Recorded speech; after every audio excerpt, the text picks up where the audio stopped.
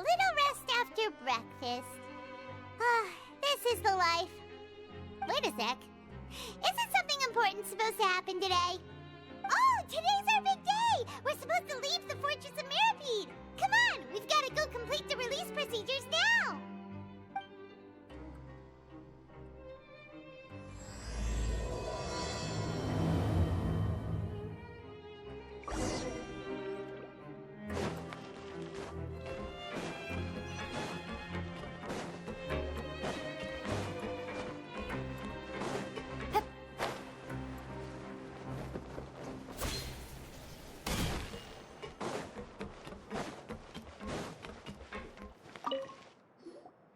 Please, sign here.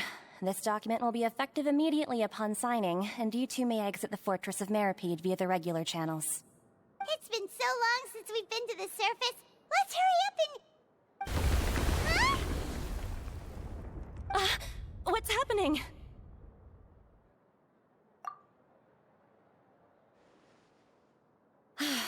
I'm fine, thanks. But I wonder what that tremor was just now. Let's go ask the Duke.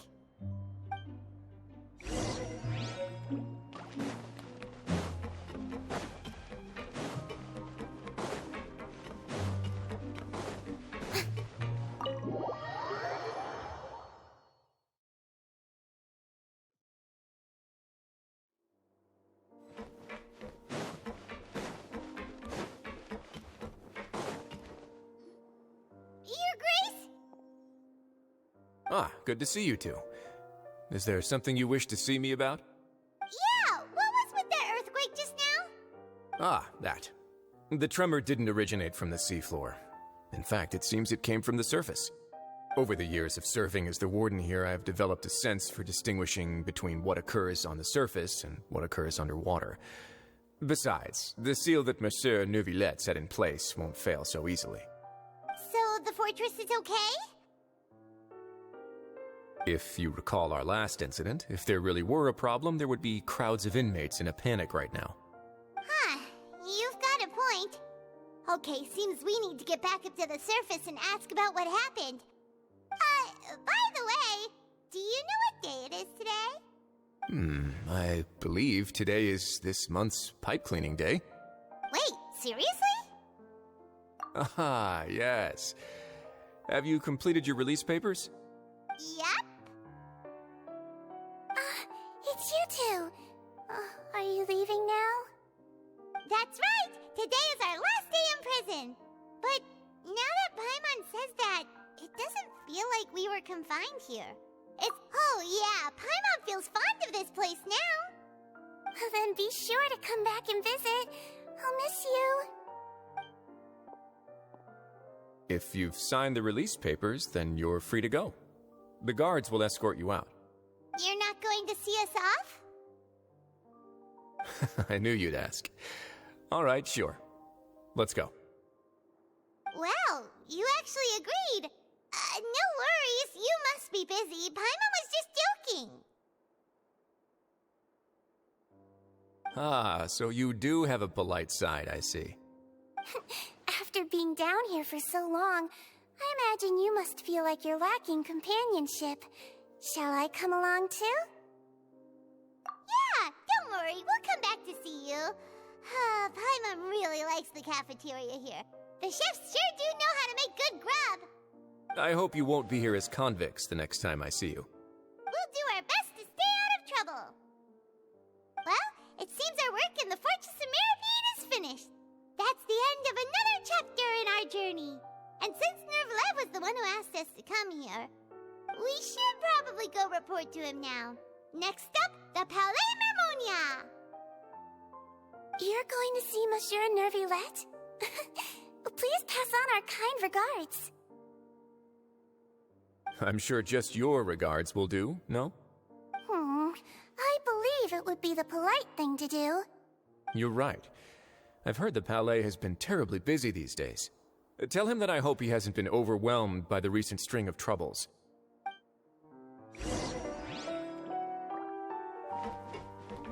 If you're concerned about things at the Palais, why don't you take some time to go up and check things out? I believe you should still have some vacation time to spend. Thank you for being so understanding. It means a lot. It's been some time since I've gone to the surface. I must say that I've started to miss it a little.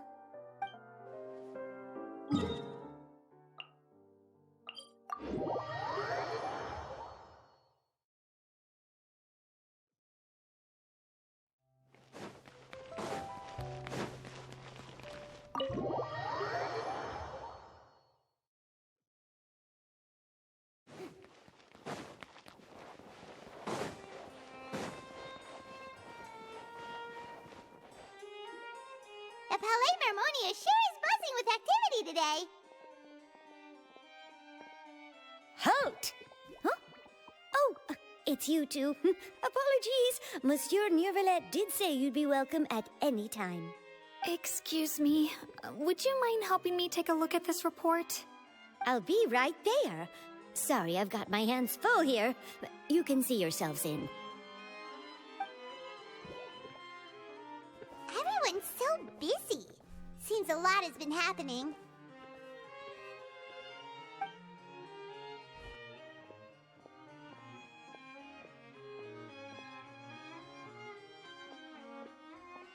Neuvillette! Hello. You've come at the right time, but you'll have to wait for just a moment, as there are some urgent matters I must tend to first. In the meantime, please, have a seat. If you'd like to have something to drink, let the Melusine outside know. That's all right. We just ate. Very well, then. Let's take a break over there while we wait for him to finish his work.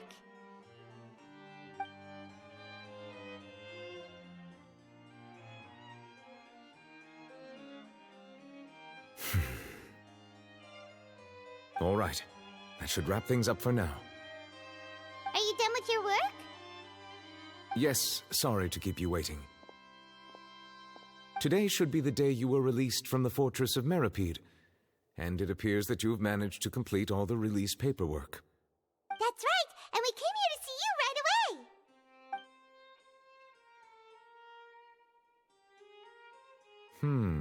A massive whale. Do you have any idea what that might be? Judging from your description, that cannot have occurred in any ordinary waters, but rather something like the primordial sea. A whale of that size and shape cannot usually be found in the waters of Tevat.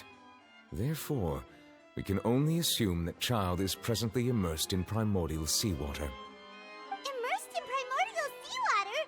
But how? And is he okay? Most people wouldn't be capable of entering in the first place. I'm not completely sure how he could have gotten there myself. Yes? What is it? Ah, right! Paimon felt it too! We asked the Duke and he said it wasn't from underwater, so we figured you might know something about it. It turns out that I have just received a report about this particular matter. In fact, that's exactly what I was busy with a moment ago. The source of the tremor was here on the surface near Poisson. After the shaking stopped, the water levels in the Poisson area rose at an alarming rate. The water levels rose? Oh no! What about all the people there? Fortunately, the water levels only rose for a short period of time and have already returned to normal now. However, I still have a bad feeling about the whole phenomenon. If the change in water levels is connected with the leaking primordial seawater, then the situation in Poisson may be much worse than it appears. Navia should be in Poisson, right? We need to go check on her! I would also like to go there as soon as possible, but I'm afraid I can't leave just yet. We must immediately formulate disaster prevention plans for the surrounding coastal areas to avoid potential catastrophes. I'll have to ask you two to go to Poisson first. I'll meet you there to check on the situation once I've finished things here. There's no time to lose! Let's get going! Please be careful.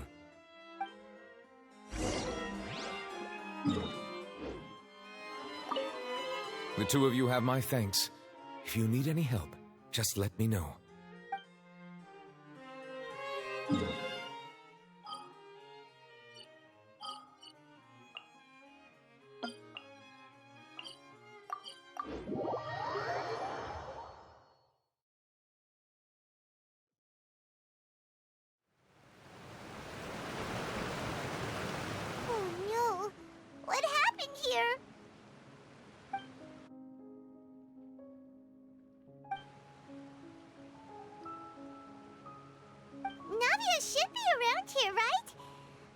make sure she's still...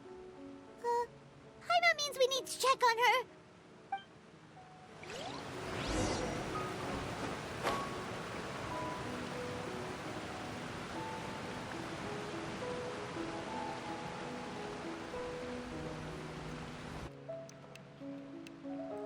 We haven't seen a single soul all the way here. Oh, this is getting scary. What will I ever do now? Look! There's someone on the roof over there! Just stay put! We're coming up! Watch your balance! All right! Just hurry!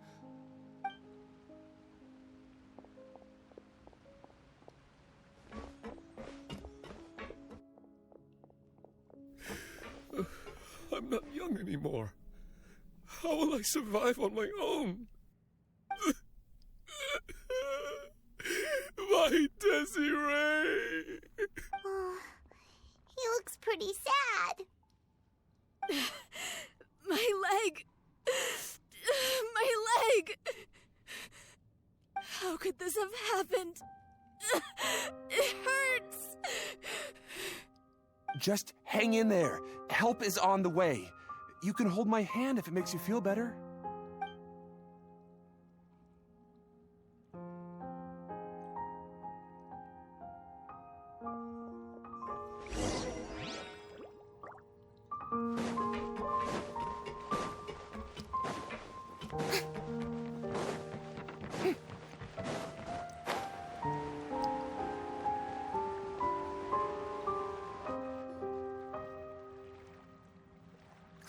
It's Navia! She's over there! Hey, Navia! Are you okay?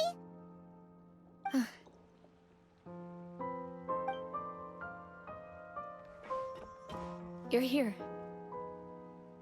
We heard there was a situation in Poisson, so we came as quickly as we could! Yes.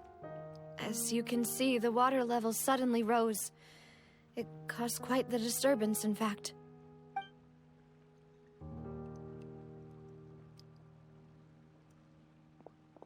Demoiselle! There was a wounded resident next to a building southeast of here. We've already transported him to safety, but we've run out of medical supplies. He's wounded? How badly? He fell, so it's probably a broken leg. He's pretty shaken up. When the water level rose, he desperately climbed up to the roof. Once the water receded and he saw the ground, he became terrified and eventually... He jumped down then. Find the leader of Squad 1 and tell him to take the wounded resident to see a doctor. He should know where to go. Understood. I'll take over his search and rescue mission in the meantime. All right. You'll be in charge.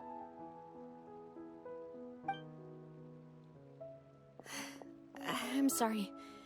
Where were we? The situation in Poisson? Right. Allow me to explain. A little earlier, we suddenly heard a loud noise. At first, everyone thought that something might have exploded in the waterways. But before we knew it, water started pouring out from everywhere. The rushing water seemed a little odd, almost like the unique color of primordial seawater. Some people didn't realize the danger and thought it was just ordinary water, leaking from somewhere. Everyone on the street who happened to be close to the water didn't have a chance to escape. As the water levels rose, they suddenly disappeared. They were all dissolved. Those who realized what was happening started to flee in a panic, desperately trying to get to higher ground. Many were injured in the stampede, and some people fell from significant heights.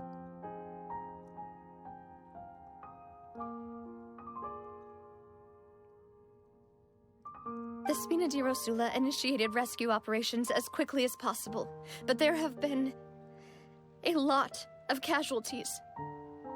Fortunately, the water began to recede after some time, and the chaos came to an end. The water that flooded the area contained primordial seawater, so the lower levels of Poisson are still hazardous. To ensure everyone's safety, I've asked the people there to leave as soon as possible. No one knows if this could happen again. All we can do for now is try our best to help evacuate the residents. We still haven't completed the head count, but we'll have some numbers soon. How awful. And all of this just came out of nowhere. It was quite frightening indeed. I only wish that everything that just happened was a bad dream. Is there any way we can help, Navia? Thank you for being so willing to help in a moment of crisis like this. You don't know how much it means to me. I really can't express how grateful I am. Don't say that, Navia. That's what friends are for. Demoiselle! We've got a situation here! I'll be right there. Sorry, I need to go for now. And out she goes. Seems it might be a while before she can take a break.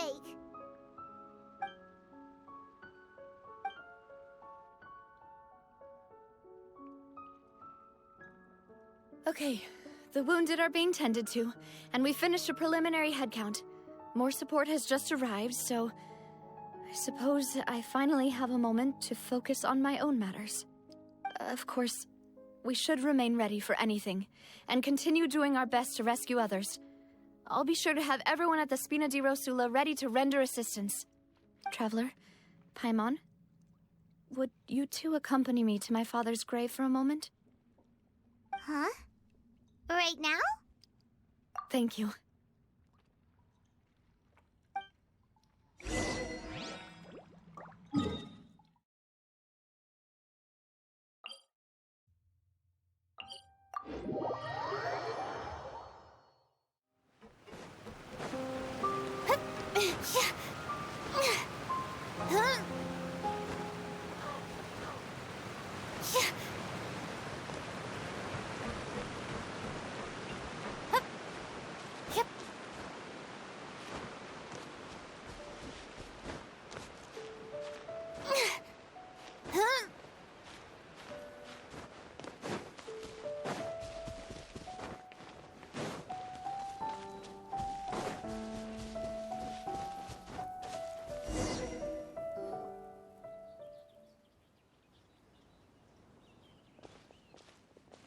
Not a lot of people here, huh? Well, given the time of day and the whole situation in Poisson, Paimon doesn't think there'd be a ton of people here visiting graves. Right. That's how things are now. The living are so exhausted that they've no strength to spare any words for the dead. Navia?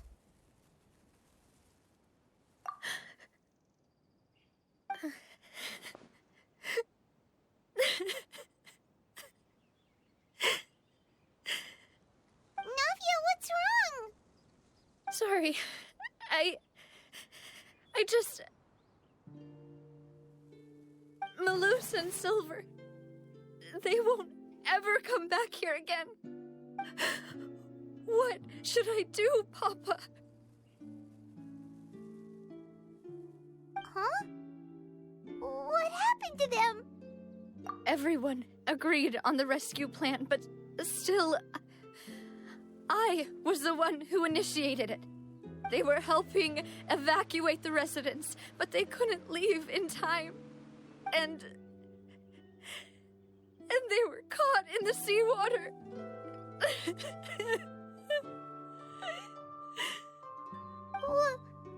What should we do? I've known them for so long. And I know they weren't afraid. But I could at least hold a funeral for my father. And I know where he rests. But as for Malus and Silver, they're just... gone. I just can't...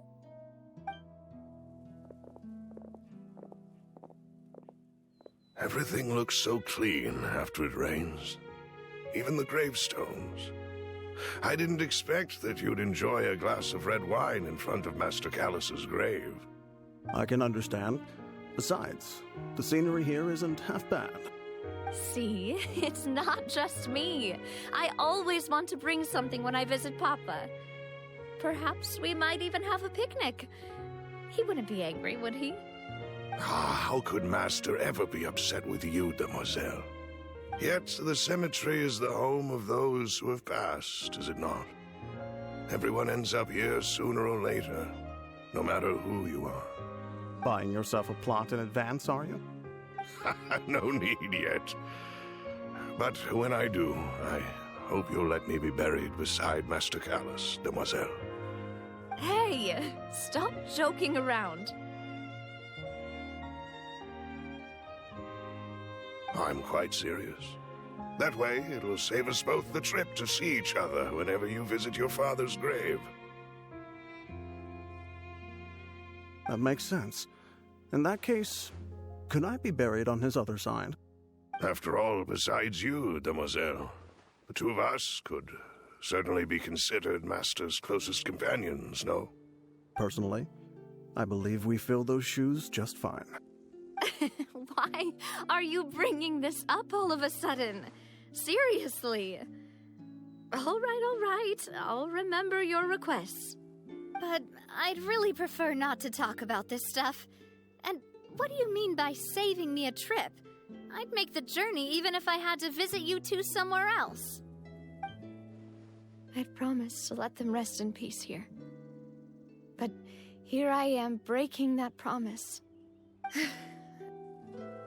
I'm sorry for letting you see me in a mess like this. I don't usually cry, really. Paimon doesn't know how to help you feel better. But, well, she understands how you feel. I'd always thought I could make my wishes come true. But now that I think about it, that never solely relied on me. Many things can only be accomplished with someone else's help. Malus and Silver have helped me so much. But by contrast, I could do nothing for them. I'm so sorry. You can spend as much time as you need here, Navia. We'll stay with you. Thank you. Right now, you don't know how much that means. By the way, you can have a look at this. It's a list of victims from the incident that took place here. Obena, Khan, Burnett, Giverny, Francine, Karina, Daisy Ray, Joinville, Julianne, Esson, as well as Malus and Silver. So, everyone else is safe. But still... It's okay. I know what you're thinking. And you're right. We lost Malus and Silver. But we were able to save more than we anticipated. The overall outcome indicates that the cost was worth it. Right! Don't think that way, Navia. One person might be saved at the expense of another, sure, but that isn't something we should ever consider a trade. Malus and Silver were not the price for saving anyone. They're heroes. You're right. Thank you, Paimon. What you said just now was pretty amazing, actually. I'll remember your words. Oh, really? Seems you've become more eloquent in the time since we last met. The knave? What are you doing here? Is everything going well on your side? Yes, my people are carrying out the mission according to your request. All the residents of Poisson have been evacuated, and we're preparing to relocate them to higher ground. As for these supplies, we have everything taken care of. There is no need to worry. Thank you very much. Wait, do you two know each other? We just met recently. Right, Miss Navia? Usually, I would call this a coincidental encounter. But that doesn't quite fit this time. Besides, it never even crossed my mind that a Fatui Harbinger would come looking for me. Thanks to the Knave, Spina di Rosula received generous support from the Fatui, which allowed us to complete the rescue and evacuation work so quickly. Mutual aid is essential to fostering positive developments. We were already in the area, in any case, so it was nothing. That said, I must say that you're a lot sharper than you let on. I'm sure you understand what I mean. I apologize for all the ways in which I tested you previously. We've never worked with a Fatui before, and it's extremely important for us to know who we're working with.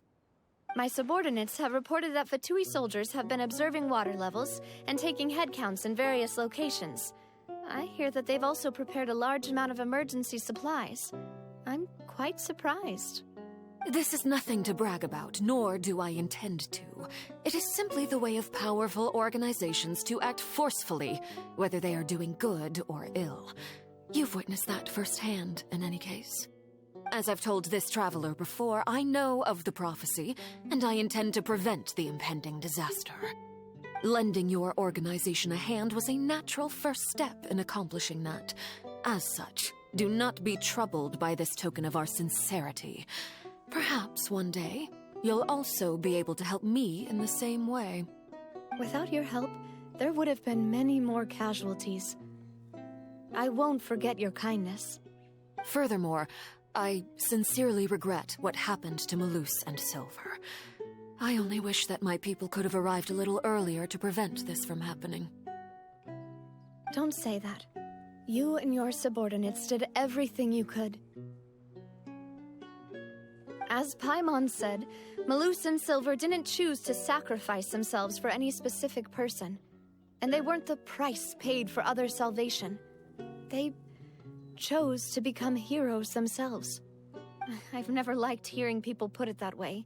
It's like trying to relieve pain by saying some noble-sounding words. But right now, there's nothing more suitable. They really did become heroes. You're right. I'm sorry for your loss, Miss Navia.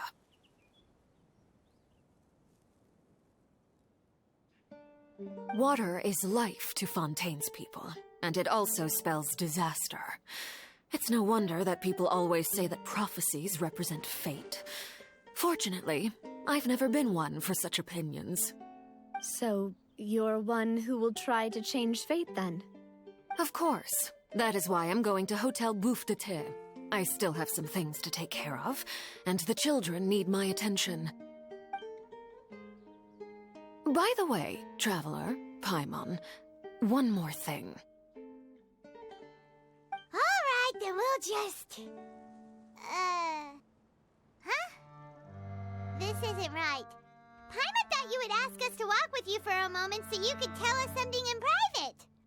That is a clever and useful conversation technique, which I do like to use when necessary. But there's no need today. It would not hurt to have Miss Navia listening in.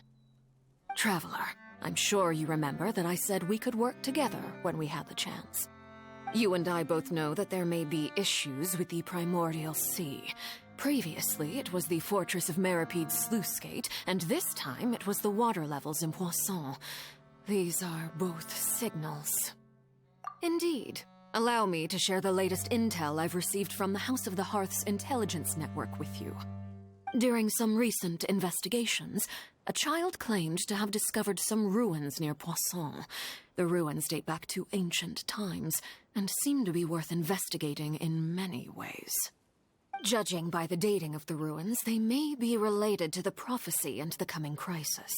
The situation is becoming more urgent, so any pertinent information will prove extremely precious. My people initially came to prepare for ruin exploration. Unexpectedly, this disaster struck, and at present, we're all busy prioritizing the rescue effort. So that's why the Fatui were already in Poisson. I wanted to take the children along, but unfortunately, Linny, Lynette, and Fremine have all been dispatched to higher ground to assist affected residents. Linny told me that outside of the house, the person they trust most is you. Which is why I want to give you this task. The House of the Hearth's members see each other as family, but Linny, Lynette, and Fremine said that they also see you as such, even though you are not from the house. I'm sure you already understand how earnest they consider their friendship with you to be. Oh, that somehow makes Paimon feel kinda happy. The intel I just shared about the ruins could fetch a high price. But since the children consider you family, it's only natural that I freely share it with you. Got it! So all we gotta do is go to some ruins, right? We can handle that. Excuse me, but may I tag along? You wish to join, Miss Navia? But are you sure you're up to exploring some ruins? You need to rest. Well, I'm sad, yes, but I can't just go back and plop myself into a chair by the roadside and do nothing. There's no point in being depressed while we still have a disaster on our hands. As my father's successor, I must live up to the hopes he had in me. Besides, I'm also doing this for myself. I need something, a distraction, to keep my mind off Malus and Silver. Since you put it that way, I have no objections. What do you... All right. The ruins are to the south of Poisson. Here's the map. Okay, the three of us will handle it. Come on, let's pack up and get going.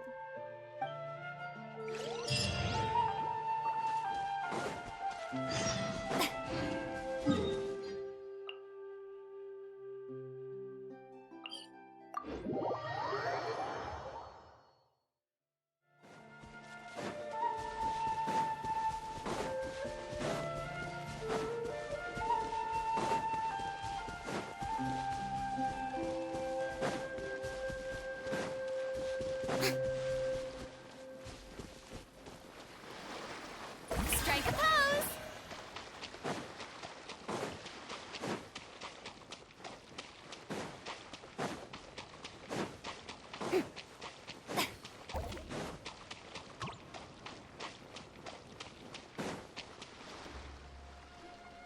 So, are these the ruins the knave was talking about? Whoa, talk about old! They seem to be pretty ancient, all right. Let's go in and have a look. Just be careful.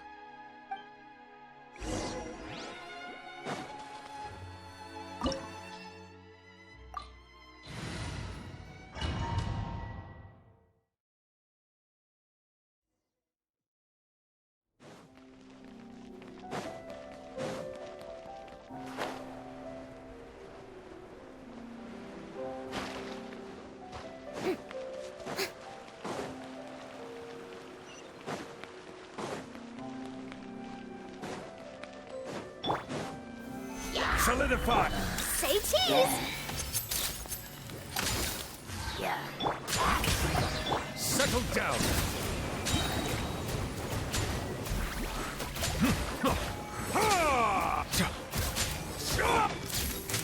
Hold that pose!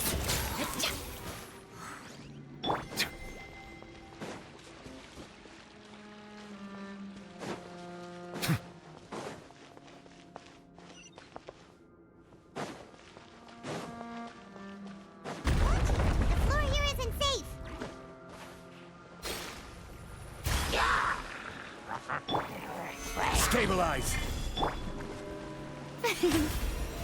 How brilliant!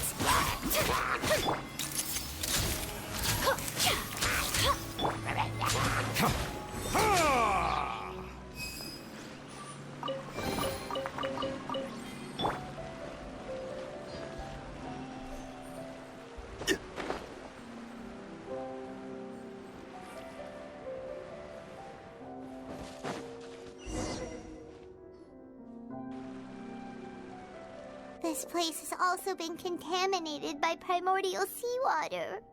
Yeah. And a lot of it, too. A Fontanian would most likely dissolve the moment they fell in. Right! You can't there's primordial seawater. It's too dangerous, and it won't be any help for you to just stay here. Don't get my mind wrong. We're not saying you're useless. It's just that... No, you're right. I can't do anything in this situation. I'll leave this to you.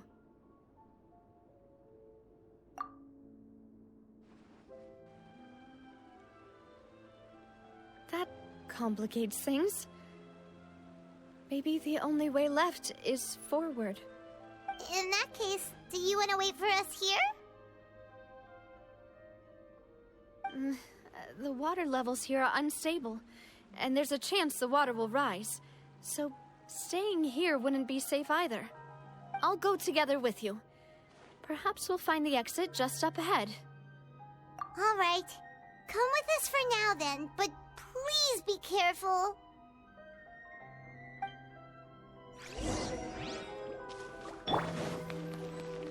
Oh no, it's a dead end! Let's try climbing over from the side.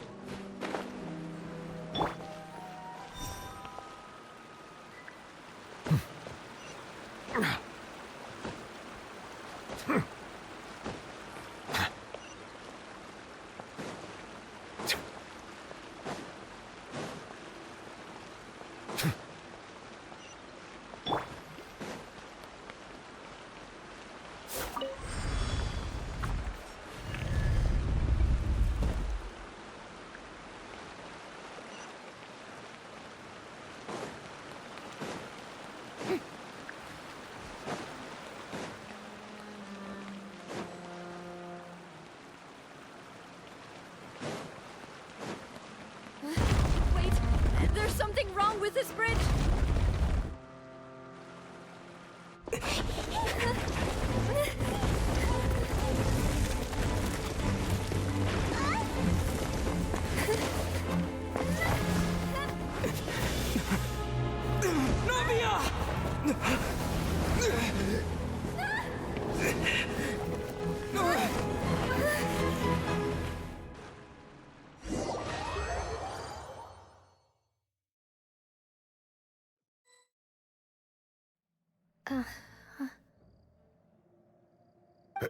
Demoiselle?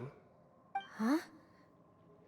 Demoiselle, what are you doing here by yourself? Would you be standing here till dark if I hadn't come to get you? Maybe she just wants some time to herself, Malus. Oh. Was I sleeping? Yes, it would appear so. I must be tired. That's quite possible. However, you were the one that suggested we go out for a walk. Oh, right. I nearly forgot. It must have slipped my mind when I dozed off. I haven't had a nap today yet. Have I? This is a familiar feeling, yet something's a little strange. Is something the matter, Demoiselle? Oh, no. No, I'm fine. I was just trying to recall why we came out for a walk. Do you remember Mr. Giverny? He'd requested our help before with foreign merchants who had a debt dispute with him, and we'd resolved the matter not long ago. We were headed to see how things were going with him at the moment. Ah, right. Yes. I remember now. Oh? Miss Navia. Ah, Mr. Malus. And Mr. Silver, too. It's good to see all of you.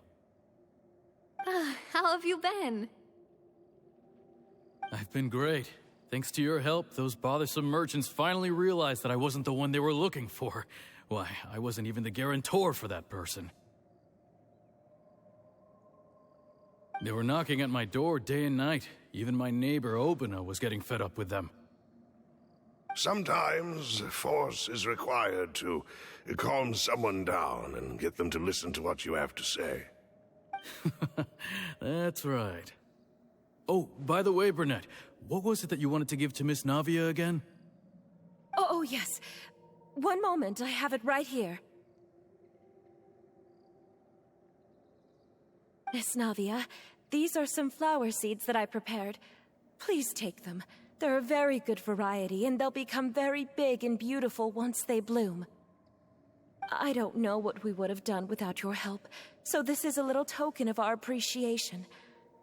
I hope you won't refuse.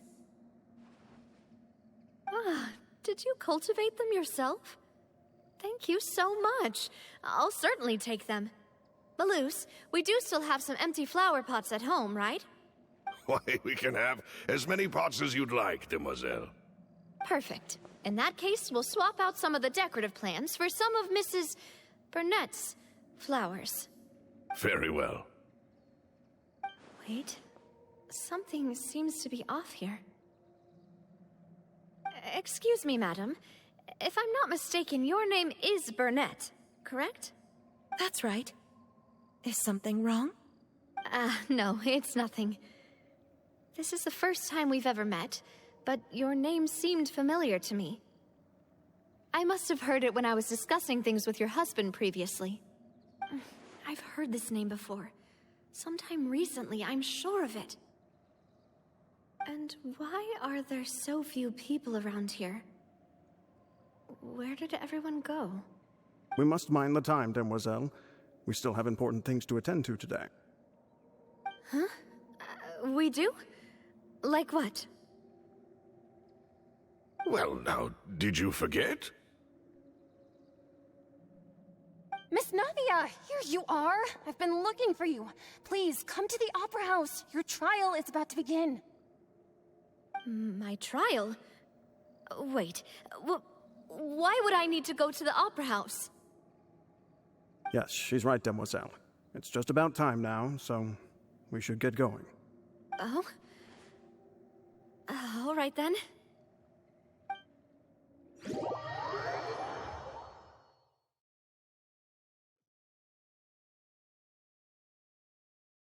Look, it's Navia! She's here! And her two attendants are with her!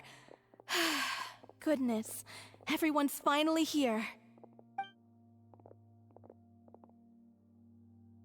There sure are a lot of people here to see the trial. And they all seem to be oddly excited about something. I even know some of these people. Karina, Desiree, Joyville, Jolien, Essen. Why are so many people here? And why do I have no recollection of this case? And as for the judge... huh? Where's Monsieur Neuvillette? Please sit in the defendant's seat. Don't worry, Silver and I shall accompany you. All right. But are you sure you can stand behind me? Typically, it wouldn't be allowed, but today is an exception.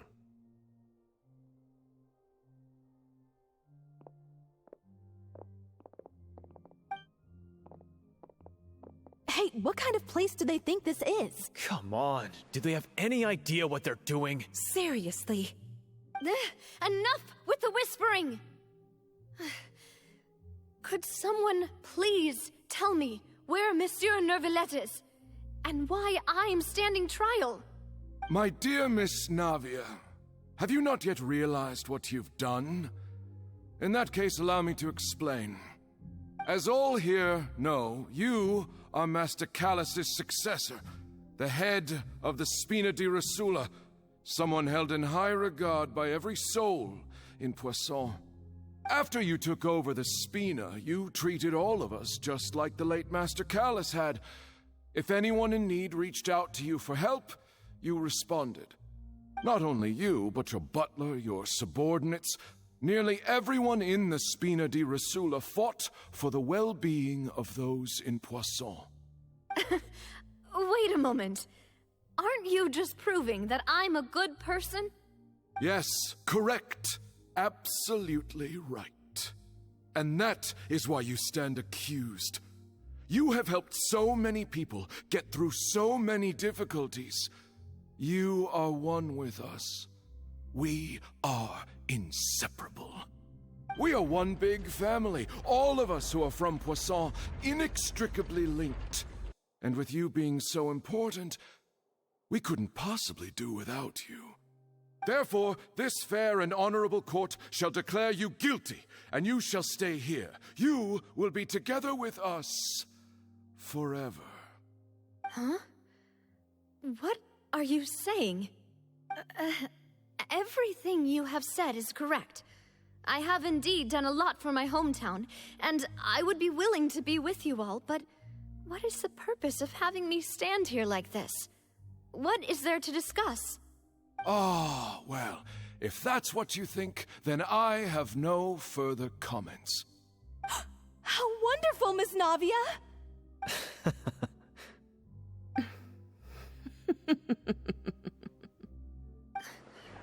I know all these people. Why are they laughing?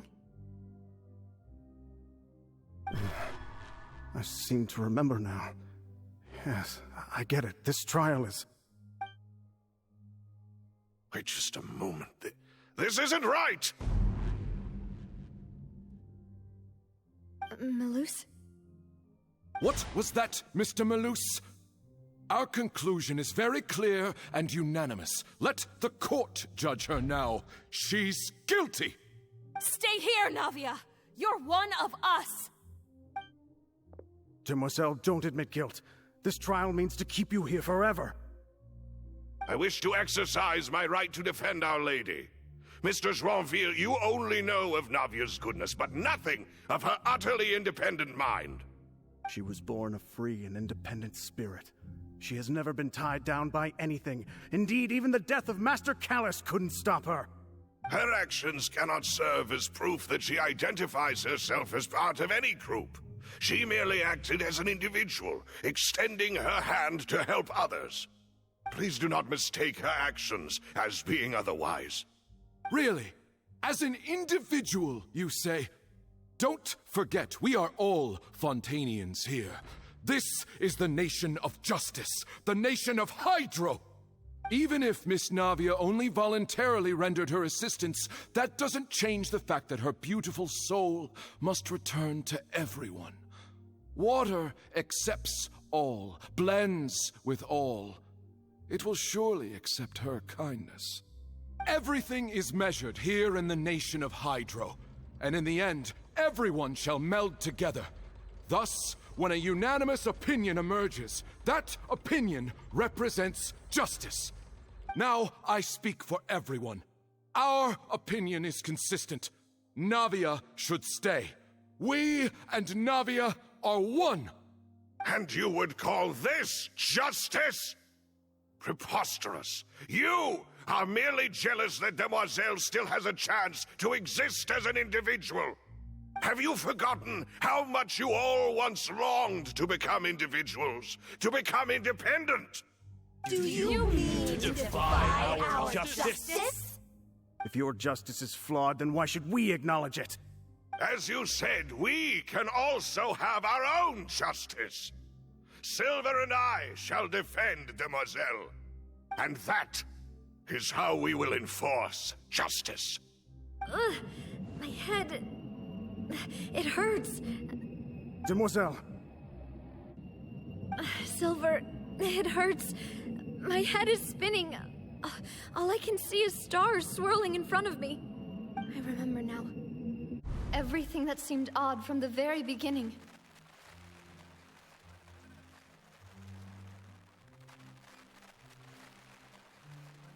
Karina, Desiree, Joyville, Jolien, Essen, and Mr. Giverny and Mrs. Burnett, who we met earlier. Even Malus and Silver. I don't want to admit it, but they're all dead. Don't be afraid, and don't admit guilt. We will protect you to the very end. Absurd! Who are you to say that she cannot be judged? We are the majority, and in the nation of trials, the majority is absolute justice. We are the will of all. Don't let them escape! We shall keep Navia here with us! Mr. Malus and Mr. Silver, must you be so stubborn? How could the two of you possibly hope to stand against the collective?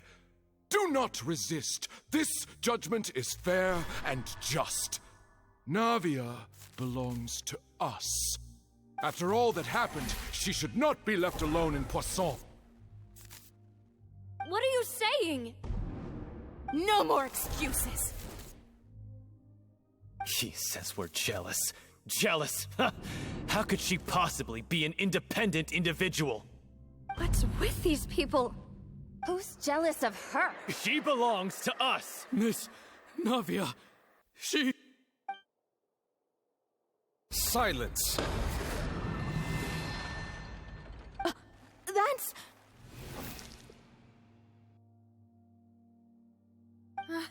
Monsieur Neuvillette!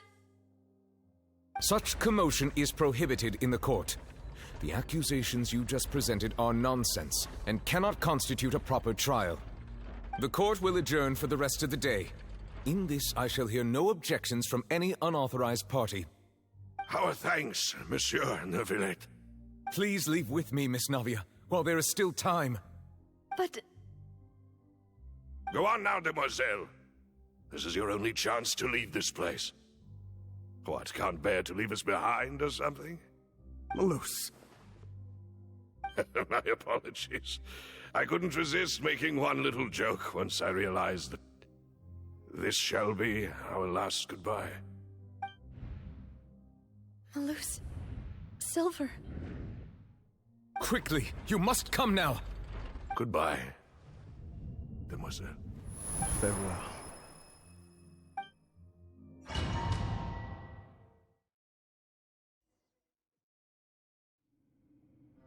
No, wait! Just a second! Navia? You're awake. Good. I must have been dreaming.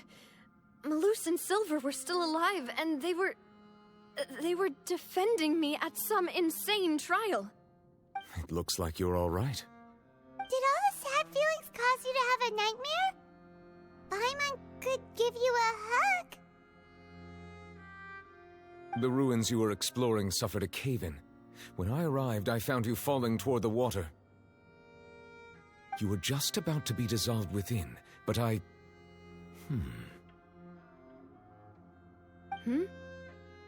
What is it? I think I saw 2 Oceanids protecting you. It was only for a moment, perhaps even a fraction of a second, but they gave me the chance to retrieve you. Were it not for their intervention, I would not have been able to rescue you before your consciousness dissipated. Wait, did you say Oceanids? You mean like what happened with Vache? Perhaps those 2 Oceanids were the people you saw in your dream.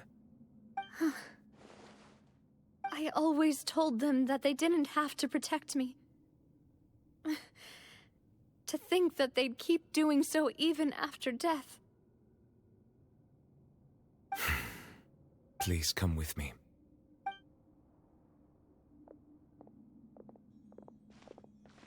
Neuvillette, are you okay? Oh, I am quite all right. Perhaps there's something we could chat about? Why do you look so stiff all of a sudden? Oh, Paimon knows. You're the type who feels awkward when there's nothing to talk about, right? I merely thought that we should give Navia some time to herself. Huh? Why didn't you just say so then? Don't you think it's even more awkward to call us over like this and then have nothing to talk about? I suppose so. Ah, Sigewinne. I hope all is well with her these days. Her work in the Fortress of Meropide has not been too much for her, has it? No way, don't worry. She's doing fine down there. She's an amazing head nurse. I see. Well, that is good. I have always worried that Sigewinne would need a lot of time to understand the world of humanity, just as I have. Oh, and the Duke also says hi. Even though Sigewinne made him do that. He hopes that you haven't been overwhelmed by all that's happened lately. Thank you. I have indeed been busy lately, and I also hope that everything is going well in the Fortress of Meropide. He still doesn't know what to talk about. Let's chat about something else then. So, Neverlet, you're probably quite the swimmer, huh? Yes, of course. This isn't going anywhere. Let's try something else. How did you find these ruins? Did the knave tell you? Yes, in fact. I had arranged to meet you in Poisson, but when I arrived, I discovered that the Fatui were helping the residents evacuate. They had even transported a large quantity of supplies to the area. Amid my astonishment, I ran into the knave, and we had a chat. She informed me that she had asked you to investigate the ancient ruins here. Yeah, we originally planned to meet up with you, but we thought you might still be busy with all those official documents. We didn't think exploring the ruins would take very long, and who would have thought you'd wrap things up so quickly?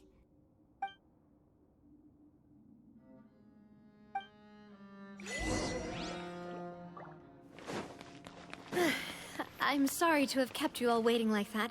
I'm feeling much better now. I guess we should get going again. Will you come with us, Monsieur Neuvillette? Yes, if you wouldn't mind my company. All right! Another one joins the party! Let's get going then! Say cheese! Bow your head.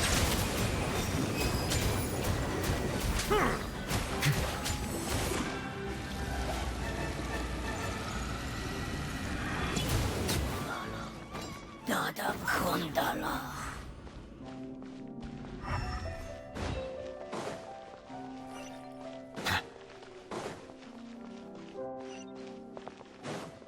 Oh no, another unstable path.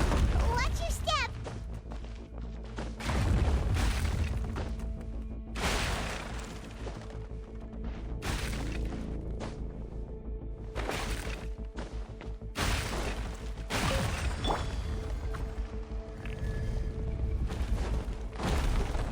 Watch out! There are rocks falling over here! Hold that pose! Silence!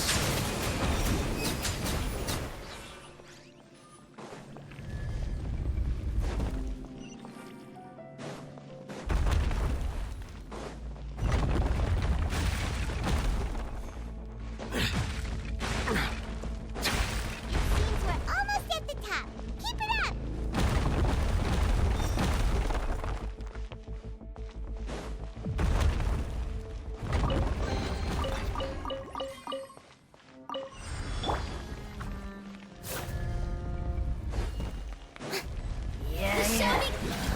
Stabilize! Let the world collide!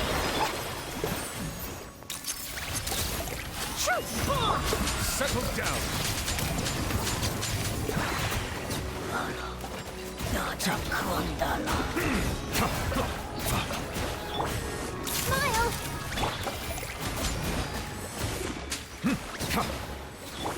Ah.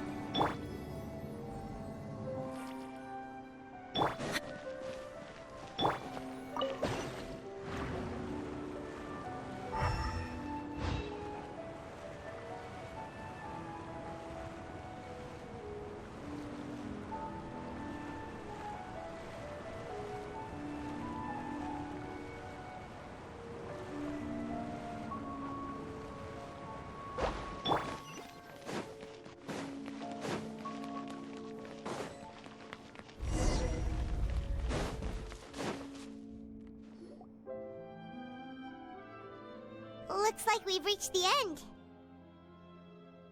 This is the place. There should not be any other hidden spaces in the vicinity. The path sure had some twists and turns, but it turns out that this place isn't actually that big.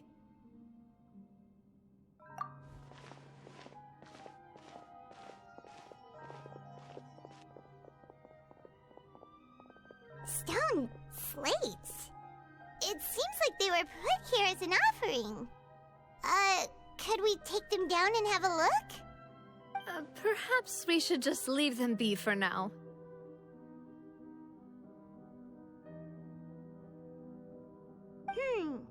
There are 4 locations in total, but only 3 stone slates. The slate that should be in the first empty spot is missing. The surrounding walls also show signs of damage. There's something written below. Let Paimon see. Reason dictates that this nation be destroyed. I shall record the history of its future here in its past. Say what? It feels like someone left these slates and these words here for a purpose. But does he mean that Fontaine should be destroyed? That would fit the circumstances dictated by the prophecy, yes. Indeed, the slate's contents correspond to it. Take the second slate, for example. There's a person kneeling here. She seems so dedicated. And there's a whole bunch of other people behind her doing the same. And is that Lady Farina in the third image? Did the Hydro Archon fall into the water? And is that a ring of people around her? Paimon doesn't quite get it. Are they all in the water? The fourth image. I know this one. This exactly matches the content of the prophecy. The people will all be dissolved into the waters, and only the Hydro Archon will remain, weeping on her throne.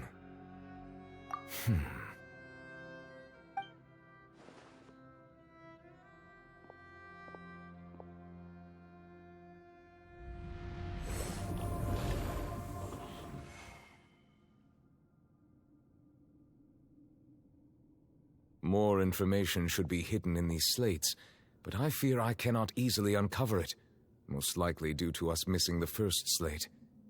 I am very sorry. Don't blame yourself, Monsieur Neuvillette. Deciphering ancient stone slates isn't one of your duties. Ooh, Paimon's getting the chills just looking at these slates. This says that it's the history of the future, right? That means the prophecy's sure to come true. I really hope it doesn't mean that. Still, Paimon feels like these images are kind of weird when you look at them together.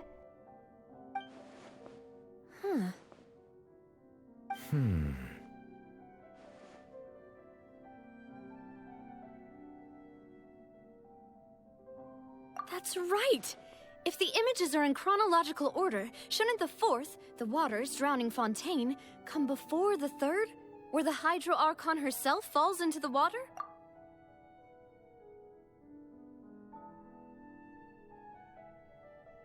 And yet the order is reversed here.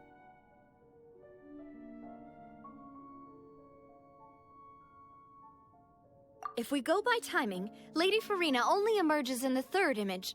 That means that the person in the second image might be the previous Hydro Archon. Egeria, then. I had never met her, but her appearance here does match the records. The previous Archon kneeling before the floating island in the skies, as if confessing a sin. Did she herself commit that sin? And if not, why would she be in such a posture? Also, I'm still wondering why these ancient stone slates are here at all. Judging from their contents, could this place be the origin of the prophecy? Does that mean that someone, or some people, once saw these slates? But who would have created these slates and left these words here? It seems that any further clues will have to come from Farina. In that case, there's no time to lose. There's nothing else to be gained here, so let's head back first. Yeah, we better get somewhere safe for now.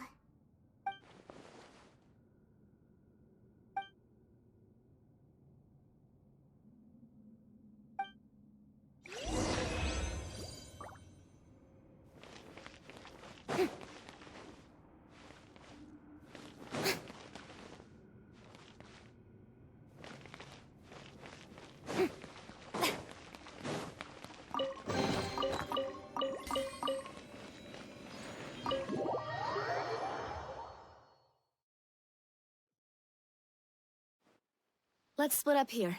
I'm going to check on what's happening with the Spina. You know how it is. There's some things you just need to be there for yourself. You still have energy for that, Navia? Paimon's already beat! Just head back to the Fleuve Cendre and have a rest then. Thanks for keeping me company all this time. I'll depart as well. Thanks for your hard work today. Rest well, everyone. Traveler, I will go talk to Farina tomorrow morning to ask about the stone slates. I'm sure that you're concerned about this matter as well. If you have time, drop by my office. I will share the results of our discussion with you. Are you really gonna talk to her about this directly? Will that be a problem? Paimon's getting a little scared now that it's come to this. She has long been harboring secrets and will not give them up easily, which makes it all the more my duty to ensure that she understands the present situation. Alright, we'll leave it in your hands then. You're probably the best person to talk to her anyway. I will be carefully considering my words tonight. Traveler, Paimon, our safe house at the Fleuve Cendre is always open to you, as ever. So please don't think you're an imposition. All right. I'll be on my way then.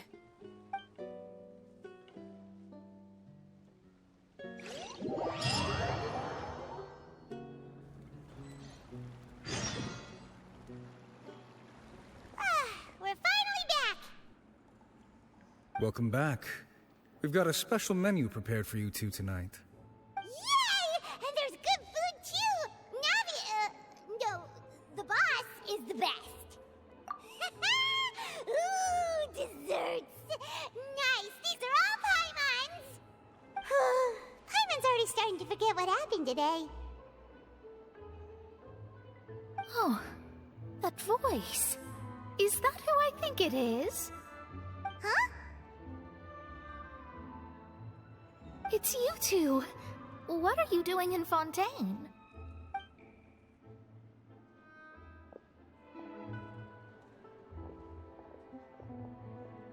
Mona?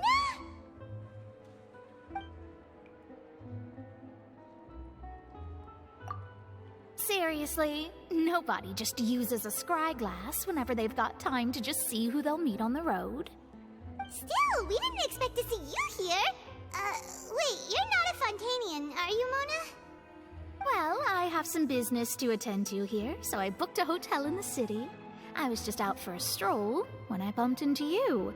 Quite unexpectedly, if I might add. Why did you think I was from Fontaine, though? Is that because Magistus doesn't sound much like a Mondstadt surname? Yeah, let's go with that. Well, I used to have my own surname, which was, well, some other thing. Either way, the old hag told me when she took me as her disciple that the first step to being a great astrologist's pupil was to change that name. There was nothing for it, really. She really is amazing at astrology, so I changed my name to what it is now according to her wishes. To my surprise, however, Magistus is not the name of some ancient house or clan. It isn't? Nope. Although it is used by us in place of surnames, it generally just means great. Wow! Imagine including a boast in your name. Wait, are you gonna have to put that into your genealogy as well? I reckon so. In any case, I'd give my disciple a name like this as well, if I were to take one. Astromancer Barbeloth Trismegistus. Whoa, that's a long one. Does it also mean great or something? My name means Mona the Great Astrologist. As for the old hag, hers is, in plain speech, the thrice-as-great Scholar of the Stars. Just take it as a title specific to astrologists. Thrice as great? That's so petty. I know, right? That's just how she is. She used to call herself Magistus, actually, but when she took me in, she changed her name to Trismegistus. Talk about excessive. Magistus is thus the calling card of our school, so to speak, which makes it about the same as a surname. It's all right if you don't get it. You can look into it further should you need to study astrology more deeply.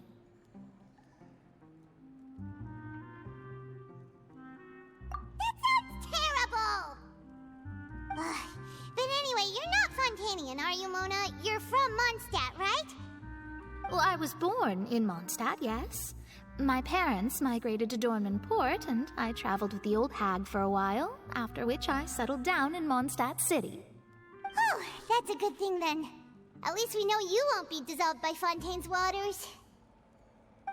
Speaking of that, I'm sure you're aware that a bunch of things have happened here in Fontaine, right?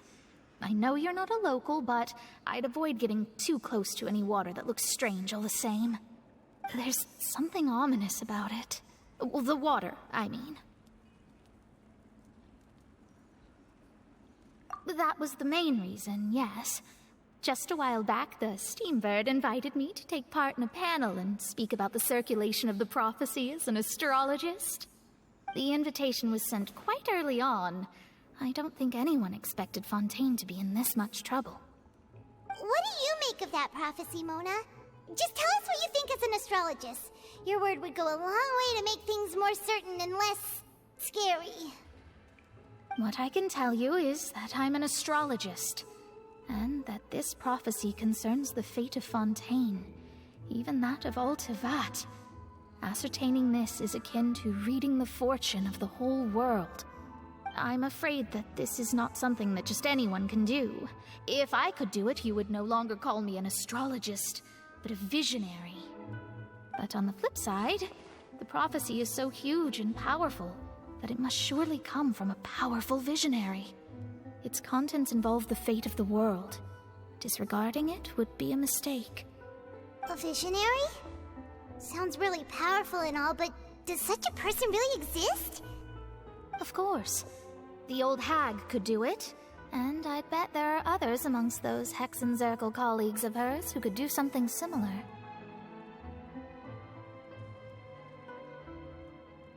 Huh? Are you sure? All right, I'll help you. It isn't often that I see you with such a serious look on your face. I'll tell you once I hear back from her. Thanks, Mona! You're amazing as always! Oh, well, this is something only I can do after all. So yes, your praises are quite welcome. That's the greatest of astrologists for you! Of all the people we know, you know the star's the best! Indeed. That's the spirit. Oh, sorry. I came to see what all the commotion was about. If there's anything you need, do not hesitate to inform the Spina di Rosula. Oh, whoops. Guess we were getting a little too carried away there. Well, I'll go tend to my own business now. If I receive any news, I'll be sure to come find you two again. And there she goes, quick as rushing water. And here we are with the Spina guy giving us suspicious looks. Right, but we were able to recruit Mona's help, didn't we? Our Fontanian friends will thank us someday.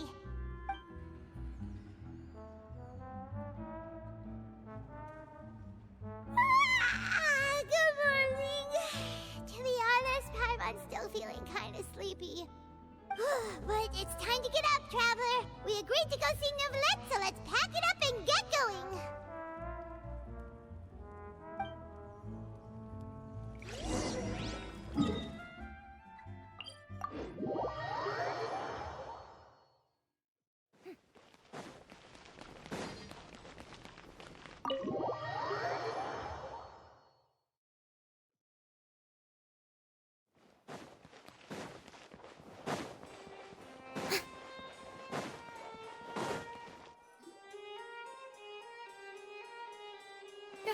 You're here! Finally! Is something wrong? Monsieur Neuvillette and Lady Farina, they seem to have gotten into a dispute. Please go see for yourself.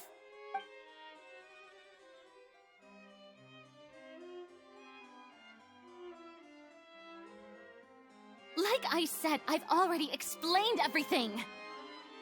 And yet the problem has not been properly solved. There is little space for excuses between us. It is not my intention to offend you, but please, tell me where you stand. You are the Hydro Archon Focalor, are you not? Look at this. This is a list of the victims from the recent Poisson incident.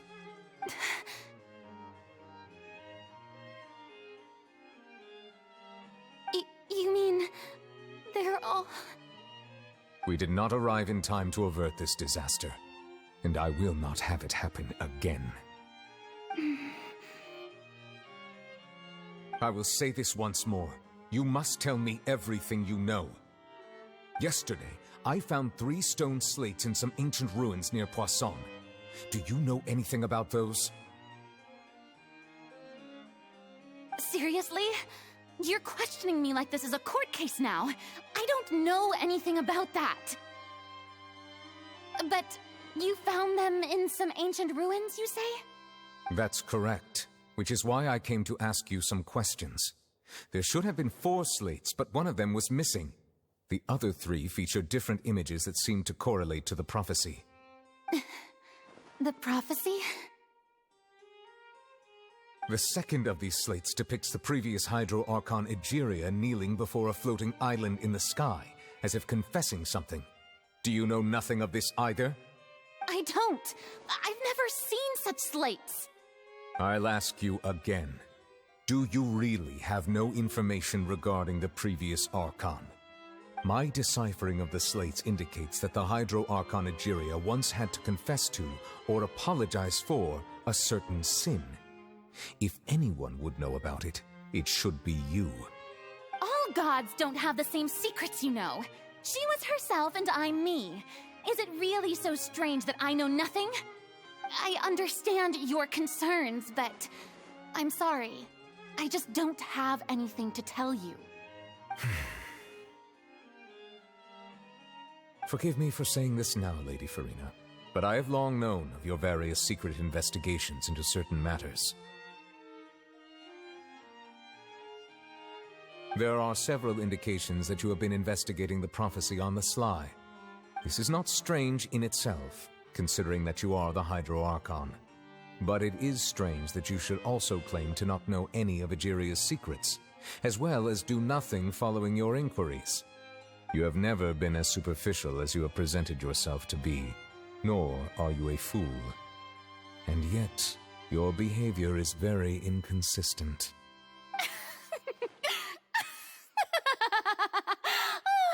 So you've been watching me all this time, have you?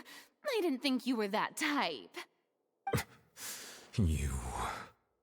Well, since you know about my secret investigations, then you should know I'm actually working to take care of it. There's no point questioning or suspecting me. You're the Eudix, but you're still my subordinate. You should be following my lead. Just trust in me, you're Archon, and do as I say. Never mind whether you can truly convince yourself to or not. It'll all turn out fine. That's all I have to say. We do not discuss this matter again. Oh, the opera's about to start. Toodles!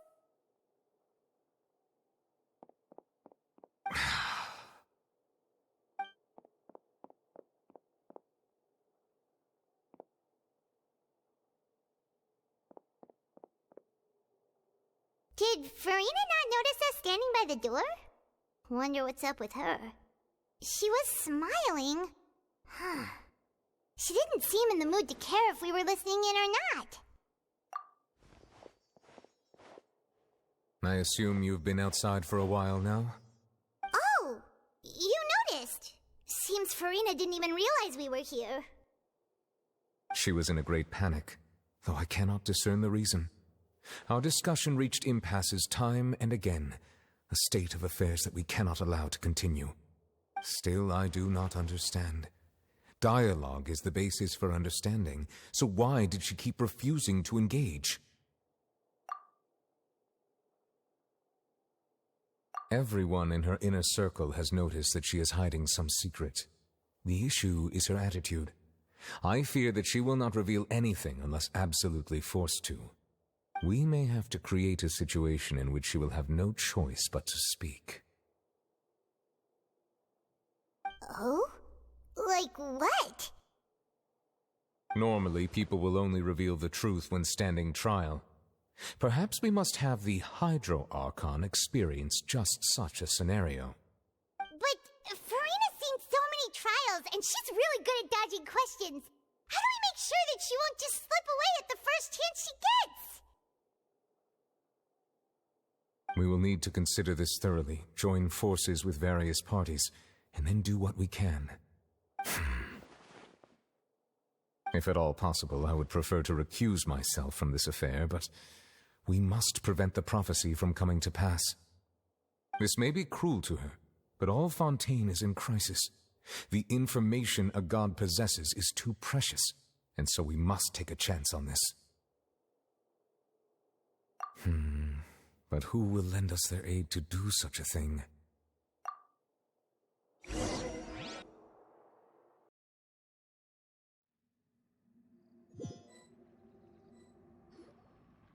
Well, that's everyone, huh? Speaking of which, it was pretty smart of you to think of hiding here. Poisson was just involved in a disaster, so it's presently devoid of people. That naturally makes it the best choice. And here you are drinking tea like it's the most natural thing in the world, huh? That's what families should do. Sit and enjoy a leisurely time together. It's nice to enjoy tea here, you know? Care for a cup? Lend me your ears, everyone. Or perhaps one of you might like to start us off. How about you, friend? Me? No, I don't think I can. Then, how about you, good sir? I fear that I will cause the mood on this boat to become as somber as it is in court. Well then, I guess we're lucky we've got a local like me to organize things. Wonderful, the spotlight at last. I guess I'll be facilitating things from here. That was a little long-winded, don't you think? Oh, you might be right. Anyway, to cut to the chase, our friend here, the Traveler, has brought us together to discuss something. As for what that is, well, let's start by saying that we'll be pooling our efforts together to create a series of traps. Oh, how intriguing. Well, it's just an expression, really. One that I just learned from Chlorand, and used on the spot. So, let's invite her to explain in detail. A round of applause, please.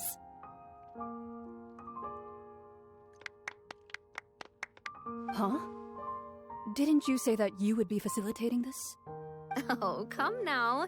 Your work doesn't involve much public speaking, right? This is a good chance to practice.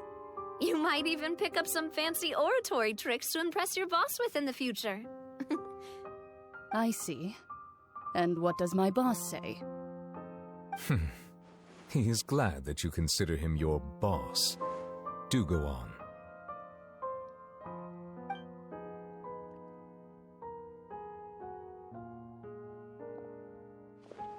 In that case, do any of you have experience hunting? Not that I recall. Fremine and I once used a wooden stick in a basket to catch wild rabbits when we were younger. As for Lynette, oh, right. You were sick that day, weren't you? I've also gone diving to catch some fish before. Does that count? I'm afraid not. You may or may not have heard, but Fontaine once played host to a group known as the Marechaussee Hunters. Though that was their name, they did not hunt animals, but rather various monsters left behind by the ancient dynasty of King Remus. Today, Fontaine's monster population has already thinned greatly, so the hunters have blended back into society, taking up arms in other lines of work. They even left a unique methodology of hunting in their wake. A trap comprises of the following components: bait, a trigger, and a containment device. Sometimes a lethal implement will also be necessary to deal with the prey. So, if we were to build a trap together, right now, what would you choose to build it with? For me, I would prefer something basket-shaped. Pigeons and rabbits will see the bait and naturally enter the snare. Our line of work requires a deft hand, and we're some of the best in the industry, so you can count on our techniques. You used some of those techniques while moving the people of Poisson, didn't you? My subordinates mentioned that you even performed some magic for the bawling children. Yes, and I even managed to gather some intelligence in the meantime. I'm quite the multitasker if I do say so myself. I'm afraid I can't claim that as my strong suit. I prefer more stable methods, like placing bait in the water and waiting for the fish to come within reach. That's the kind of method I would count on. Calm and steady. Exactly the kind of person who would catch loads of fish. And I can be their assistant. With discretion, I'm sure.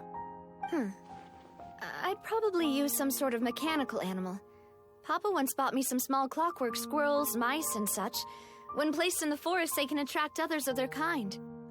I remember that you liked those too, didn't you? I did. And that would be a good way to go about it.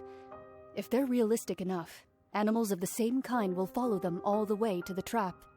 What about you, Monsieur Neuvillette? I fear I do not have any related experience. That makes sense. You usually solve problems directly, without the use of any such tricks. But I do have one more question for you, Monsieur. If we were to create a trap now, how would you design it? I would like for it to be effective, but bring no harm to the prey. A more gentle trap would be ideal. Kind, as always. However, our intention doesn't necessarily change the containment device and the type of implement we need. If we wanted to kill the prey in one strike, we would need a powerful implement. However, that also goes for prey that must be captured and safely contained. Wait, why's that? Only a hunter who's a true expert at subduing their prey can snare it without harming it. The line that divides life and death is often exceedingly thin. So are we going hunting together? We hadn't thought of seeing ourselves as hunters. It kinda works, but maybe it's still not the best metaphor. If our means of capturing and dealing with our prey is to put them on trial, then the hunting metaphor is actually quite accurate. But we shall require much more courage than any hunter to judge a god, a being whose seat is an exalted throne. Oh, so that's what's going on. Sounds very interesting.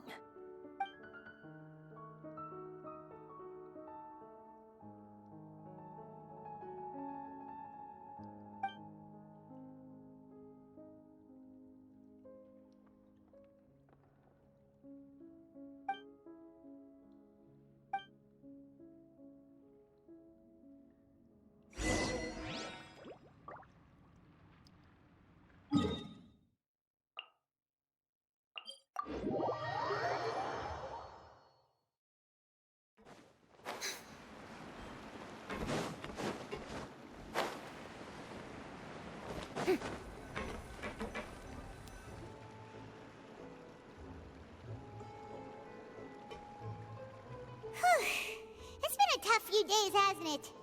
So much has been happening. Paimon didn't think the meetings would go on for so long, but everyone seemed pretty fired up, huh? Paimon thought they'd be at least a little frightened.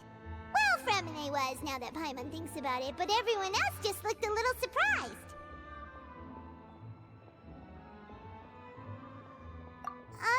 Well... It's hard to say. Paimon doesn't have any experience with this sort of thing. But with you around, Paimon sure will do great. After all, you're the most reliable person in the world, aren't you? Huh?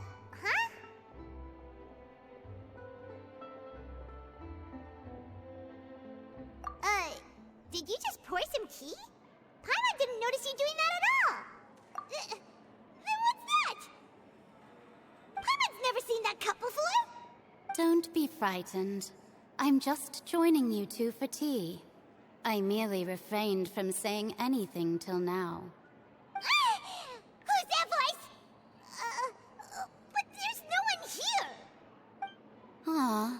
Have you forgotten me already? Wait, you are familiar. You're the voice we heard from the sky in Sumeru. The voice from the sky, I fear that description is wrong. Though, not completely wrong. You're feeling lost now, just as you were feeling previously. I sensed that confusion and thus came to you. Guiding people is an irresistible hobby of mine, after all. Consider me a passerby, just accepting a commission from my friend's disciple on a whim.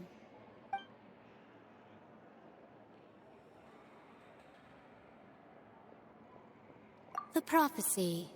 Yes, what has been prophesied will be fulfilled. You may view such things as the history of the future.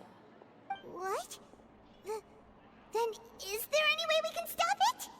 I believe you have witnessed a failed attempt with your own eyes. Can everything in Teyvat so easily be changed? So you've caught on. Just as prophecies are usually only the future as seen from the perspectives of the gods, could things be happening in hidden corners where the gods' gaze does not fall? Are the things that you shall see different from the fate that the gods perceive?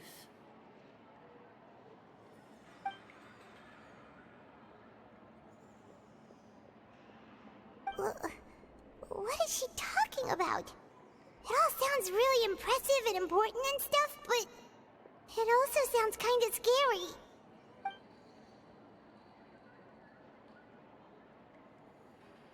I believe that you understand, right?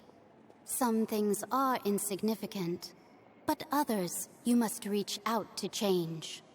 Ultimately, fate shall serve as your only guide, no matter what will happen in Teyvat's future. All you need to do is to play your part. This was good tea, by the way. Thank you for your hospitality. Well, that'll be all for today. The voice. It's gone.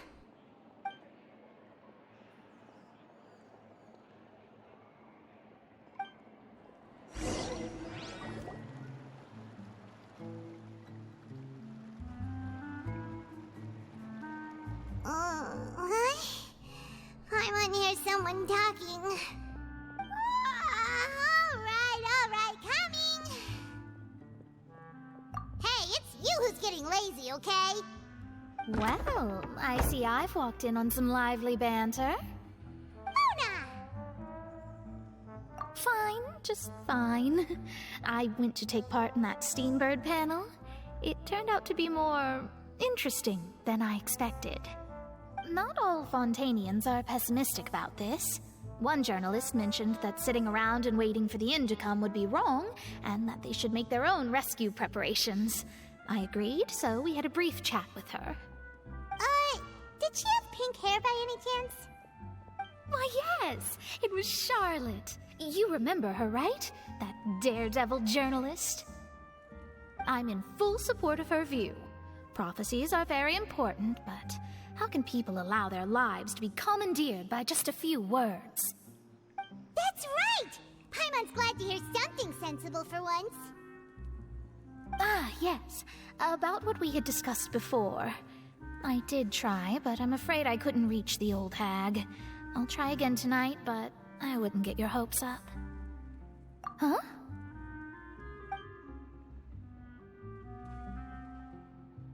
Goodness gracious. Are you serious? She said that even the god's gaze has blind spots. Pretty bold if you ask Paimon. Most people would believe the gods to be all-knowing, right? The Hexen Circle members are certainly anything but ordinary. As for the mage named N, the old hag has mentioned her a few times. She said that N's sense of direction is incredible, and that she loves guiding those who are lost. But I've never met her, and if she were still alive, she'd be... Well, suffice it to say that the hag's at least a few hundred now, and N's been around for longer than that. Whoa. The Hexen Circle sounds like a scary group. But they must really stay in shape to live so long. Their abilities alone are pretty terrifying. If she came to see you personally, then the problem you're facing must truly be of great importance. Well, it's not like Paimon could understand anything she said.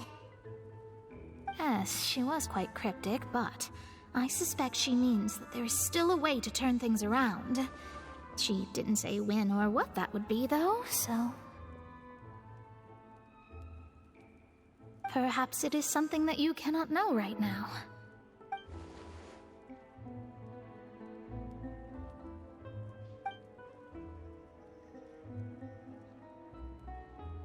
Traveler, Paimon, are you two all right?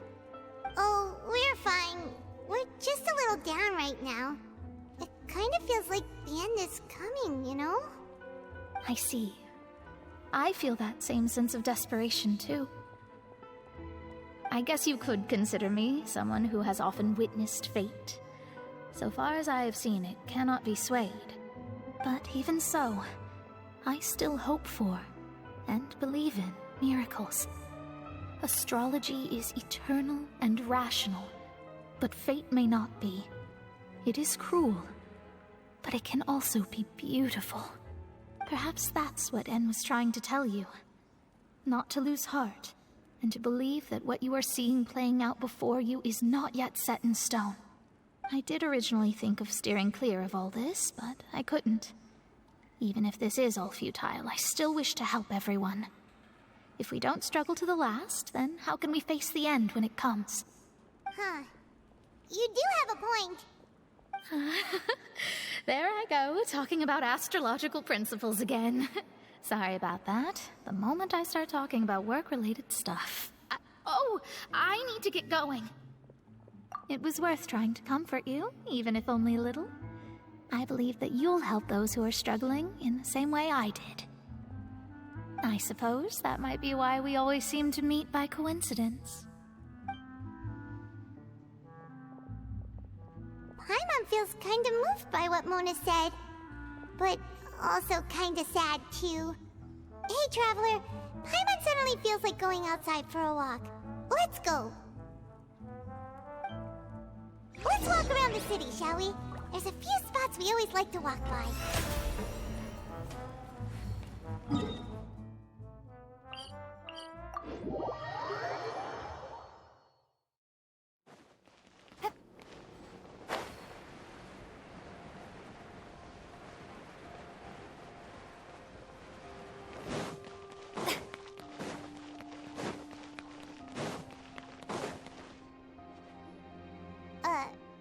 Huh?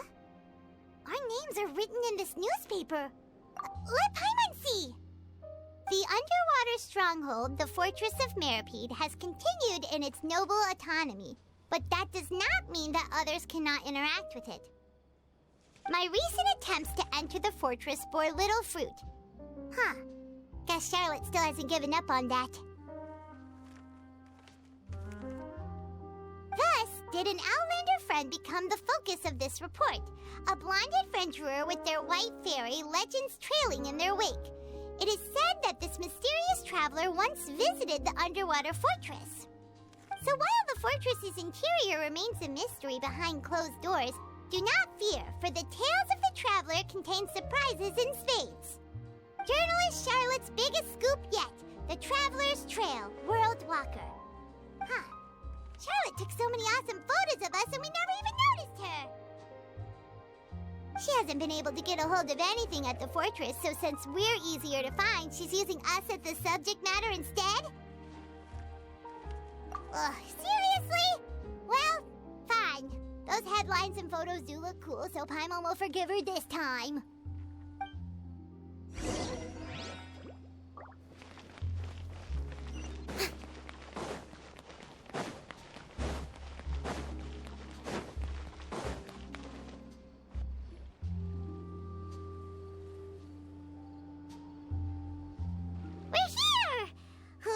Paimon's hungry. Should we go in and get something to eat?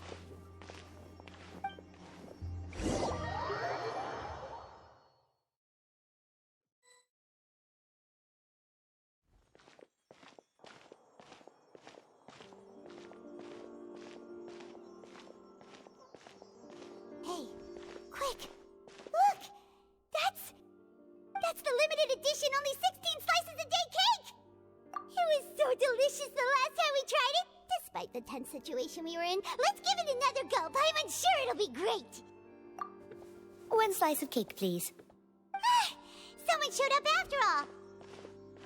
Oh, wait, you're the one from the Palais Mermonia. Oh, are you here to buy cake too? It seems Monsieur Nervalette was right. You really can eat. Wait, did he really say something like that? That's right. Even he has his own preferences when it comes to food. As for me, I love the cake and coffee here.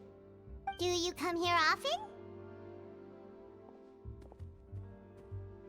Usually every day. Every day? It's part of my daily schedule, apart from work. I shall have my cake and coffee. Then what if someone told you one day that this place would be closing soon, and you wouldn't get to eat cake here anymore? What would you think? But why would it close? Well, Paimon doesn't know either, but maybe the waters will rise tomorrow. You know, like in the prophecy. Oh, the prophecy. To be honest, I haven't paid much attention to that. No, still, even if there'd be no more cake tomorrow, that wouldn't keep me from having some today. No, it's the same for eating in general. You might not be able to eat tomorrow, but if you can do so today, then you should carry on. That's what people call living, you know. Huh. Don't be sad. Excuse me, could I have 2 more slices of cake to go?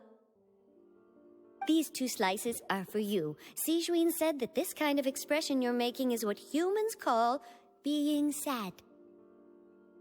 Oh, you know Sijuin? I sure do. She was born before me, and she sometimes comes to the surface to teach us things about humans. She said that humans are creatures that are saddened easily, yes, and you can only lift their spirits by feeding them delicious food. So please try the cakes here. I've got something else to do, so I'll be going now. You two try to stay in a good mood after eating, all right? Bye.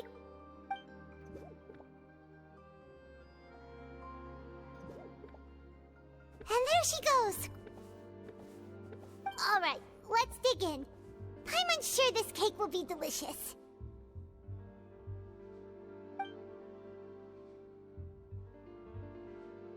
It's more delicious than last time, and the flavor gets even better with a sip of tea. It sure would be nice if we could come again tomorrow. Sure would be nice if we could always eat delicious food here.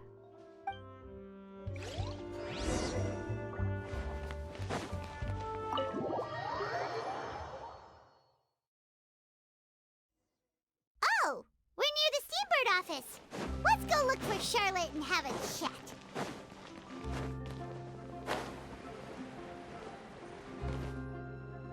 Wow! If it isn't the Traveler and Paimon! Oh, have you seen the article I wrote about you? Ha! You've got some nerve! You just used us to make some quick mora! Oh, you needn't worry about that. I heard that you were in Poisson some time back, so I sent you a letter to discuss just that. It appears you didn't receive it, though.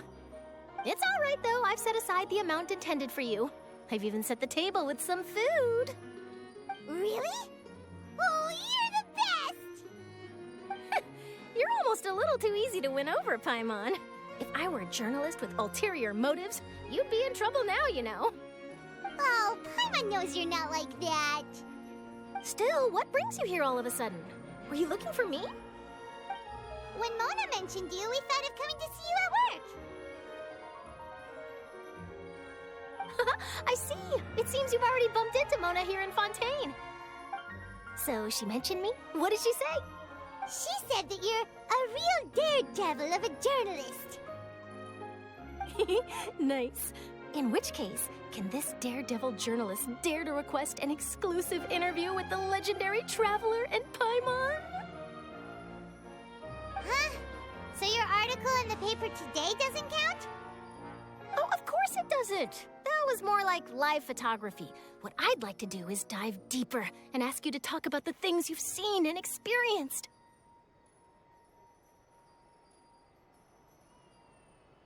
Yeah, are we even qualified worth an interview, then you're worth it. But not right now, of course. I'll need a few days to prepare. Oh, in that case, we'll just chat when you have the time then? Oh, so that's a yes? Ooh, splendid!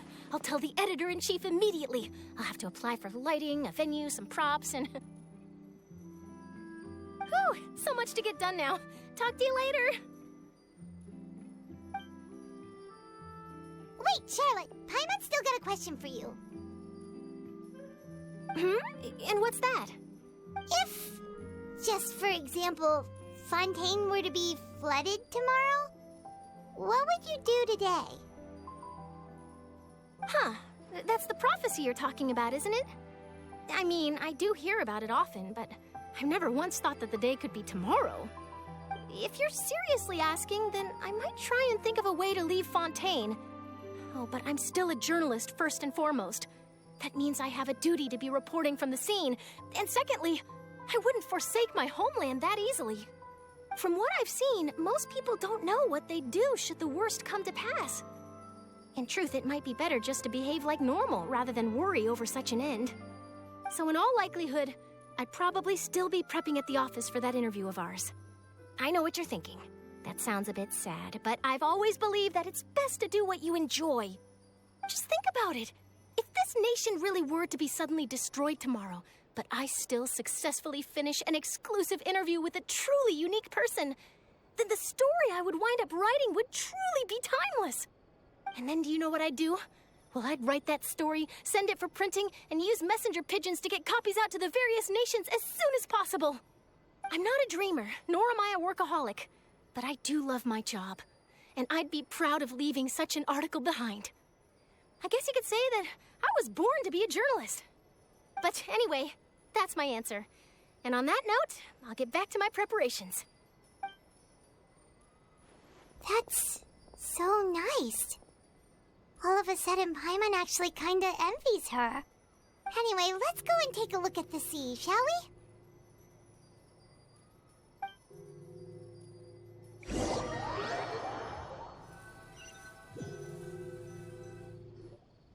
The sea breeze and scenery can be a pretty soothing combo, huh?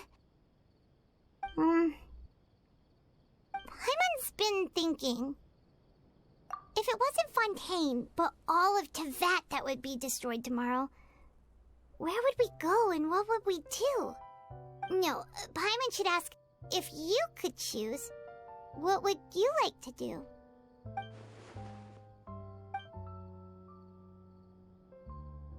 We've always been moving to the next destination, so we haven't spent much time thinking about these kinds of things. We didn't have to either, with us always being on the road and whatnot. You mean, still traveling? Huh. Wait, isn't that what we've always been doing?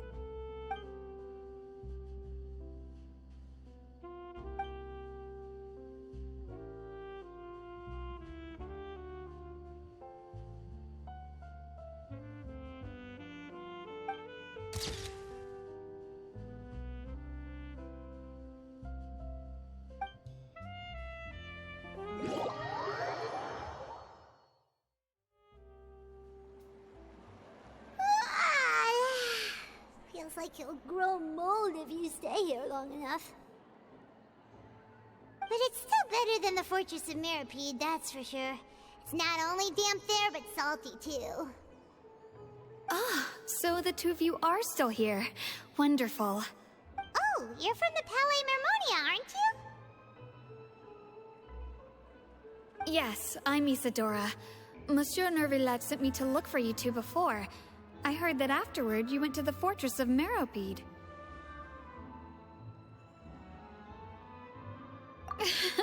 Not at all. I'm well aware that you're friends of his. Actually, I'm here to pass along a message from him. Yes, inside the Opera House. The Maréchaussée Phantom has declared the incident a small-scale riot. A riot? Well, that said, I don't personally think it was that serious. Lady Farina was watching a performance at the Opera House, and while she was resting during an intermission, some other audience members suddenly started harassing her. loudly accusing her of doing nothing about the prophecy crisis. And before she could respond, others started to join in. The crowd continued to grow, and protests against the Hydro Archon started to break out. So people have started to put the blame on Farina. Guess they finally found an outlet for the pressure they've been under due to the prophecy. I agree. People will naturally rely on gods, as is customary. But the moment people feel threatened, gods are also the first to be blamed. So what happened after that? Is Farina okay? Seeing that the situation was spiraling out of control and that further argument was pointless, she claimed that she'd gotten tired of this and left in a hurry. The Marechaussee Phantom had their hands full maintaining order and did not catch where Lady Farina had gone. Only when things had stabilized did we realize that she had gone missing. So, you mean she's still missing? That's right. The Marechaussee has dispatched many people to search for her, but we don't have any leads yet. That said, I don't think there's much to worry about. She is a god after all. Even if she were to fall into the hands of rioters, what could ordinary people do to her? Good. Monsieur Nervillet sent me to tell you about the situation, but he didn't say anything else. Don't worry, this is more than enough to go on. Thanks for keeping us informed. Ah, is that so?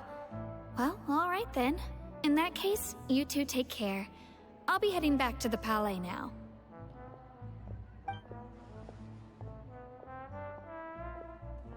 Well, sounds like we should hurry over to Poisson then. If we know Farina, she won't try to fix things in this situation. Instead, she'll look for a place to wait out the heat. And, as we also know, she may be loud and dramatic, but she doesn't have a heart of stone. When Nervillet was talking to her in the Palais Mermonia, and she heard about Poisson, she couldn't hide her sadness and remorse. It would be hard for her to ignore being accused by the public today. Paimon thinks Farina's probably taken the opportunity to slip away to Poisson and try to relieve the sense of guilt that she's feeling. Huh. Well, what do you think? Paimon knows the answer, of course, but Paimon can do the analysis to back it up, too. Cool! In that case, there's not a moment to lose! Poisson, here we come!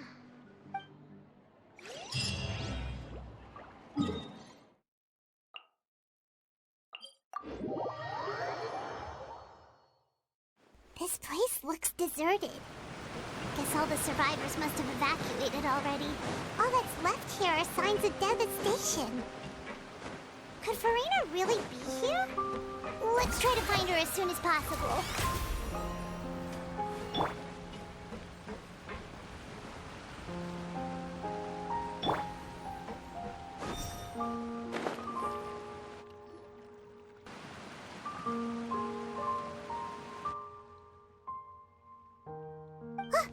That's Farina, right over there. She really is here all on her own.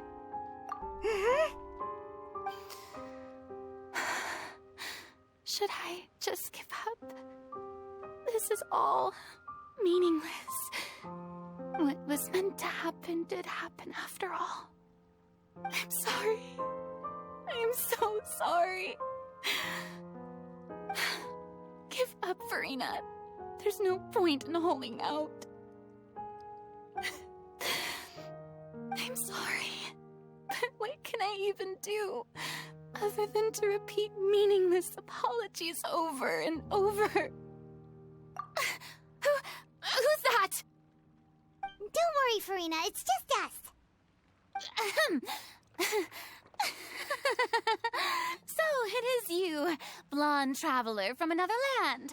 Why, I almost thought you were someone from that mob of my ignorant subjects, come to kneel and beg for my forgiveness. Farina, you were crying just now, weren't you? The tear stains on your face are obvious. What do you mean, tear stains? Oh, I remember. The show at the Opera House earlier this morning was so moving. I'm still trying to process it. Who did that uncivilized rabble think they were, disturbing my enjoyment of the arts? They even dare to tout their Archon! I must teach them a lesson.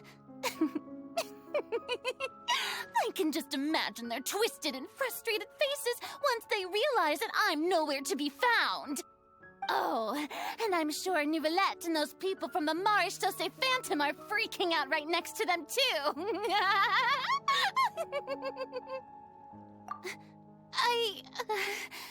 Of course not. Hey, there she is! The Hydro Archon's over there! Quick, after her! Farina, those people seem to be after you. They are? They're just some rabid fans who want to cut the line because they haven't been able to meet me in person, aren't they? That's against the rules. I can't let them get their way. Farina just ran off! Quick, we have to catch up with her!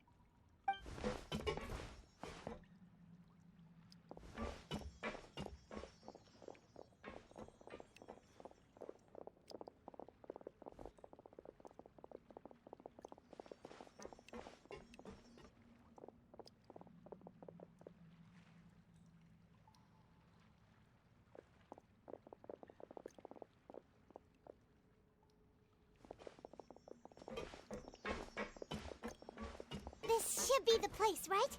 Hey, Farina! There's a good hiding spot over here. Quick, come to Paimon before the rest of them catch up to you. What is this place? Hurry, they're almost here! Fine. I suppose haste is warranted. Lead the way.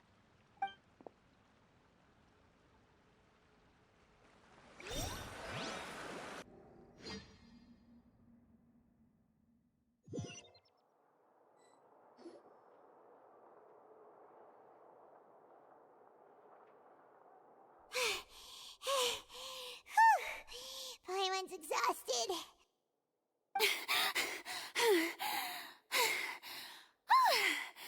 I'm so tired.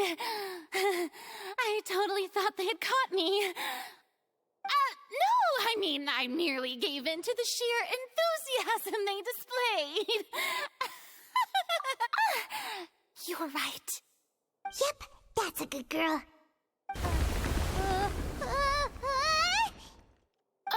What's happening? The ground's shaking. Is it an earthquake?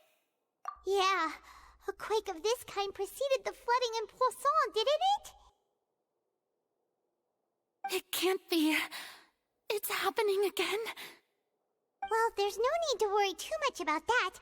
Nouvellette's made some emergency plans, so the evacuation should go a lot smoother this time. Yeah, I hope you're right. But the people of Poisson, they've already...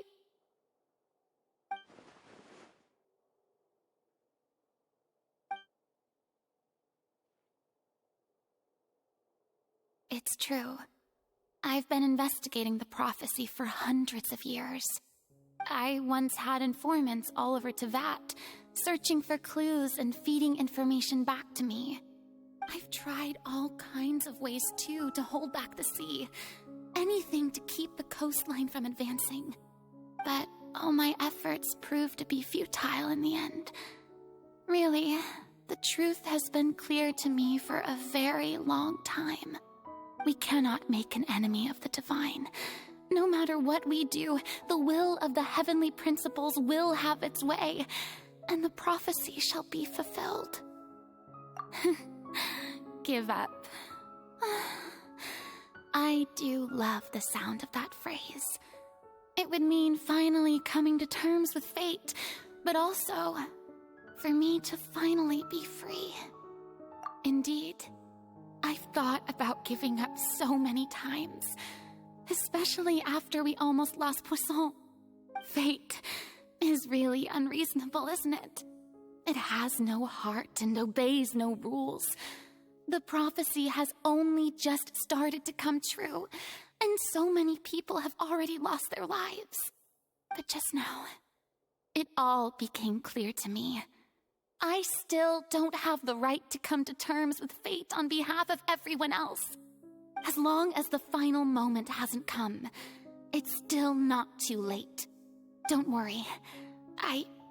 I will keep hope alive for everyone until the very end.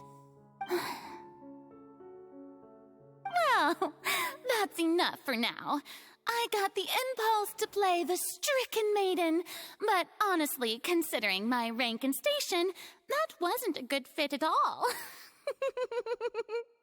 Don't take any of what I just said seriously. How could I possibly let Fontaine fall to the whims of trivial prophecy?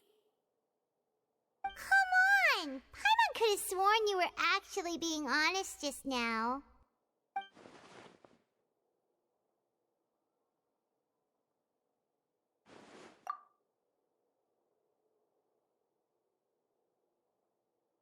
Share my burden. That's impossible. It was fated right from the start that this would be my duty alone.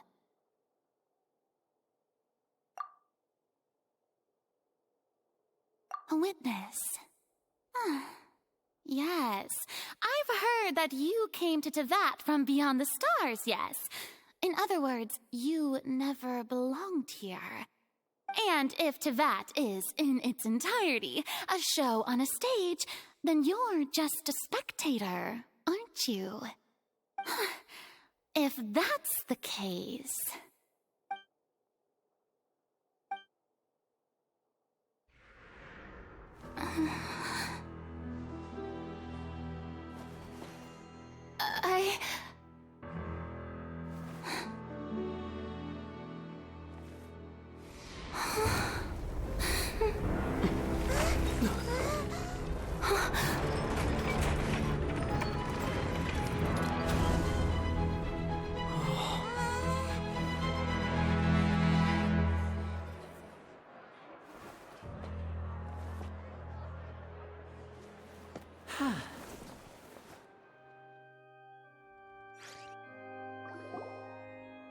Ladies and gentlemen, this concludes my opening performance. Now, without further ado, we may proceed to the trial of our god. So this is what it is. Yes, you deserve praise for the effort you took to raise the dramatic stakes. Do not forget, however, that I am Focalor, the god of justice, the embodiment of justice itself. Does it not strike you as even the least bit absurd to bring the very concept of justice to trial? May I interpret these words as your refusal to stand trial? In that case, you will have the opportunity to defend your honor through a duel. You would draw your blade against a god?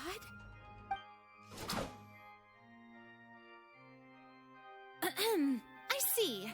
It seems like you have made up your mind.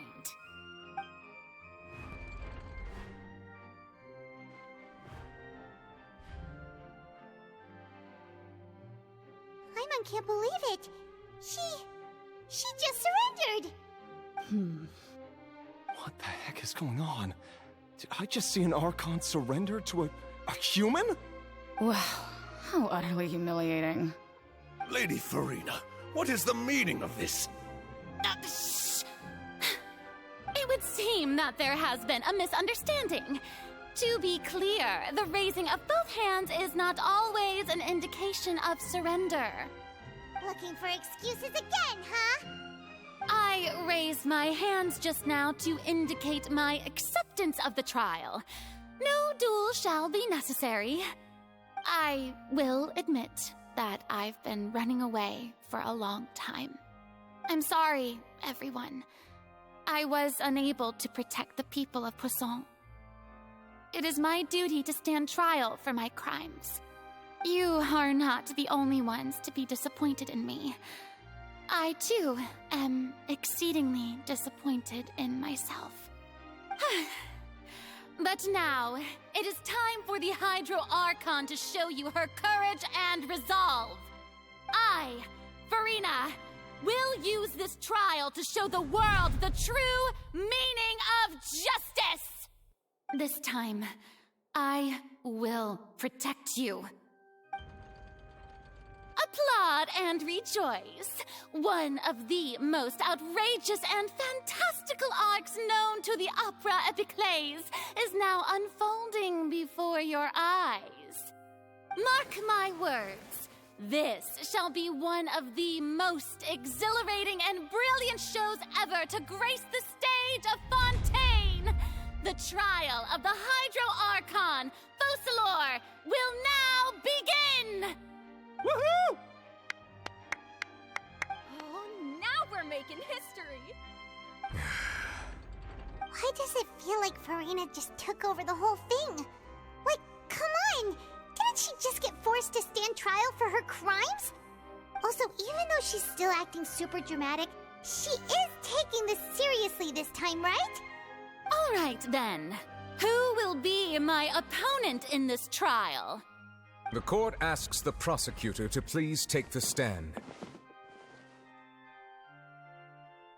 Is that so? Very well.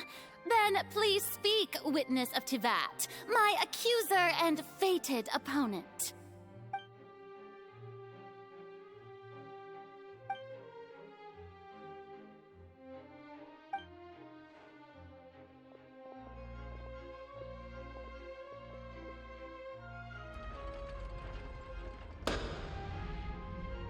Also, please allow me to ask, as a final question before the trial begins. Just how much work did you do to force me onto this stage? Well, we did do a lot of prep after the meeting that day. I can go over the tasks assigned to the Spina di Rosula, since they were rather straightforward and easy. Navia, the president of the Spina di Rosula. Most of the people who participated in the disturbance this morning were my subordinates. They changed into plain clothes and came to the Opera House as regular audience members, waiting for the perfect opportunity to incite insurrection against you. The people's resentment against their Archon has been building as more and more of the prophecy is fulfilled. A spark was all we needed to turn smoldering anger into a flame. Moreover, according to our understanding and analysis of you, when something like that occurred, you would likely flee the scene and head to Poisson by yourself. So, we arranged for a second group to lie in wait there. So, you mean, the ones who scoured the settlement for me were also from the Spina? And their goal was to force you to step into the giant magic box so you may personally participate in the greatest magic performance in all of Fontainian history. That's right. That house was a magic box, rather than someone's residence. As the super ultimate version of the setup that I used when I first performed at the Opera Epiclese, the volume of the box was increased by a whole order of magnitude, and the distance it traversed was the entire gap between Poisson and Aranias. Its cargo, of course, was an Archon instead of a human. My thanks, Farina. Without your help, we could never have pulled off such an extraordinary performance. You're welcome? Of course, this performance was only made possible with Father's support. The House of the Hearth spent a massive amount of labor in Mora to pull this off. We had to select a location, construct the giant magic box, dig a tunnel, and open up a path through the water. It was a lot of work for all of us. So, in other words, the earthquake that we felt within the giant magic box was just a normal tremor from the transportation of the whole house? That's right. It wasn't a sign of another disaster to come. Then, I can guess Nervilette and Cloran's parts. You gathered a crowd, prepared a stage, and made sure that the champion duelist would be immediately ready for a fight. Also that as soon as I appeared on the stage, the trial may commence without a hitch. Am I right? Yes, that is correct. Well, Clorand, I must commend you for your courage. Only the most outstanding champion duelist in all of Fontaine would accept a duel with an Archon without flinching. Thank you. As for you, traveler, I suppose your role was to keep me distracted with conversation once you found me in Poisson. You'd make sure that I didn't notice anything amiss before revealing yourself as my prosecutor once we'd arrived onto the stage. Oh?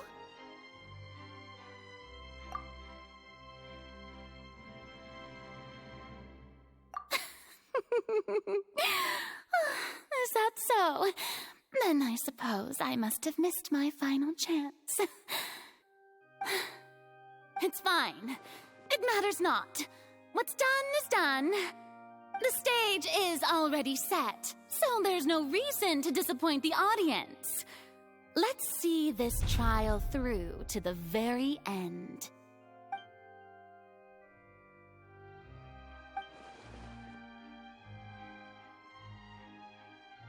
Sir Prosecutor, please allow me to pass this along. This is a document that Miss Charlotte applied for and received permission to share with you during the trial. According to her, it should speed up the proceedings. Huh? Charlotte wanted to give us something? Oh, so she's here too! Hey, Charlotte! Oh, let Paimon see. Isn't this the exclusive interview that she did with us before? Wait, then that means this document is a perfect timeline of everything that's happened ever since we stepped foot in Fontaine! So in other words, we can refer to this anthology of evidence every time we want to use something from our journey as evidence for an argument. Let's quickly confirm the information in it. Just think of it as a refresher, all right? You defeated the Hydro Archon in the very first duel you took part in at the Opera House. That's one for the history books, all right. I didn't think that you'd wind up getting to the bottom of the case I'd been following all this time. I guess you could also see this as a happy coincidence. This is the first time Monsieur Nervillette had a difference of opinion with the Oratrice. Even the Hydro Archon can't figure it out. A Fatui Harbinger. She's an extraordinary person. Her instinct must mean something. The fortress of Meripede was almost destroyed in a single day. That I didn't witness that scene personally will always be a source of professional regret, I think. According to Monsieur Nervillette, both Child and that whale should have been in the primordial sea at that time. I nearly lost my awesome friend Navia. To be honest, that still gives me shivers. The words of someone as extraordinary as a witch can probably only be truly understood when something surreal happens to you.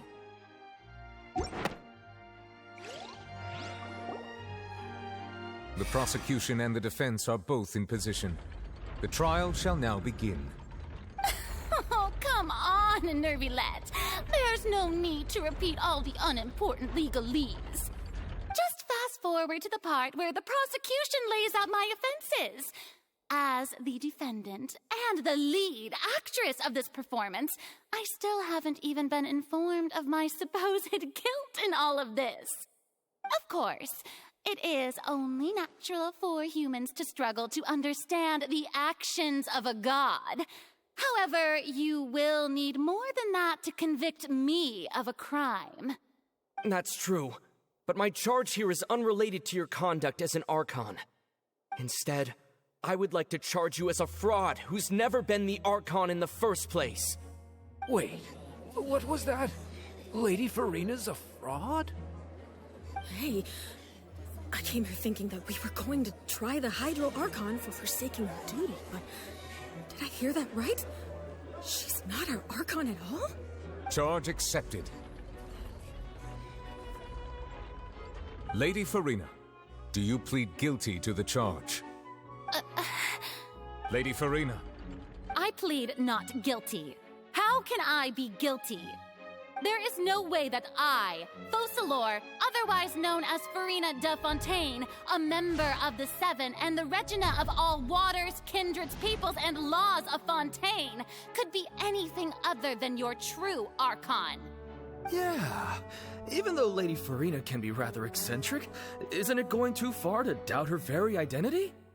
Yeah, I've never questioned her identity either. Sure, Lady Farina can be super irresponsible, but what grounds does that prosecutor have to make such a huge claim? I have cause to believe that common sense will prevail in this case. Many of the members of the audience have known me as the Hydro Archon ever since they were born. There would be no fooling their memory. See? Even the Oratrice has decided to show me its favor. Are you sure you want to commit to a charge that will never be upheld? If you wish to drop the case, I can promise you as the God of Justice that you will not have to face trial for making a false accusation. We will treat everything that's happened as a dramatic spectacle and move on with our lives. What do you say to that? Huh. An argument with near impossible odds, huh? We have to not only refute Farina's claims, but also overturn the long-held beliefs of the people. Well, I tried to give you the chance to surrender. If you must persist, then let me ask. If you believe I'm not the Archon, then what manner of being do you think I am? And if I was not the Archon, then how did I manage to live for over 500 years?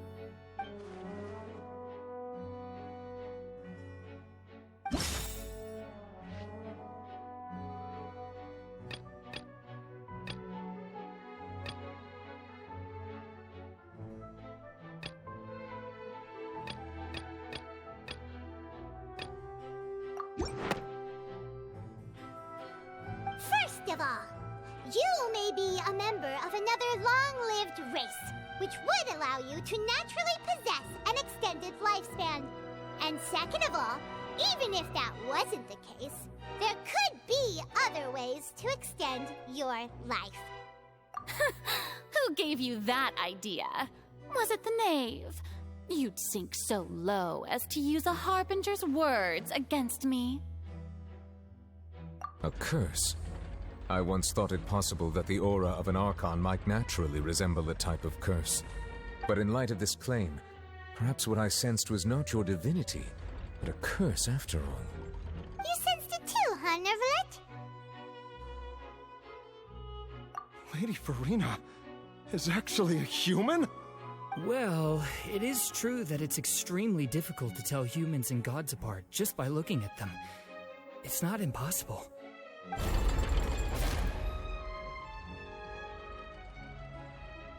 Well, don't start celebrating too early now.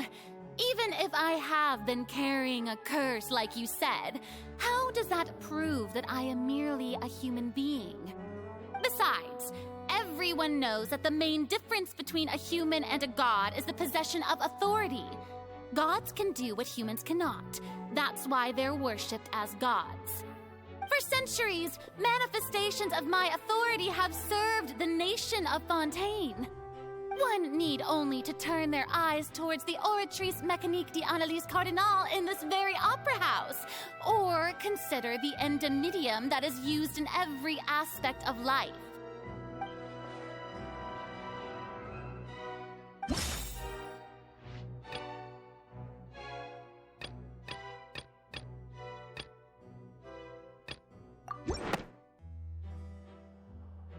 You tried to reference the Oratrice. But weren't you as confused as all the rest of us when the Oratrice declared Child to be guilty without any proof? Otherwise, you should have come up with a good explanation for that by now. Didn't I make myself clear at the time? The decisions of the gods are naturally difficult for humans to comprehend. There is no need to provide an explanation. Lady Farina, I believe a reminder of your current circumstances is in order. While the court is in session, the principles of justice and the law must come before all else. While you are an Archon, you are also first and foremost the defendant in this trial. You will prove yourself unable to defend against the prosecution's charges if you continue to withhold vital information against the rules of the court. I never thought you'd use that kind of rhetoric against me. That was no trick of rhetoric, Lady Farina. I've merely reiterated the rules of the court. Rules that all should respect and follow. So, you neither knew why Child was declared guilty, nor did you understand understand the structure and operations of the Oratrice. Instead of having been created by you, the manifestations of authority you mentioned have been made by the real Hydro Archon, haven't they? The real Hydro Archon? Well, now you're really losing me. It is true that I did not know why the Oratrice gave out a guilty verdict that day. But the Oratrice handed out that verdict unilaterally, and it has been operating independently ever since it was first created. You can't argue that just because a divine creation is flawed, that the god behind it must also be no god at all. She's still throwing out all kinds of excuses. Seems like she's confident that we won't be able to produce proof that she has no power over the Oratrice. My power as an Archon. There are many ordinary citizens in the audience. How can I just carelessly demonstrate the formidable power of an Archon? If that poses a concern, I'm prepared to extend my protection to the audience. You don't need to go that far. Aren't you the Hydro Archon? Or is it that you can't even wield the power of Hydro, much less the authority of a god? Indemnitium! Yes! It's all because of Indemnitium! All Archons derive their power from the faith of the people, and I've converted the people's faith in justice into Indemnitium! Thus did I give up all of my divine power to provide everyone with energy for their daily lives. Have you ever seen a more magnanimous god? Isn't that a huge stretch? Yeah, no matter how generous an Archon can be, how could they give up all their power? Can a god with no power even still be called a god? It seems like nobody's buying Farina's excuse. Hey, come now, everyone. Please don't stare at me as if I was a liar. I'm still the same Farina you knew, right? The one that you loved. Shouldn't you want to believe in me? Please? You've got to believe me. If what the prosecutor said is true, she really has committed a grave offense. Did she deceive all of us? And all of our parents and grandparents too? And all of our ancestors? Ever since they were born? Enough! That's enough. Tell me then, if I'm not the real Hydro Archon, then who is? If you have no evidence of another Hydro Archon's existence, nor can you find anyone who can back up their claim to be such, then what grounds have you to say that I'm not actually the real deal? Wow, she came up with yet another argument. How can we refute her now? Seems like she really doesn't want to give up.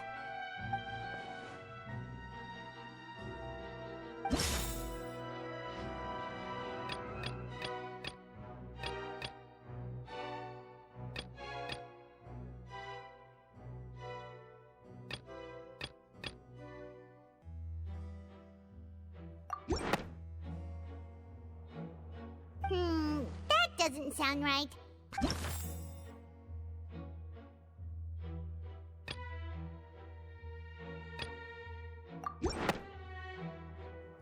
That doesn't sound right.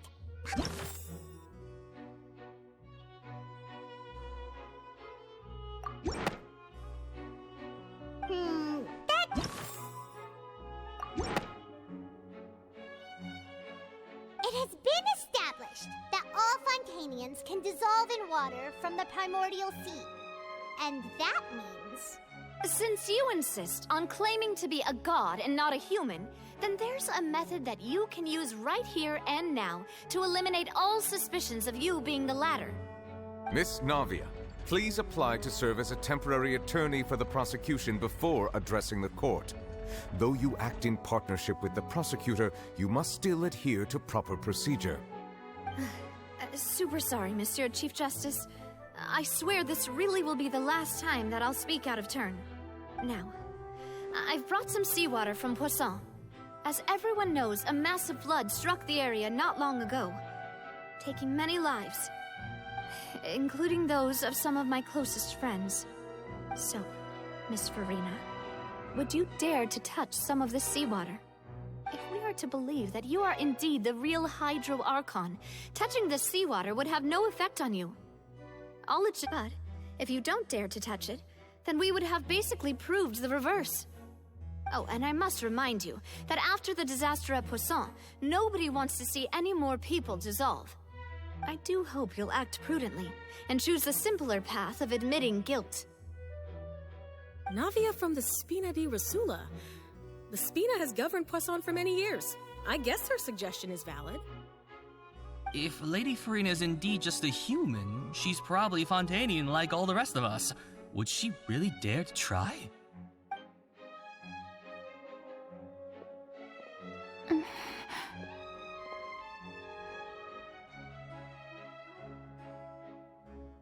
Lady Farina, this test has been unilaterally proposed by the prosecution. As it falls outside the realm of standard court proceedings, you possess the right to decline participation. Well, of course he had to tell her that. But refusing to participate is basically the same as a confession of guilt. She's just staring at the water without saying a single word. It really does seem like she's quite terrified of it. That could only mean... What's going on? Is she really planning to... That's not what we thought she would... Due to the inherent risk of the test, Lady Farina, you may... What? Hey!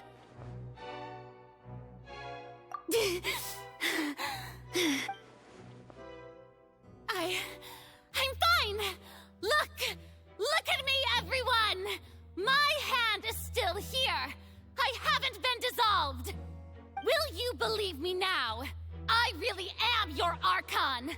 I'm nothing like a normal human who would fall apart as soon as they touch this water! Really? Was this not the most obvious thing in the world? Miss Siegewin? If you're present, Miss Siegewin, please come forward and attend to the defendant. Siegewin? Don't be nervous. It'll just take a few seconds. Let me see. That should be enough. Please announce the results of your evaluation to the court, Miss Siegewin. As everyone doubtlessly saw, Miss Farina was displaying symptoms. She was experiencing the adverse effects of exposure to primordial seawater. The extent to which she was affected is the same as other humans when exposed to primordial seawater of a similar concentration. Thank you, Miss Siegewin. Lady Farina, you may return to the defendant's stand. Oh, wait. What did she just say? I didn't get dissolved. Shouldn't that be enough to prove my innocence? Well, considering your tendency to run from your problems, we did originally prepare a direct sample of the seawater around Poisson. However, after extensive discussion, we exchanged it for a sample that is not concentrated enough to dissolve an actual human. We don't want anyone else to lose their life to the sea. Yeah, so out of regard for Farina's life, you secured a low-concentration sample and asked the head nurse to serve as an expert witness. It's a great thing that the direct sample wasn't actually used. Farina could have... I can't believe...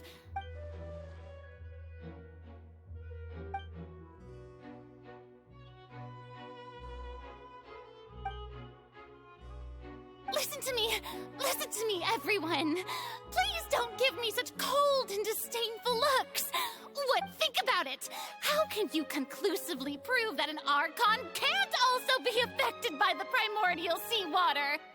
Also, if I was really just a human, why would I dare to just put my hand in that kind of water?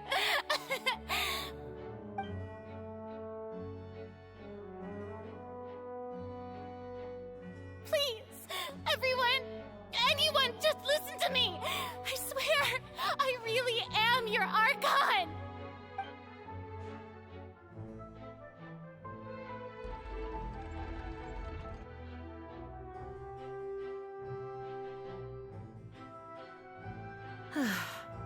I don't think anything she says at this point will sway anyone. With all the things that have been said, Paimon doesn't think there's any way left for Farina to win. I believe the time for arguments and presentation of evidence has come to an end. If there are no objections, we will move on to the final judgment.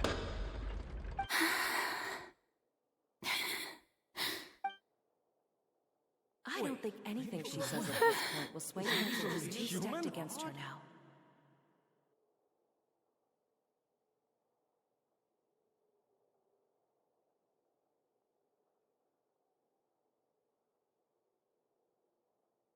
In my capacity as Chief Justice, I shall now render judgment on Farina's misrepresentation of herself as the Archon of Fontaine. As a human who knowingly deceived her fellow citizens, Farina is guilty.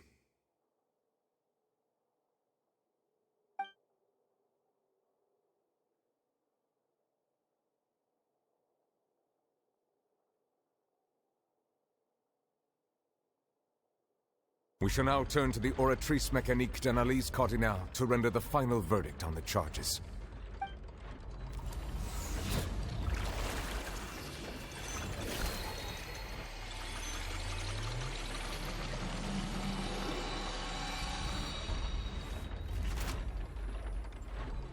According to the judgment of the Oratrice Mécanique d'Analyse Cardinale, Farina is... Well, what's wrong? What's the Oratrice's verdict? No, the Oratrice also displays a guilty verdict. Isn't that correct, then? However, the exact wording of the verdict is thus: the Hydro Archon, guilty, to be punished via the death sentence. The death sentence? That's actually one of the available sentences? I've always thought that it was just a myth. The one and only time the death sentence has been handed out at the court, and it's been given to the very person we've worshipped as the god of justice? What an unexpected twist. Farina's been sentenced to death by the Oratrice? We just wanted to use the trial to show her the seriousness of things so she'd tell us the truth. How did things escalate this quickly? This outcome is indeed quite strange. According to Fontaine's current definitions of justice, as well as its recommendations for criminal sentences, is this sentence really appropriate for the crimes that have been committed? Yeah! Even Fauché wasn't sentenced to death by the Oratrice. You know, the real evil mastermind behind the serial disappearances case. Indeed. Not only is Farina's sentence overly excessive, the very point of our trial today was also to prove that Farina has never been the Hydro Archon in the first place. But now, the Oratrice seems to have deliberately invoked the title of the Hydro Archon. What does this mean?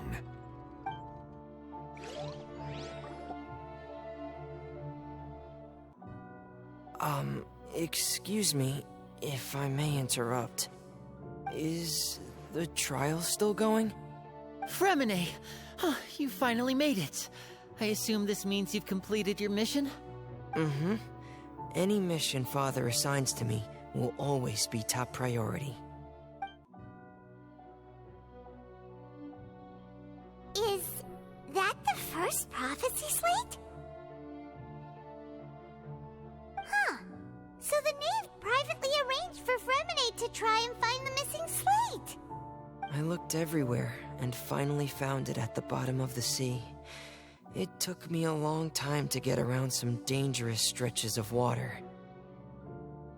But has the trial already concluded? Then doesn't that mean I've come too late? Oh no. Father will be disappointed in me. Thank you for your hard work, Mr. Fremine. Please allow me to review the record left on the slate. Traveler, I believe that you have already seen the other existing slates, and would like you to come here and confirm their contents. Huh? So what do you see? What is it? I believe I have now made sense of the Hydro Archon's crime. It has to do with Fontaine's lost history. just guilty of deceiving her people? Oh, wait, no, that's Farina, and we've already proven that she's not the Hydro Archon. So when you say Hydro Archon, do you mean the real Hydro Archon we've been kinda talking about? In truth, everything that you've encountered in Fontaine up until this point can be traced back to the contents of these stone slates. However, I'm uncertain as to how much sense they currently make to you. Okay, let's try to recall the contents of the other 3 stone slates. Paimon will do her best to help you remember.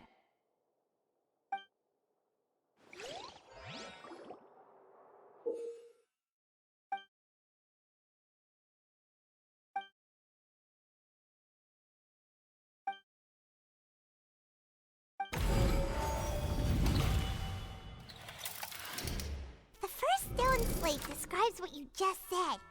It seems to show the previous Hydro Archon using her divine power, and then the Oceanids turn into humans. Does that mean that Fontainians are transformed Oceanids? Oh, Paimon wasn't expecting that. But if Oceanids can turn into humans, then perhaps this process can be reversed as well. The second stone slate shows Celestia floating in the sky, and the Hydro Archon and her people worshipping it together. But this must be the point when the Hydro Archon and the Fontainians were branded with their original sin. Does this mean that the original sin and the Hydro Archon sin are the same thing? The third slate shows the Hydro Archon sinking into the sea surrounded by many people. Huh. That reminds Paimon, didn't we also watch that happen to someone else? Well, the fourth slate is the prophecy the Fontainians have been talking about. People dissolving into the sea, the Hydro Archon crying on her throne, and so on. We didn't believe that such a crazy disaster could happen at first, did we? But after that incident, it was just a question of when and not if.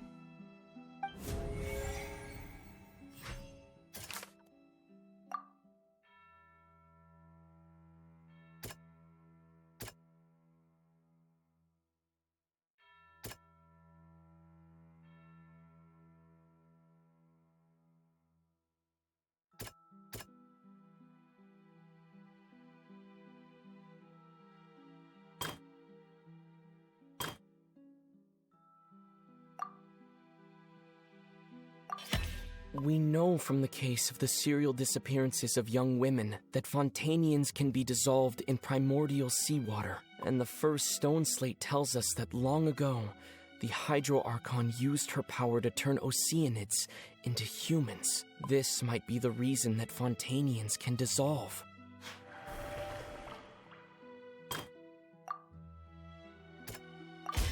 Perhaps what is about to take place has all happened before. The true sin of the Hydro Archon that Nervalet mentioned, and the original sin cast down on the people of Fontaine by Celestia, as recorded on the stone slates.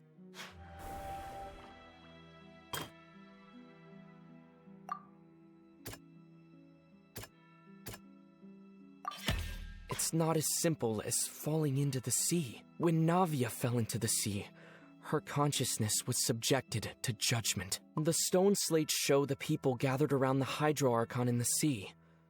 Could that be alluding to the same thing?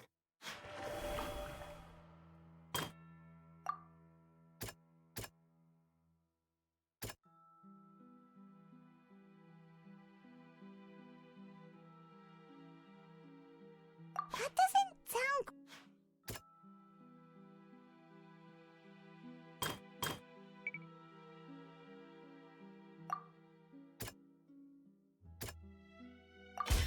The prophecy from the stone slates found its way into society, but not many people believed it at first. The fortress of Meropide was nearly flooded with primordial seawater, which we know can cause Fontainians to dissolve.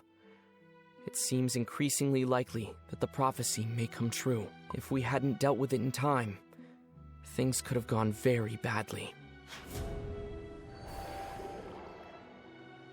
They'll dissolve into the primordial sea but won't cease to exist.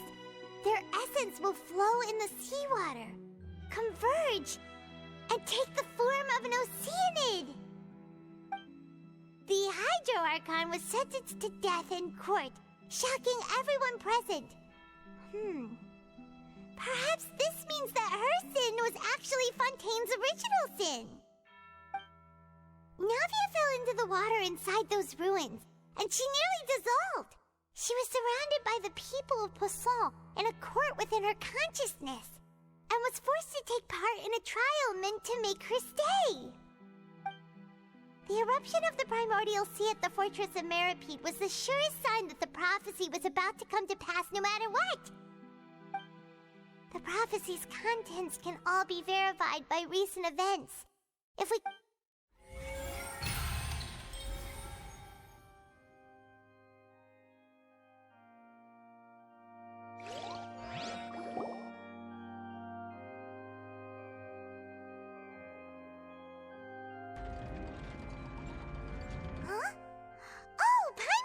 now, so that's how you can make sense of it.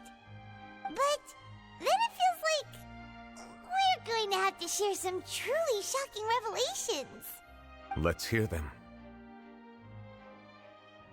Incredible. Linny, did you hear that? We're not real humans. All Fontanians were originally created by the late previous Hydro Archon, with Oceanids as their basis. The evidence for that can be found in how only Fontanians could dissolve in primordial seawater, and how all the girls Vacher dissolved were also turned into Oceanids. Oh, and according to Navia, when she was about to get dissolved, she also saw everyone gathered around for a trial, all of them in the shape of Oceanids. Indeed. Yeah! And it follows from the content of the first slate that she probably angered Celestia by creating humans without prior permission. That could also explain why the Oratrice judged the Hydro Archon to be guilty. It's to account for that ancient sin. The Hydro Archon's true sin was creating us?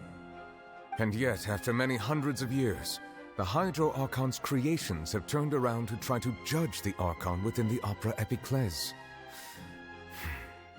The twists of history are often the most unexpected of all. Yeah! Isn't the image here just like when Navia fell into the sea? So wouldn't it be trying to show the image of the Hydro Archon also falling into the sea once the prophecy has been fulfilled in the fourth slate? In the end, the people will all be dissolved into the waters, and only the Hydro Archon will remain weeping on her throne. Only then will the sins of the people of Fontaine be washed away. Did Paimon get all that right? You've made some keen deductions. I must say, given how much you still don't know, it is impressive that you've already managed to connect so many pieces of the truth. However, while you were able to decode all the information on the slates, they've also been etched with an additional layer of hidden information using a different power source. When we were at the ruins, I tried to decipher the hidden information recorded in the slates. But since we only had 3 slates at the time, I was unable to come to a full conclusion. Now that the slate collection is complete, I shall make another attempt to decipher the narrative recorded within. If everything goes well, we should finally be informed of the unadulterated truth.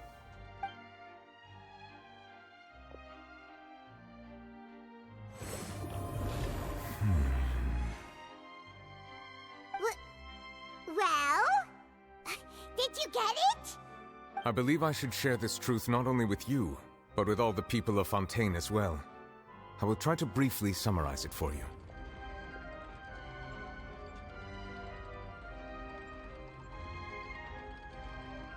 Your hypotheses regarding the origin of Fontanians and the sin of the Hydro Archon were both correct. In the Fontaine of old, the previous Hydro Archon sensed the yearning of her Oceanid familiars for life on land.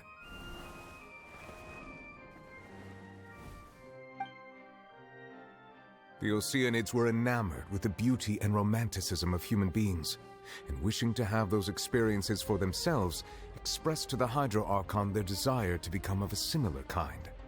However, even though water as an element is intricately linked with the power of life, the Hydro Archon, as one of the seven, did not possess the authority to create a new form of human life. Not one to give in, she eventually found a way to create permanent humanoid bodies for her familiars by appropriating the power of this planet's primordial sea.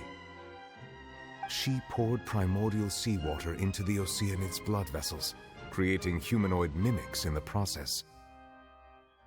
But if Fontanians were to ever come into direct contact with water from the primordial sea, the power within their bodies would escape these artificial restraints and return to the sea. As a result, their forms would collapse, and they would be reverted to their original forms as Oceanids.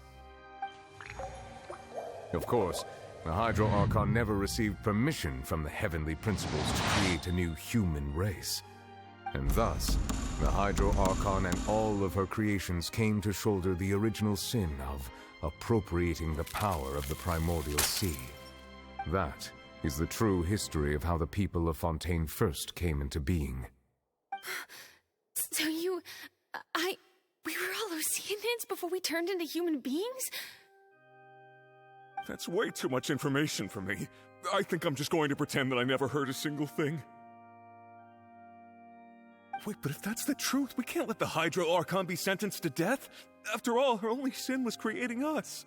This really might be too much information for your regular Fontanian, but it does answer a lot of our questions. Alas, your hypothesis regarding the third and fourth stone slates was inaccurate. The slates' respective positions are, in fact, correct. A key point of the visual on the third slate is how all the individuals depicted in the water are humans rather than Oceanids. They have not been dissolved, which implies that the water depicted in this slate is not water from the primordial sea. The nation of Fontaine is the nation of Hydro, as well as the nation of trials and justice. Instead of being the literal element, the water in the scene symbolizes judgment and justice. You may also recall Navia's experience. When she fell into the sea, her consciousness was surrounded by that of many others who intended to hold a trial to determine her fate. Therefore, the meaning of the third slate is that the people of Fontaine shall try the Hydro Archon at the court of justice. Yes, it refers to our present situation. I think I'm following now. So, what you're saying is, even though we decided to put on this trial to avoid fulfilling the prophecy, in truth, everything we've done has happened exactly as the prophecy foretold. So now, it seems, we're the ones making sure it comes true. What should we do? Huh. No matter what, the prophecy will be fulfilled. Is this what it feels like to be a prisoner of fate? If that's the case, does that mean the scene in the fourth slate will also be fulfilled soon? Traveler, I would like to point out another small fallacy in your deductions. About the fourth slate, you probably thought that the eruption of primordial seawater beneath the fortress of Meripede served as the surest sign that the prophecy was about to come to pass, yes? However, I believe that rather than being a sure sign, that eruption could in fact only be a small warning of something far worse to come. As for the root cause of the catastrophe, I believe you've already encountered it once before.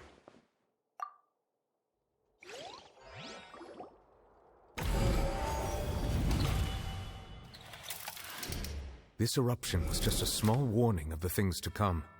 We must find the root cause of the disaster.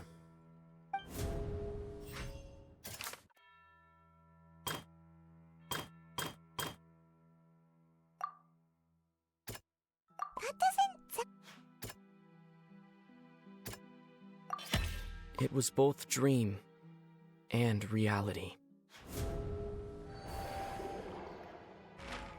If we're talking about a true culprit, that could only be that thing inside the primordial sea, right? The truth, the original sin, the trial, and the root cause of the disaster.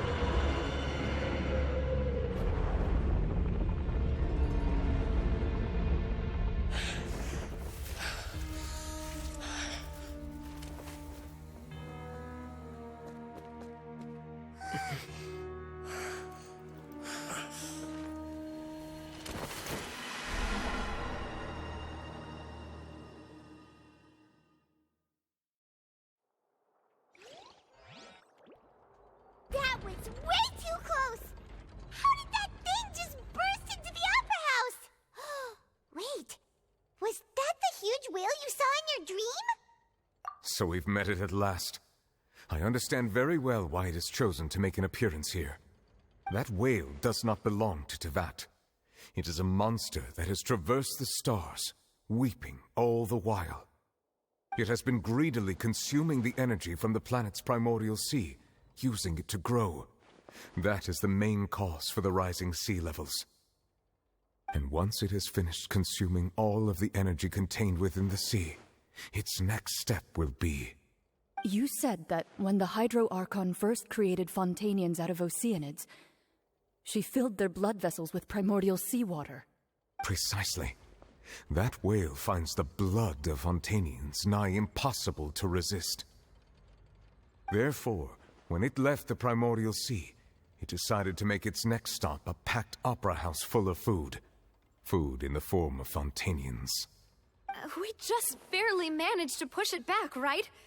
In that case, won't it come back to target the people again once it's managed to recover its strength? That is correct. Indeed, it is more accurate to say that we should thank that Harbinger for buying us some time. Without him, the whale would have likely come onto land far sooner. From the way he looked, he must have been fighting the creature for quite a long time. That battle maniac. We've always known that he had a special connection with that whale, but we definitely didn't expect it to help us out like this. Anyway, now that we know that this whale is the actual cause of the disaster recorded in the prophecy, all we need to do to stop the prophecy would be to find a way to beat it up, right? It is too late. It had already absorbed too much of the primordial sea's energy before we could notice it. At this point, it has become practically integrated with the sea itself. Even if the entirety of Tevat were to be destroyed, it could still survive and swim off towards some other world. That's not something I will accept. We've already done everything we can, and we even found the true culprit. We've come so far. You can't just tell me that the last hurdle is some impossible foe. That's just not fair. Indeed, that's not how a grand performance should end. I'll fight it to the end, no matter what. So the prophecy will be fulfilled no matter what, huh?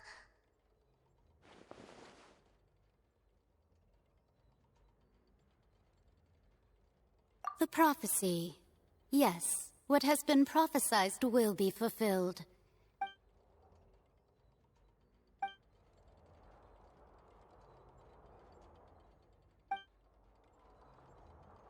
Just as prophecies are usually only the future as seen from the perspectives of the gods, could things be happening in hidden corners where the gods' gaze does not fall?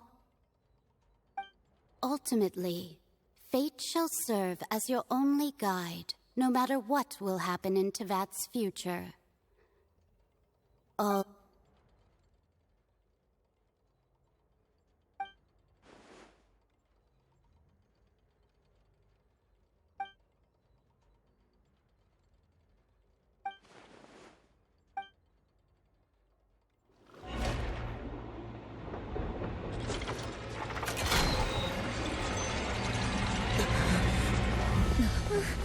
What's happening with the oratories?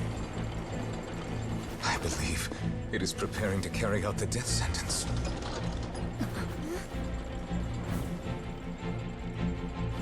Farina!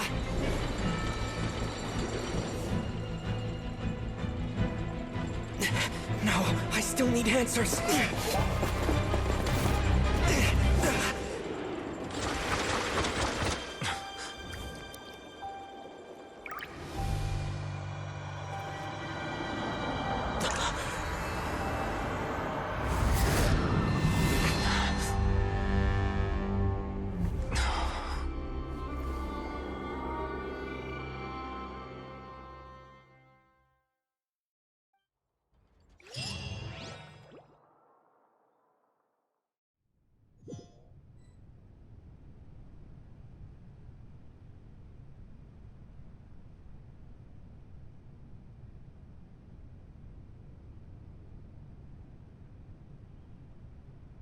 You...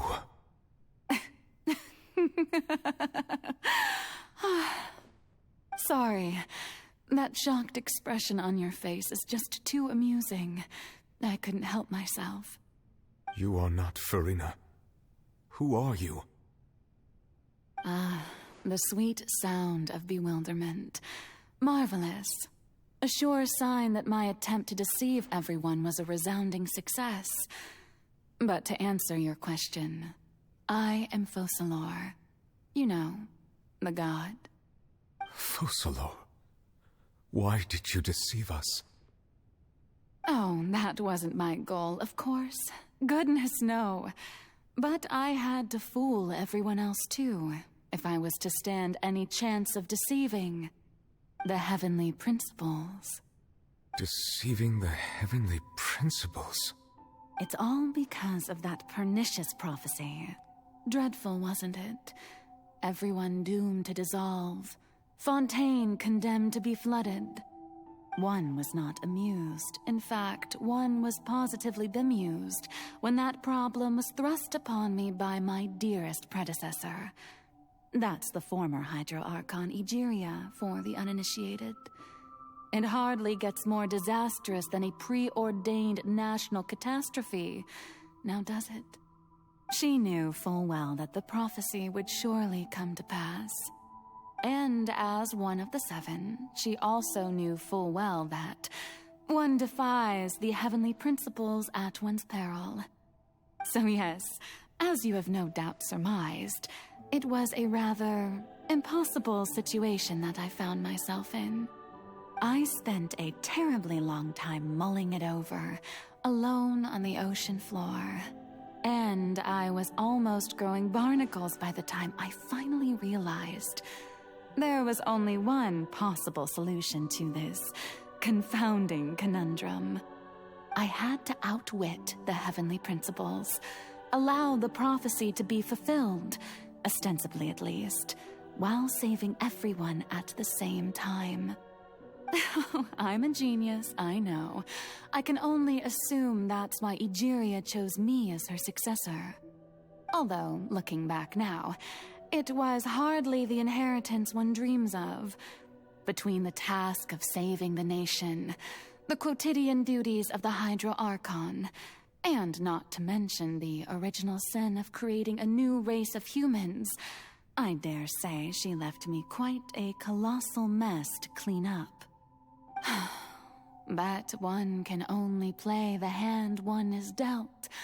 I did not choose this, any more than I chose to be one of her Oceanid familiars. So you were also once one of the Oceanids, transformed into a human by Egeria's hand? Yes, I was. I always dreamed of becoming human. And I still do, even now. In my eyes, to be human is to be part of the greatest opera ever known.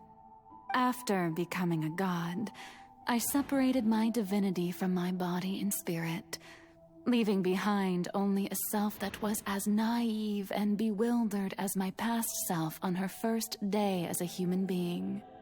The me you see before you now is that divinity. And the human counterpart I left behind, I named Farina. She could feel joy, sorrow, and everything in between. She could be as vain and conceited, or as meek and vulnerable as she wished. Her strengths were of a kind only a human could possess, as were her shortcomings. But in my eyes, Farina's humanity was what made her perfect. She was perfectly human in every way. The person I always wanted to be. Anyway, so then I cursed her. All part of the plan, of course. The plan to deceive the heavenly principles. Do you still remember the final scene of the prophecy? The Hydra Archon alone, weeping on her throne. In order that the prophecy might appear fulfilled, I invited Farina to be an actress, to play the part of the Hydro Archon in the prophecy. Under the curse I placed on her, so long as I, Focalor's divinity, continued to exist, she could not die. But nor was she free to live her life in the pursuit of happiness. Instead, she was forced to take the stage in the opera house, to embrace the role of leading lady, to forever play the part of the god from the prophecy, all to create a deceitful appearance of that prophecy coming to pass. I suppose now you probably understand why your court is called the Opera Epiclese. But Farina is only human, isn't she? Even though she has had a long life, her mind is no stronger than that of any other ordinary human being. I cannot begin to fathom what she has had to endure. It must have been torture for her. It has indeed. And although she is, in a sense, me in human form, I most definitely owe her an apology for it. It's been 500 years, and all along, she's been playing her part in the most unimaginably long, unbearably lonely, and agonizingly painful opera of all time.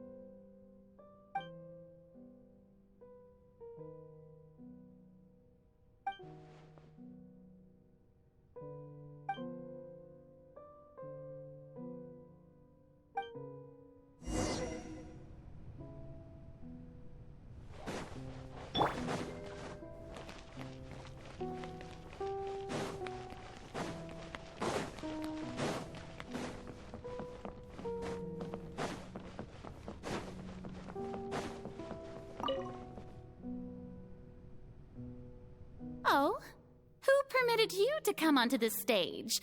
Now, I understand your admiration for my august self, but I must ask you to keep to the rules. All right. It is not my intent to reprimand you. There is no need to state your name. Just be off with you. Do not distract me from my performance. Oh, do not jest. Can you not feel it? I am Focalor. The eyes of countless Fontanians are upon me. I must, at all times, display the utmost elegance and nobility.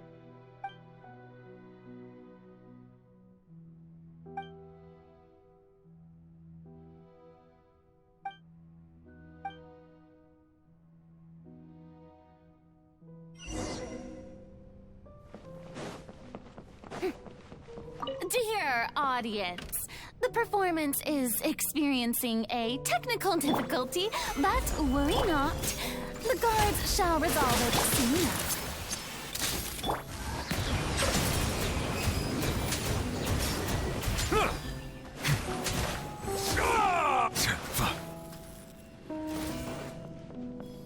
Hey, what gives? The audience is still watching me, you know. Guards? Wait, where are the guards? Guards!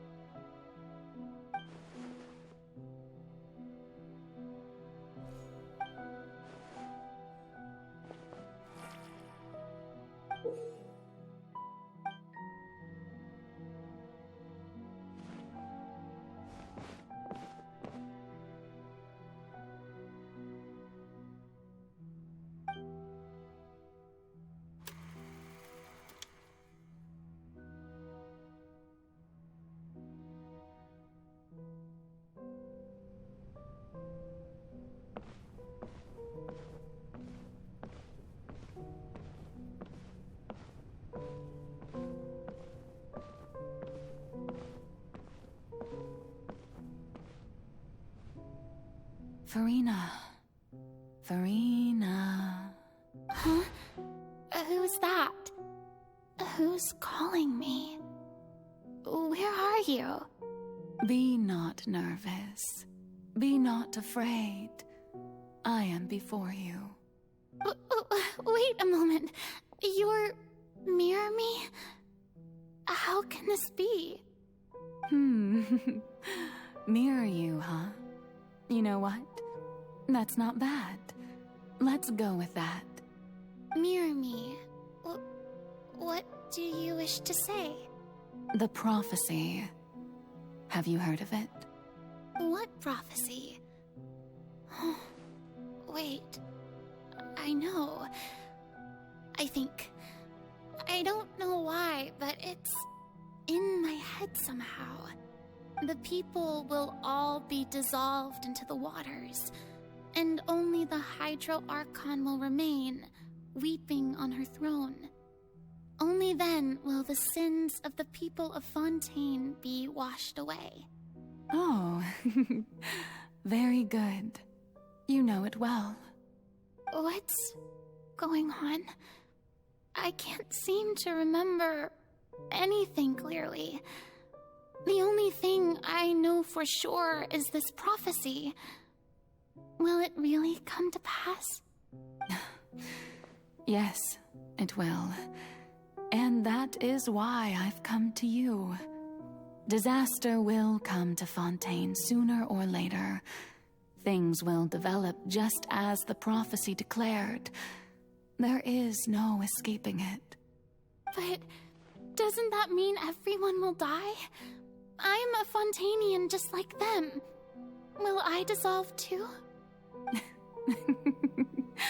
Oh, don't worry.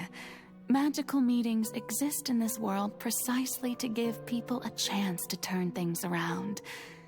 It is the reason why you met me today. I will tell you how to save everyone, but you may have to suffer somewhat. Oh, so there's still hope after all.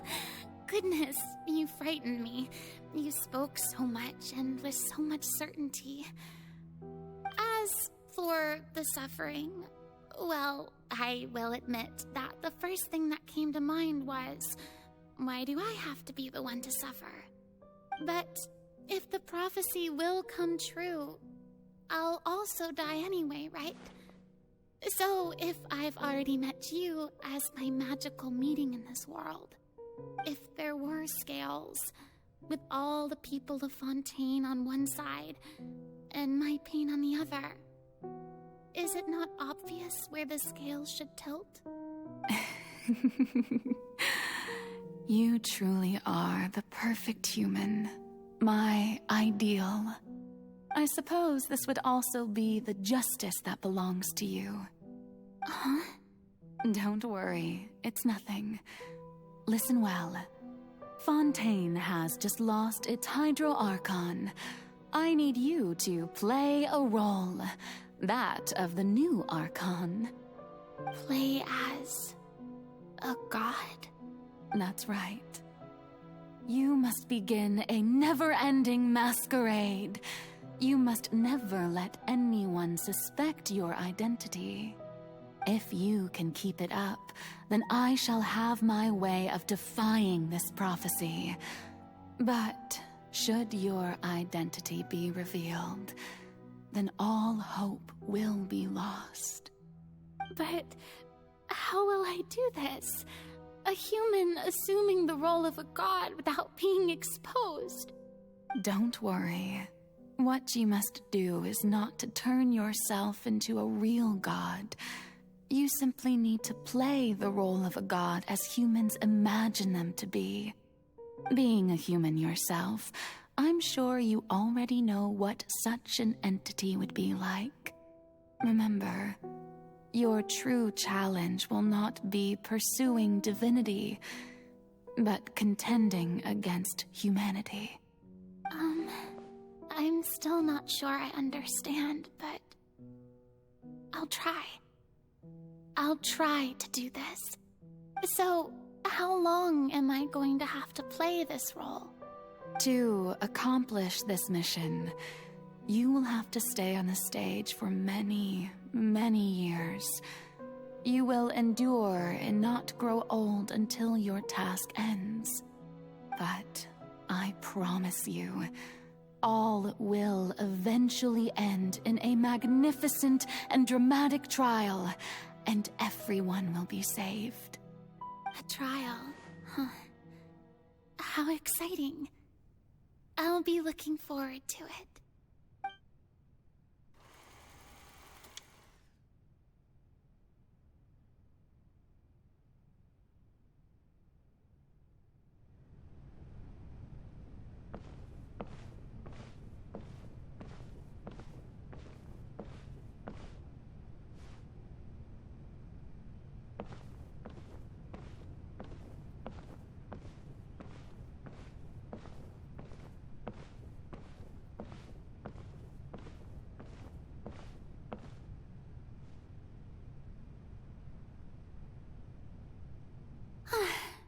The Maison Cardinalise has announced my accession, but this is my first time facing the people. What should I say to most appear like a god? To be honest, I still don't know. Perhaps I should first try to act natural. Ladies and gentlemen, good evening, and welcome to the Opera Epiclese. I'm sure you've all heard about how I have taken on the role of Hydro Archon. Indeed, I am Verena de Fontaine, your new Archon. In truth, I know little about becoming a nation's new god, but it will be my honor to guide you all. As the god Focalor, the god of justice, I shall do all within my power to lead you into an age of fairness and justice. Once again, thank you all for coming. If you should have any questions or suggestions, please send them to the Maison Cardinalise. The future of Fontaine will require us to work together, after all. This should do it. I thought I might stammer, but thankfully, I was able to convey my thoughts just fine. Okay, and next. That's the new Hydro Archon. Is this some kind of joke by the Maison? I would have thought that a being that surpasses humanity would be a bit more assertive. Hey, did you hear that? She even told us to send her suggestions there at the end. Shouldn't gods be all-powerful? She's being so modest. What's the difference between her and an ordinary person, then? If you ask me, perhaps the succession didn't actually happen. She might just be a Maison-backed puppet. Wait, what's going on? Why is everyone suspecting me of being a fake? Oh, this is bad. If I get exposed here, there'll be no saving the people from the prophecy. Right. Mirmi said that I just need to play the role of a god as humans imagine them to be. Calm down, Verena. Think. What do the people want? How would they imagine a god to speak and act? Assertive, with a strong sense of presence. One who can dispel all doubt. That is the character I'm fated to play.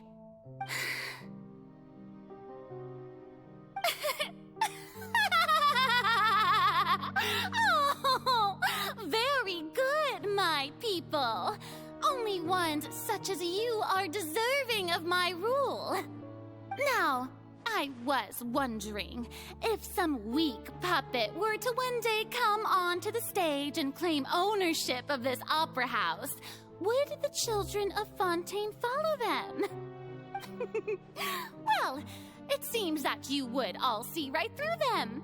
Having passed my test, you are qualified to witness wondrous trials alongside my august self, here in this opera house.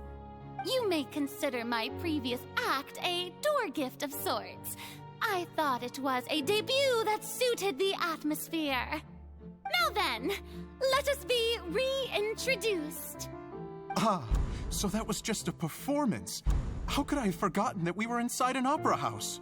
Her personality. It's quite shocking, to be honest, but I suppose it's a better look than before. Such a fascinating and bold deity. How wonderful. Our future may yet be bright after all. It seems I've turned them around. Best follow this flow and restart my accession speech. My dear people, whether you acknowledge me or not, whether you trust me or nay, I say to you, keep faith in your ardor for justice. We have heard it said that this nation's sins can no longer be washed away. Well, I say that justice is most fragrant when it blooms amid sin. No, this won't work. They'll suspect me again. I must play the role that they want me to play. The scales of justice should not weigh heavy in the hands of its god. On one side, it must carry fairness and justice. And on the other, praise and applause. May law be the prayer on our lips. May judgment be our worship. Let us light the fires and drink to the future of Fontaine. There is no trouble in this world that justice cannot solve. All that is needed is for you, my people, to believe in it, heart and soul. So long as I, the Archon Focalor, stand within the Opera Epiclese, so long as I stand before the Oratrice, I shall even judge the gods of this world!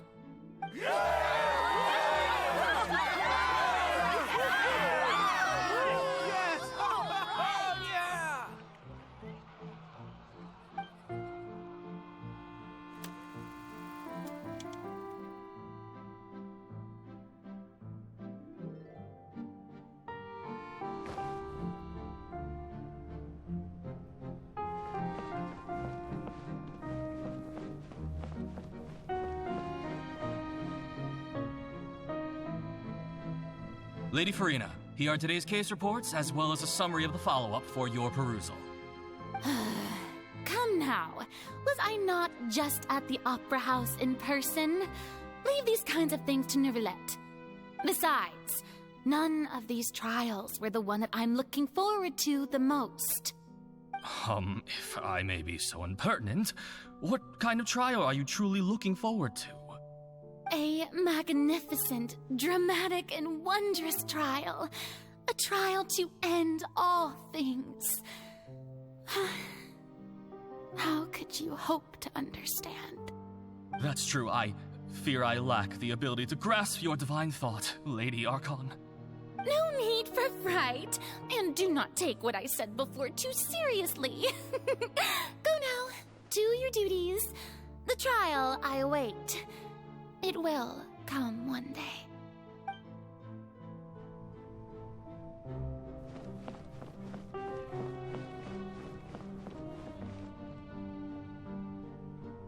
Lady Farina, I don't know what to say. Thank you for agreeing to see me. No need to thank me. Or rather, thank your own sense of perseverance instead. Long have you stood in line to meet me, have you not? Oh, I'm afraid that's just an inevitable consequence of my divine charm. All right. Deoteria, is it? How is your son's illness? You remembered me, and you knew of my family, too. He is doing much better now. In fact, he is far more of an ardent believer than I. He was the one who forced me to seek an audience with you, and to bring your words back to him. Oh, good. Very good. If this should happen again in the future, please do not hesitate to come and tell me. Going down to citizens' homes every so often, while not usual practice, should serve as a fine change of pace. You're such a gentle and wise God. Thank you once again, on behalf of my son.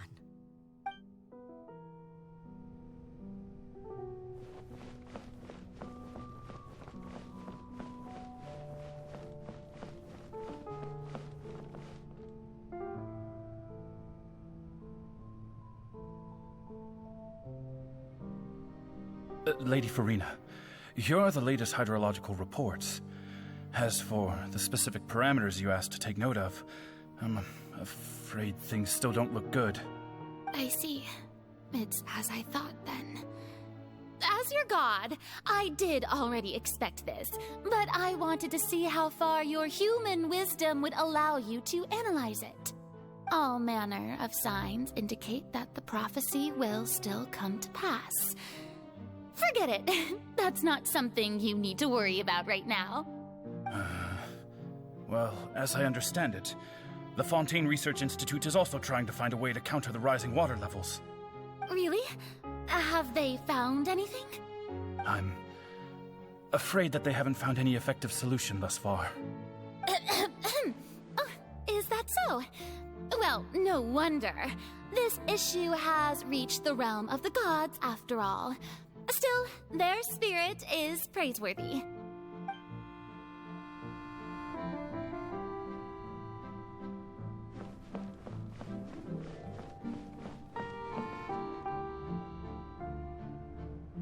The day is finally over. I haven't had a moment to breathe this whole time. But it's good to see that everything's getting on track. There are no longer any voices of suspicion. Maybe this is fine. I just need to keep going, and everyone will be saved. All right, Farina, don't think too hard about this. You need rest. Tomorrow's a new day.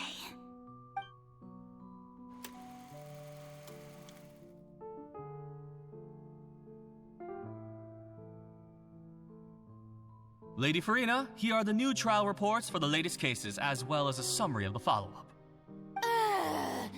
There'll be no need for that. I've seen them already. There's no need to go back over scenes I've witnessed in person before. Lady Farina, I've waited so long for this chance to see you in this manner. Indeed, my dear, loyal citizen. This joyous moment is an honor for us both. Lady Farina, we're detecting significant hydrological anomalies near Poisson. Understood. Keep monitoring. Keep me informed should anything come up at the Institute.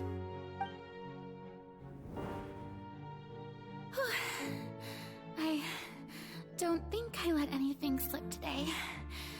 I must show the people that there is nothing to worry about. I just don't know when these days will end. I feel utterly exhausted. Best to rest early today, too.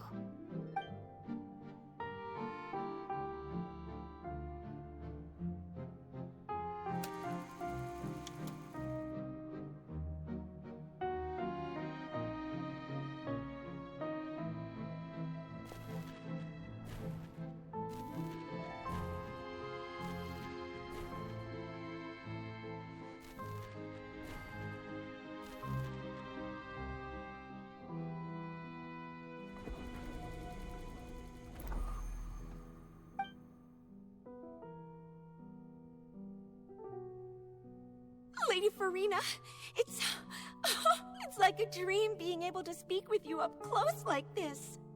I've heard that the first member of our family who was honored to receive an audience with you was Madame Dioteria, almost 20 generations ago.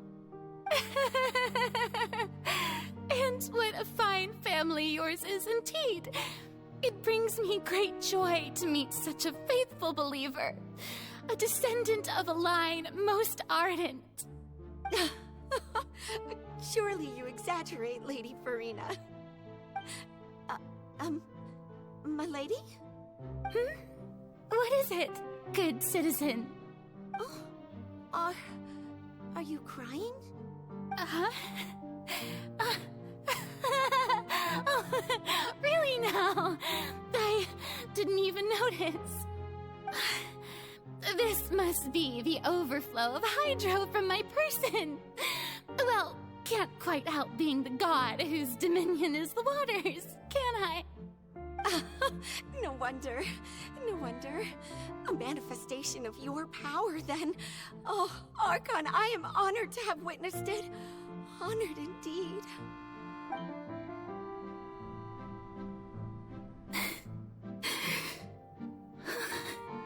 So interminable.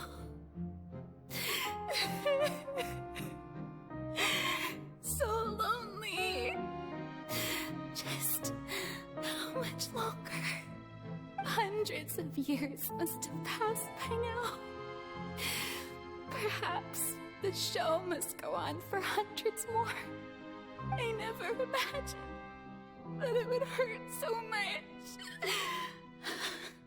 Have I reached my limit? No. Perhaps I reached it long ago. Today I didn't even notice my own tears. I want to tell someone, anyone, about this. But would that not destroy all I've done so far? I've conducted so many investigations across the centuries.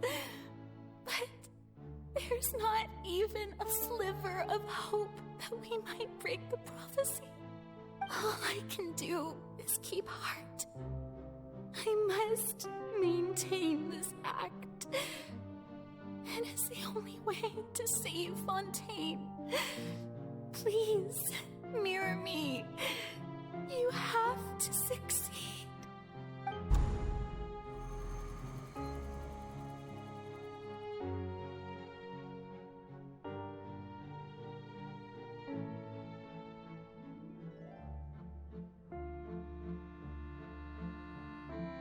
Farina, you don't have to shoulder this burden alone. Although I don't know what you might be keeping from everyone. Your people are more than willing to share your burden with you.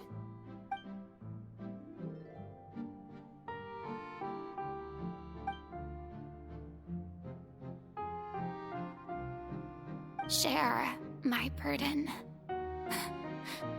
That's impossible. It was fated right from the start that this would be my duty alone. But even if your burden doesn't need to be shared, you can still choose to confide in someone. Just share it with me.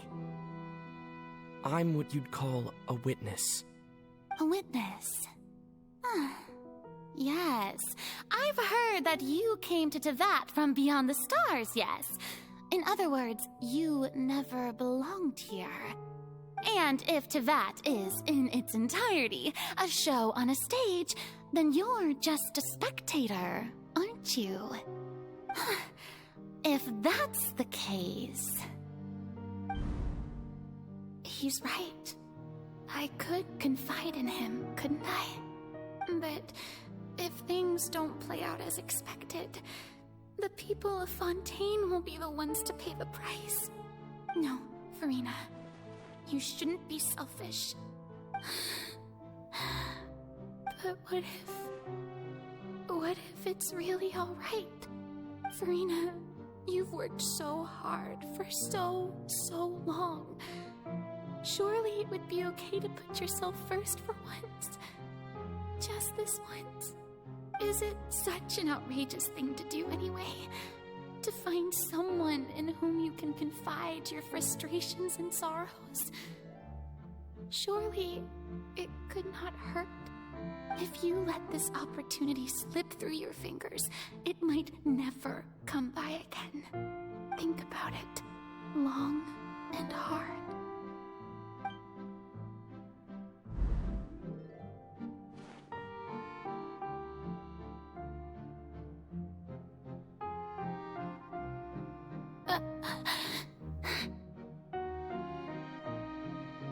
No, I have nothing to say. I am Farina, the Archon of Fontaine. Everything will surely get better. All you need to do, dear spectator, is to witness my performance until the curtains fall.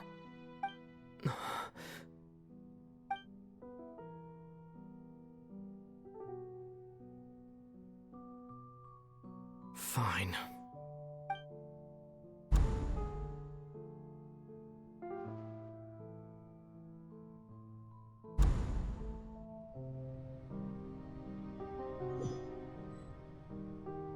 So even Farina doesn't know the truth? You've never once let her in on the full plan? Yes, it had to be done. To deceive the heavenly principles, you must first deceive yourself. She did very well. If she had let her resolve falter even once in these 5 centuries, Fontaine would have been doomed to the most tragic fate. It seems that trusting humanity was the right decision after all. I believe that I understand how your deception works, but that is only half the truth, is it not? How would you build on this foundation to save the people of Fontaine? That is the most important thing. Ah, good. Of course, the Iudex of Fontaine has pinpointed the crux of the issue. I'm sure you've long sensed that the Oratrice is no simple machine, yes? I've always suspected that it had its own consciousness, and Linny did mention that he heard a human voice within the core chamber. It now seems that that person was you, hidden within the machine all along. Am I right? And then I became one with the Oratrice, taking Fontaine's gnosis with me. Yes, it would seem so, wouldn't it? Alas, your understanding of this device still lacks sufficient depth. In truth, it is no enactor of justice.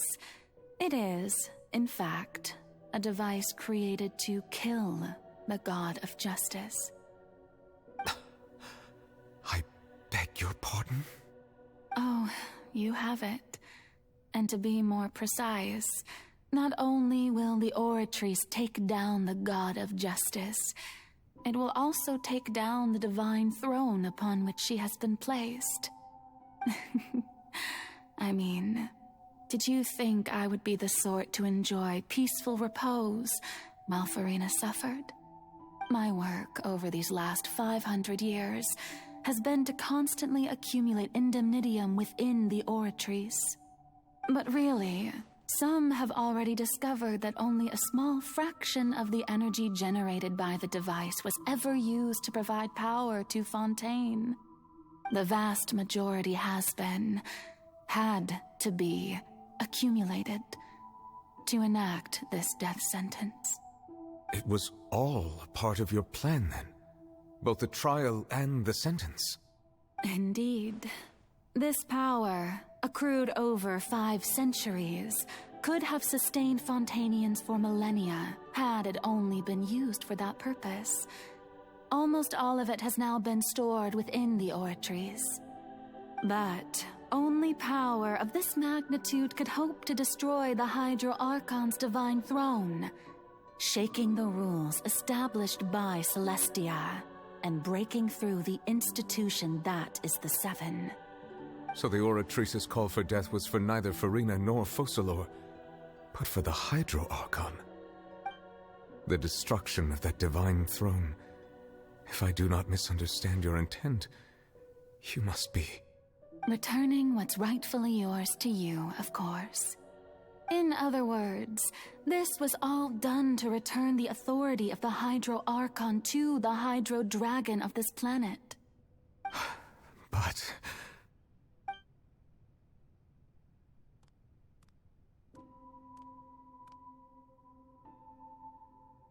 Oh, what? Getting sad again, are we? The authority of the ancient dragons shall soon be yours once more, O Hydro Dragon Sovereign. And this is the face you make. All you've done throughout the years is just so you can sacrifice yourself at the very end. I've never quite seen it that way, you know. Even now, I'm quite pleased at how well my deception worked.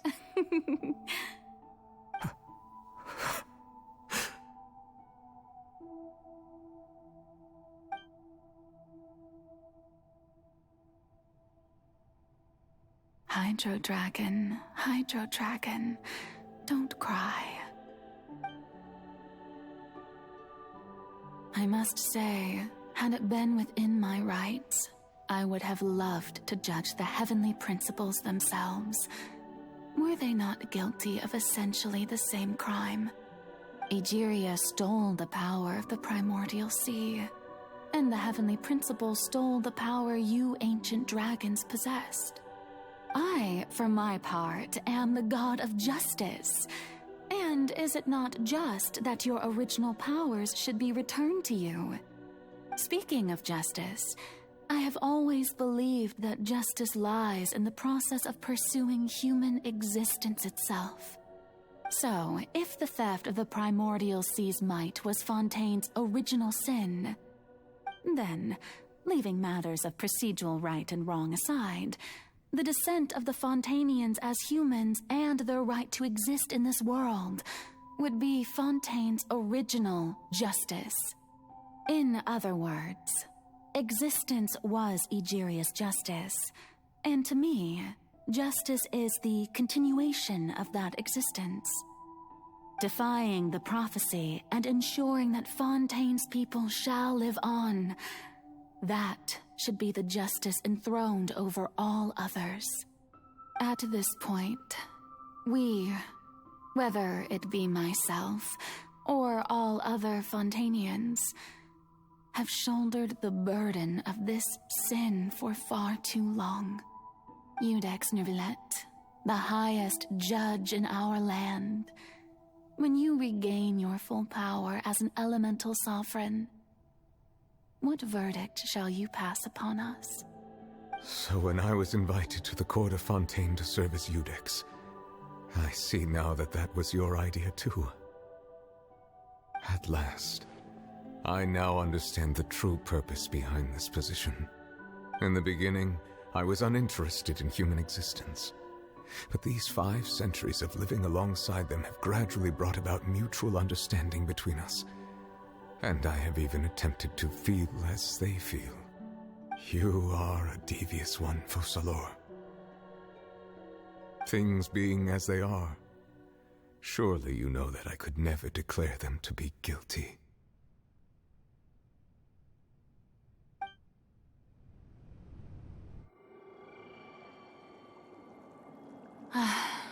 The hour of my execution is almost here.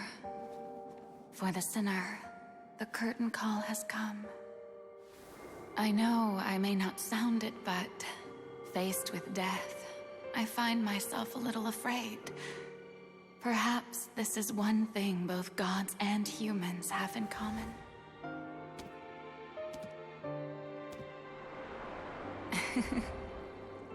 Farewell, Neuvillette.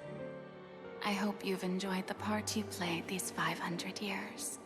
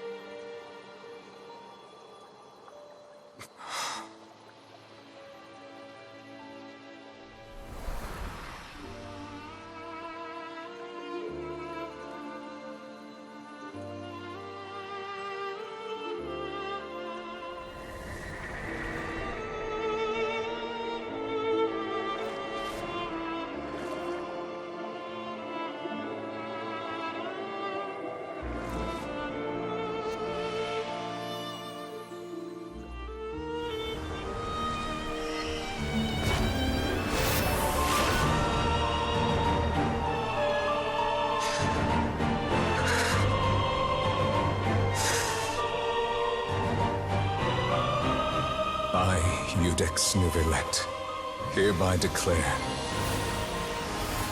People of Fontaine, your sins are forgiven.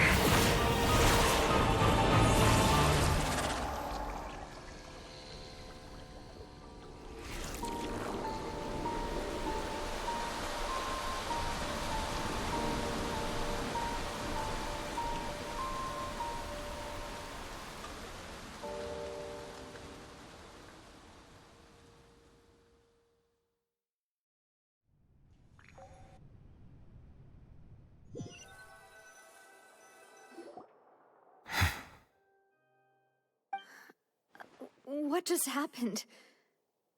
Has the death sentence been carried out? Was that bright light some sort of misdirection?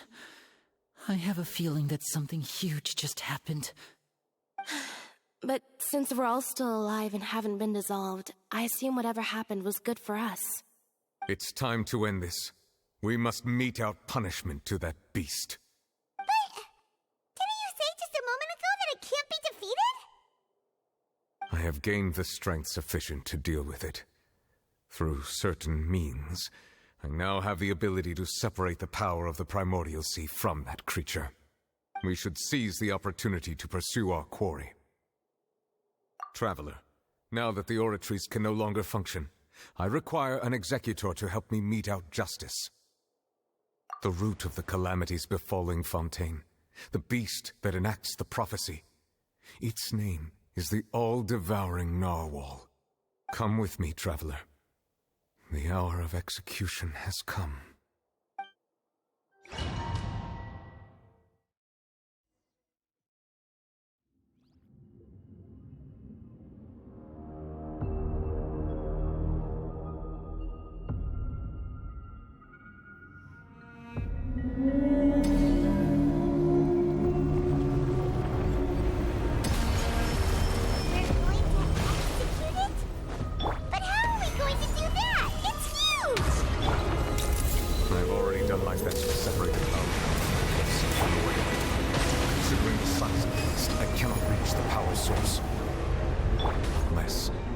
Find a way to attack it from within.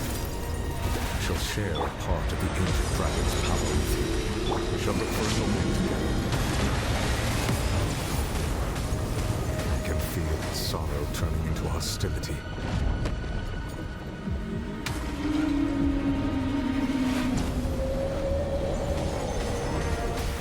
Settle down!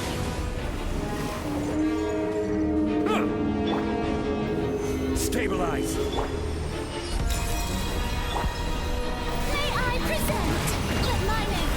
Silence! The all-devouring narwhal cannot resist its instinct to devour. To continue to trigger its hostility, a chance will present itself.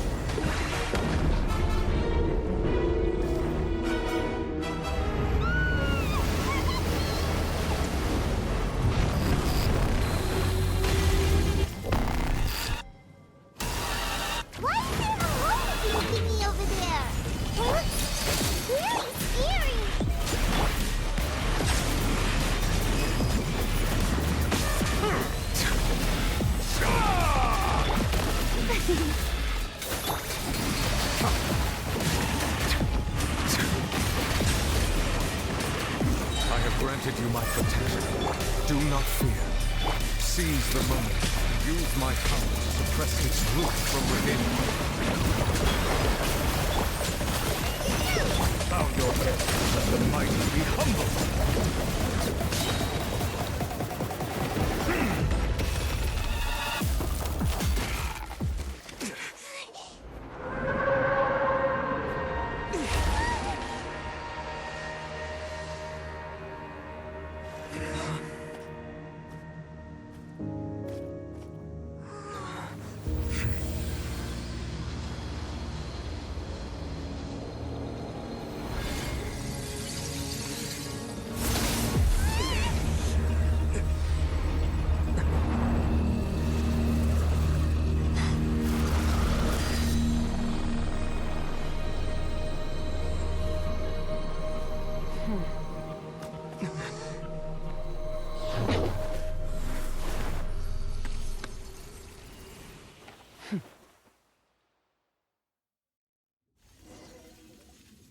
Thanks for helping with the cleanup. It should have been my job, but... oh well. It was just supposed to be a short private training session for me. I didn't think that my disciple and my master's pet would start brawling in the meantime. Well, actually, I had a feeling that it would happen at some point, but they bumped into one another earlier than I thought. What a blunder. I suppose I'll have to swing my sword 3 million times as penance. That power. Who are you exactly? Paimon has an idea. From what she said earlier, she must be Child's master. Skirk, right? It's just that he gave us the impression that she was the less talkative person. I simply did not have anything to say to the weak. But you, on the other hand, managed to defeat the all-devouring narwhal without using power from beyond this world. So you may speak to me as equals. I have to agree. It's a strange use of a planet's primordial waters just to raise an all-devouring narwhal. That kind of power is wasted on it. It's not cooperative, it eats too much, and I have more important things to do with my time than pet sitting. The only thing that creature has going for it is its looks. All in all, it fails as a pet. Miss Skirk? I think you might have missed the point. The point being? Well, being that this pet almost destroyed an entire nation. So what sort of person is your master? Well, Child's master's master. Wait, is that right? Oh, right. So you don't know him. Sorry, I assumed you did. His name is Sir Taloji.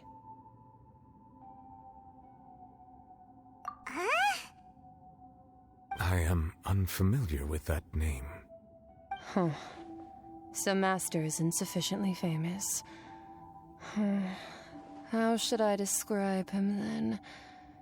Have you heard of the name The Fowl? The Fowl? Still nothing? Well, how about the Visionary? Vetterfulnir then? Or Gold Rhine-daughter? Ooh, that one we've heard! Rhine-daughter's part of the Hexen Circle. She's Albedo's mom, right? Oh, so you do know that name. To be honest, I also heard all of those names and titles from my master. I don't actually know them either. But I suppose you understand now, yes?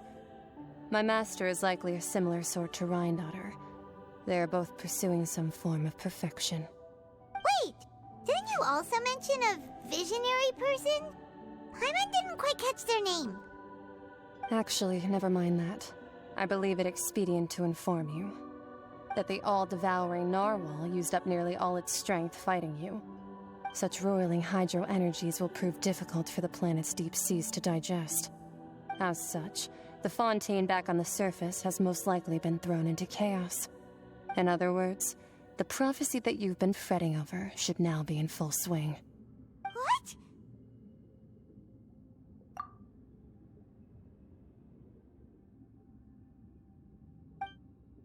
Not to worry. Focalor has already managed to deceive the heavenly principles. In the end, the people will all be dissolved into the waters, and only Farina will remain, weeping on her throne.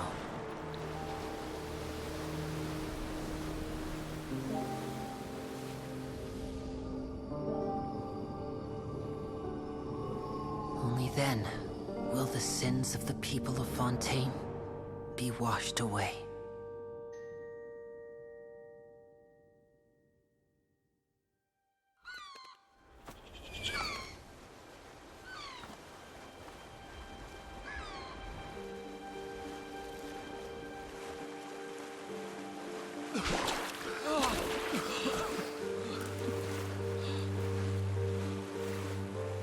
Hey! Help! Over here!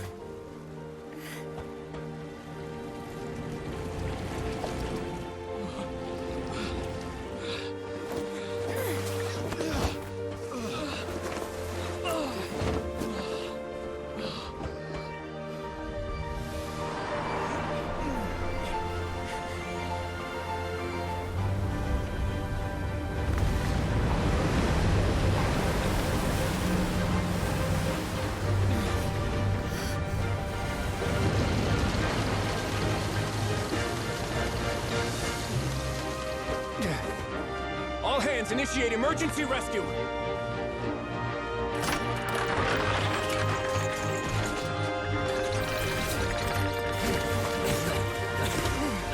Hurry!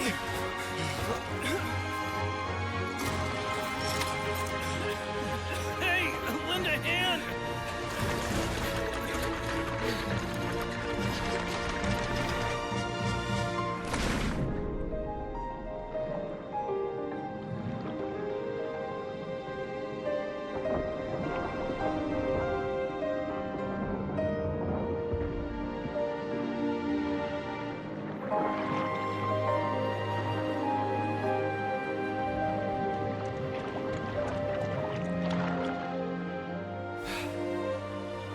Look! The water's receding!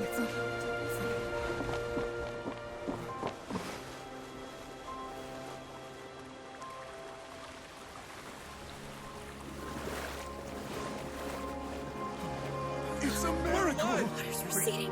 We didn't dissolve. The prophecy was wrong. The prophecy was wrong.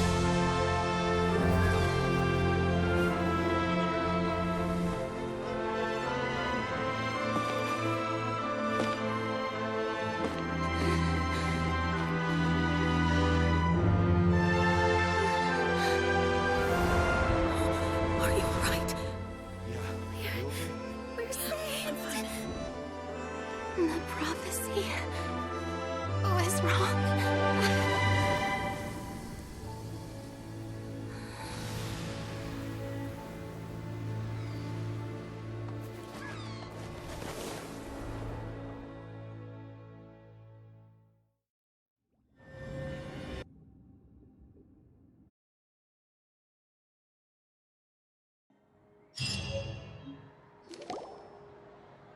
The soul renewed.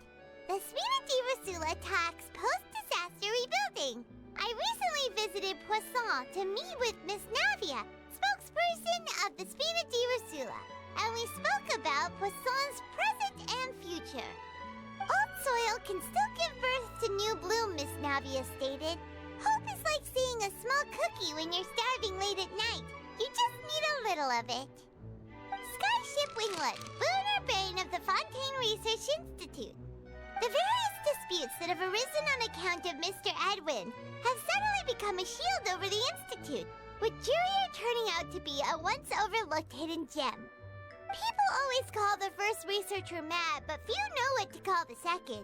And should that latter person achieve a miracle, they would find it all the harder to find a word with which to classify him and his team. Wow! Paimon barely recognizes the people in the reports. Are those really Jurier and Navia? They sound like real big shots. What do you think? Pretty enthralling, huh? The Steambird's idea was pretty simple. With the disaster just having passed, we would print a free edition packed to the margins with good news to calm people down. The value for these big scoops lies in their inevitable follow-ups. We'll publish further reports and go into the stories behind those people. Edwin's assistant, Jurier, created a true flying ship, while Navia is leading people in the reconstruction of their home. I'm sure that these stories could draw even your well-traveled eye. Paimon's curious too! Wait a minute. Didn't we watch everything happen from start to finish? What's there to be curious about? And that's exactly why I'd like you to come conduct interviews with me. You're the best incubators of news, if you haven't noticed. And also, with you around, I'm sure I'll get to see that Duke. Are you sure? Hasn't he turned you down several times already? Oh, this time will be different. Come on! Let's head to Poisson first, and then make a trip to the fortress. There are some things you'll only know when you get there.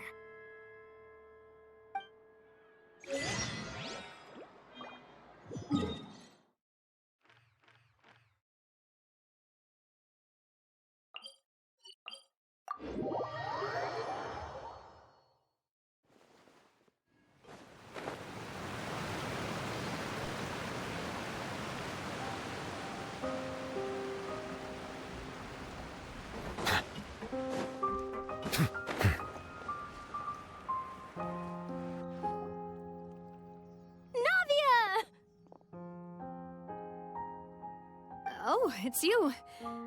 What brings you all here? Hey, we're just having a look around. I'm here to update myself on how things are going here. Oh, the Fatui are here too. Let me introduce you. This is Mr. Garunt Snezhevich.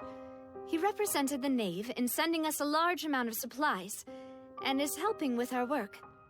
Our residents are hard at work as well. Thanks to everyone, work is progressing nicely.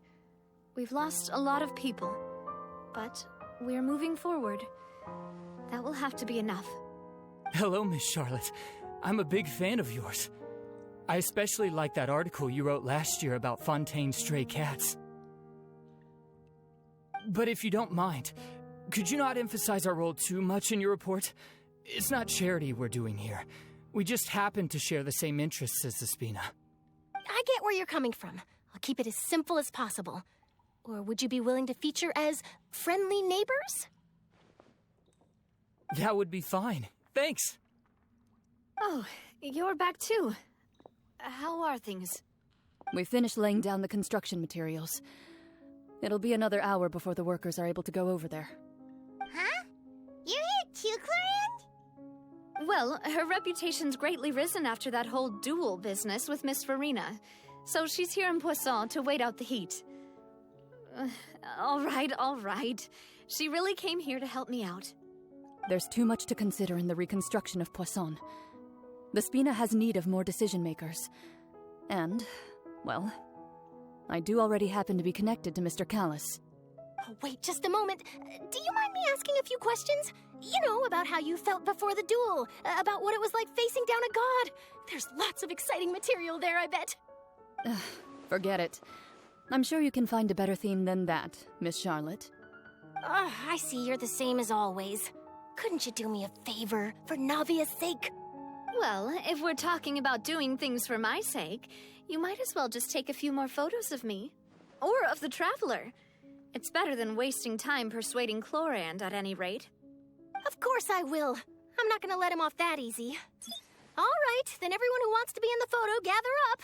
And smile.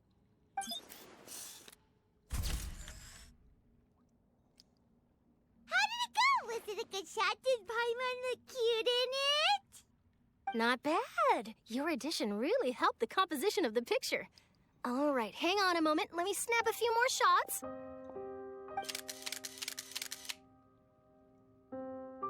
All right, that should do it. I'll be back here later anyway, so let's call it a day.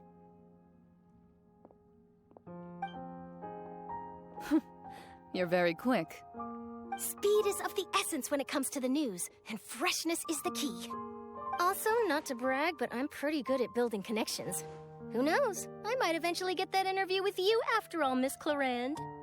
Wow, you really do have that never say die spirit. I'm impressed. I'll hazard a guess that this is how you got that interview at the Fortress of Meripede. Whoa, you're well informed. Let me make a guess too. I asked Sijuin, who told Monsieur Nervillette, and he told you, right? That's a very complete information chain. In truth, all Monsieur Nervillette asked me was, when did the fortress become so friendly towards the media? I told him that it was best not to speak too soon. There's no guarantee that Ridsley will make a personal appearance. You're right. I've got to treasure every moment I have with them. In which case, I'll be making a move first. Stay safe now.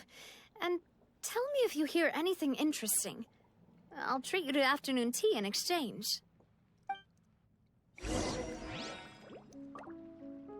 You seem curious about the fortress. Of course. That Wriothesley. I still remember going down to the fortress to grill him for information on my father's case. Boy, did he take me for a ride. Without telling me anything, of course. But he did invite you to tea, didn't he? 2 large pots of it, in fact. It was good tea, though. I have to agree. The tea there is very good. Speaking of that, would you like to have some today? I mean, you've got time, right? Well, I'd be partial to some shortbread. Wow, it's like we've got a menu or something. Sure. Good. What flavor of biscuits would you like, Mr. Snezhevich? Me? I'm fine with anything. But I would prefer chocolate, should you have it. All right. Leave it to me. I'll go over the newly arrived supplies with you later, Mr. Snezhevich. We should be able to finish the preparatory work today. That works great for me. Huh. Is it just me, or did you get a new lipstick? I did. It was a gift from Sijwin. Want to give it a try? I think the color would suit you, too.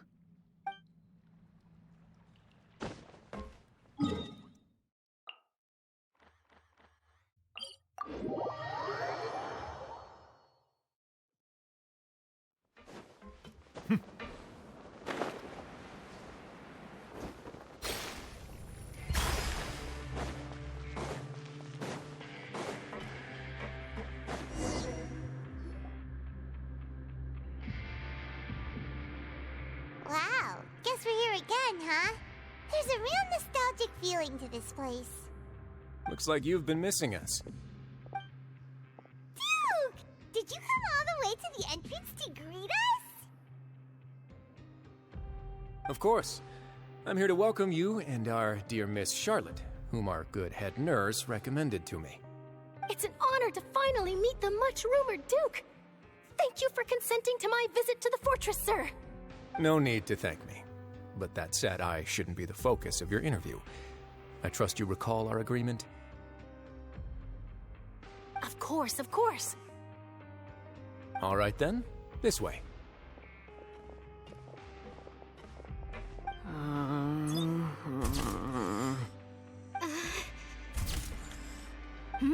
Hey, no need to be so nervous. I've already taken all the photos we need. Miss Charlotte, do these pictures really need to be published on the cover of the Steambird? It would seem that Miss Lorvine doesn't want her face to appear beside that of Mr. Jurier, Sir, please don't say things like that. But it looks like dear Mr. Jurier denies it. Might this interview be very important to you, then? No, I just... This is my first time being interviewed, and I'm very thankful to the Steambird for... Now, I might not look it, but I actually did meet Mr. Edwin once. And I'll be honest, I enjoyed chatting with you more. You've definitely got more of that genius vibe going on. The boat that brought about a miracle, the ark that saved the people. Why, you recreated a myth back there, like an emissary of legend. Still, if I might ask, where's that flying ship now? Huh! Looks like Charlotte's trying to get herself another exclusive scoop. I have to apologize, but that ship is presently in the bowels of our factory. I'm afraid it won't be easy for you to get a shot of it. Really? Well, then in that case, could I have an interview with you to make up for that loss?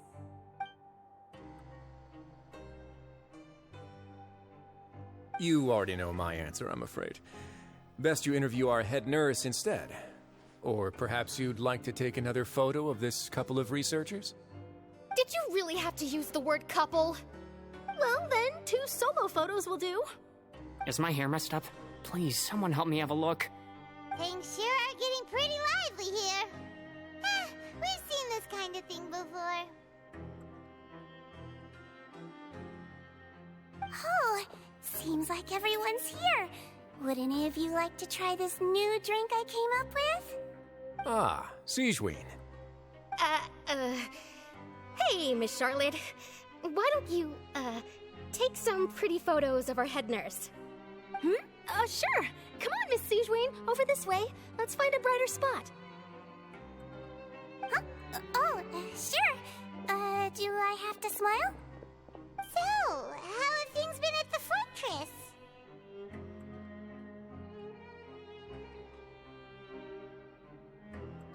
Same old, as you can see. Fontaine's undergone some changes, but this place is still more or less the same. Other than that flying ship, it got a tad too much attention, I think. That's why I decided to let the interview go through. We should direct more public opinions toward the behind-the-scenes heroes. Am I right, Mr. Jurier? Miss Lorvine? You're too kind, sir. I believe that you too should have your day in the sun. Not that you would want that, which is a pity. I'll just leave the spotlight to you two.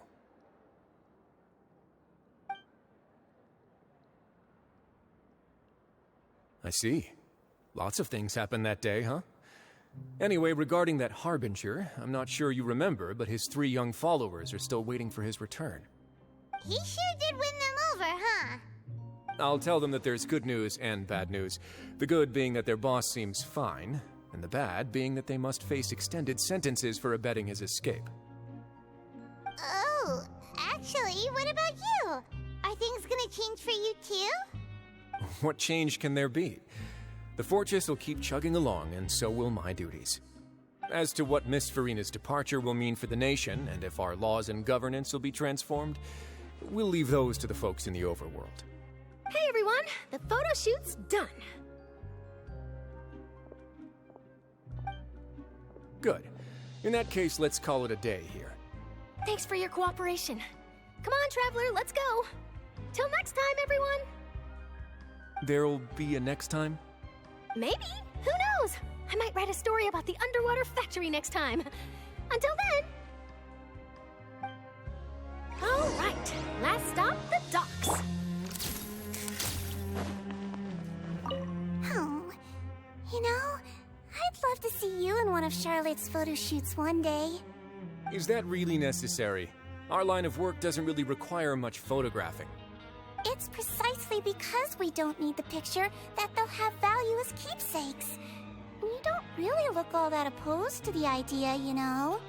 Maybe I'm just happy that I managed to once again avoid the spotlight. I think this interview went well either way. Yes, you successfully kept prying eyes away by using Mr. Jurier and Miss Lorvine as shields. Very good. You should be happy for them. They have a bright future ahead of them.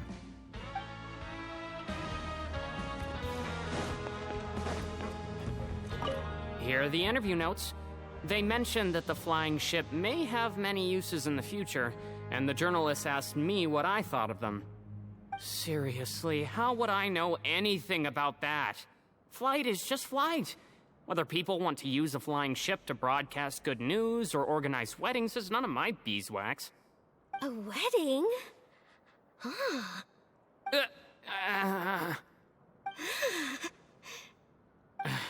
Why are you looking at me like that? So the flying ship can be used for weddings? I didn't say that. That journalist mentioned it, and what does that have to do with us anyway? True. What does that have to do with us?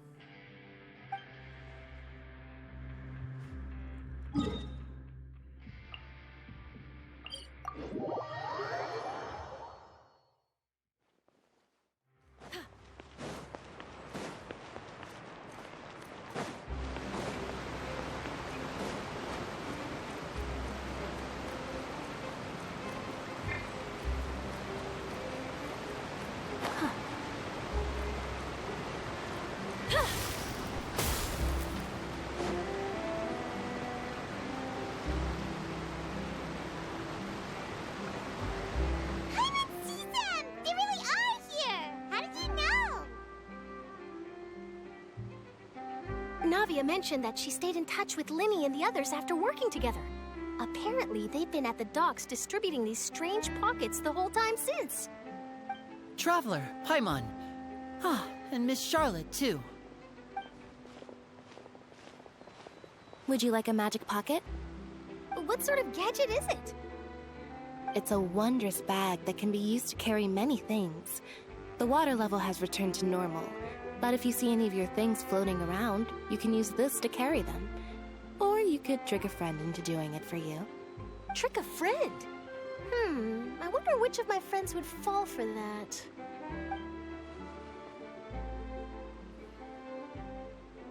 You could just make a friend like Fremine here. Isn't that right, Fremine? Is this what you meant by, I'll help you make some more friends? To be honest, that sounds pretty sweet. Could I have your contact, please? Sure. Please, write down my address. You sure are working hard to help Fremine socialize. He was the one who proposed doing this. He even wants to assist in our magic shows. Yes, I was planning to first introduce Pear as an assistant, and later Fremine himself. In the future, I think we can leave underwater escape magic to him too. That said, would anyone want to see a diver escape underwater? Oh, it'll work out. Every journey begins with the first step. He'll become a part of our show eventually. Lynette, could you come over? Miss Charlotte says she wants to take a picture of us. Got it. My, that Charlotte is rather perceptive. She got rid of everyone the moment she realized I had something to say to you. So, how have things been, Traveler? Father says that you did a great deal during the latest events. She's very grateful for your contributions to Fontaine. That's all right. We were more than happy to help. So, what's she doing now? Oh, I guess you haven't heard. Well, after Lady Farina left, Father and Monsieur Neuvillette opened negotiations, during which he gave Fontaine's gnosis to her as a diplomatic gift. A diplomatic gift? A gnosis? Yes, I was quite surprised at first myself. But when I thought it over, there were actually a number of things going for it. It could have been done as an apology for the incident with Lord Child, or as thanks for his help in tying the all-devouring narwhal down. Furthermore, Father did also lend significant aid to Fontaine and Poisson.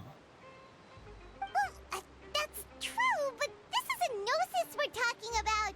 Doesn't this seem a bit irresponsible? I would agree, but I've also heard that it seems that Monsieur Neuvillette has had a significant change of heart regarding the matter. So there's some reason for this that only Neuvillette knows about? I suspect you'll have to ask him about that yourself.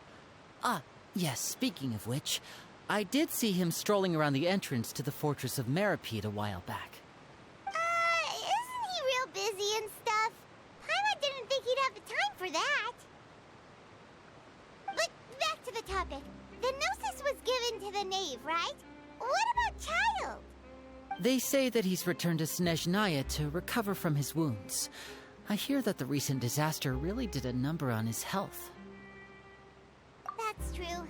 When you think about it, we've had loads of run-ins with the Fatui.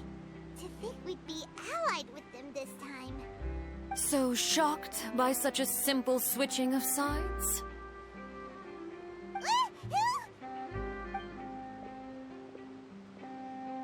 Father! Well, what do you know? Come to the docks to see how my children are doing and meet the Traveler by chance. Please do not pay my accomplishments in Fontaine too much mind. I would have done them regardless. Are you going to take the gnosis back to Snezhnaya? That is our duty as harbingers, yes. Don't be too preoccupied with sides. The goal of the Fatui concerns not a single place or person, but the entire world. With such a grand goal in mind, it is inevitable that we must wear many masks. Switching my masks is something I've always done. Well, that depends on many things. No one truly knows what the future holds.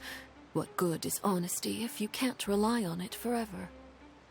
As for you, I very much look forward to our next collaboration.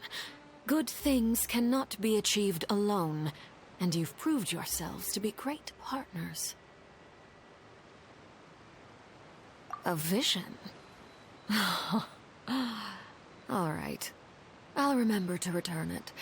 Thank you for keeping it safe for him this entire time. And that's a wrap for me. Huh? You're... Greetings, Miss Journalist. Hello. If I'm not mistaken, there are diplomatic channels I'll need to report to take a photo of you. That is correct. So forgive me, but I will not be able to serve as a subject in your article. However, feel free to write as much as you'd like about our dear magicians and our upcoming rookie talent. I I will. The sea breeze is quite pleasant. I shall continue my walk while the weather remains so agreeable. Farewell. Farewell, Father. Oh, she has such an intimidating presence. I didn't even dare to take a picture. Thankfully, I've already wrapped up all my pre-scheduled interviews. Thank you all. This'll be more than enough for me to write about, I'm sure. Don't be too nervous. Why don't you take a magic pocket before you go? Here, Traveler, Paimon, you take one too. To move things about? That's right. Funny. I was giving out magic pockets when we first met too. And what do you know? I'm doing the exact same thing right now. So many things have happened, but the pockets are still the pockets. I guess this must be life. We will all follow our own paths, and serendipity will lead you to your fated friends. All right then. We'll be handing out pockets in some other districts later, so we'll get going now. Have a good day, you two. Well, guess we sent Charlotte off. Shall we go see how Neverlette's doing? As long as he's not so busy that he doesn't have time to chat anyway.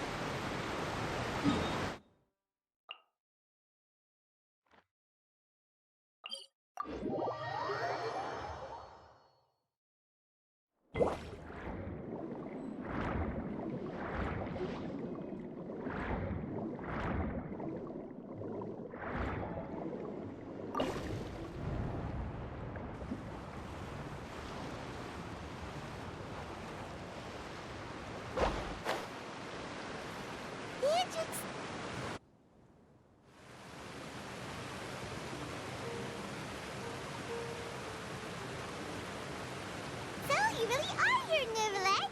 Paimon didn't think you were going to have free time this hour of the day. Really? Oh, I suppose you must have met Mr. Linney. He took the time to greet me earlier when he passed this way. In any case, you came at a good time. I was just considering reaching out to you to set up a meeting, so I may explain some things that I haven't had the time to before.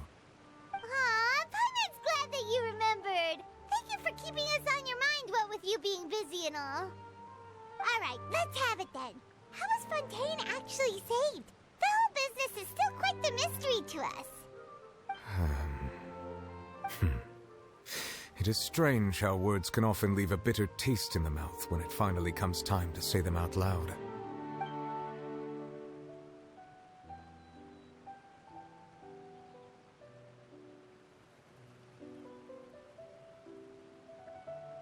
Whoa. So that's what happened?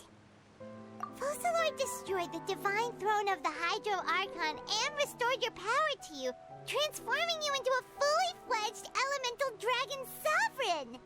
But Paimon still doesn't quite get what you did to save the Fontanians from dissolving.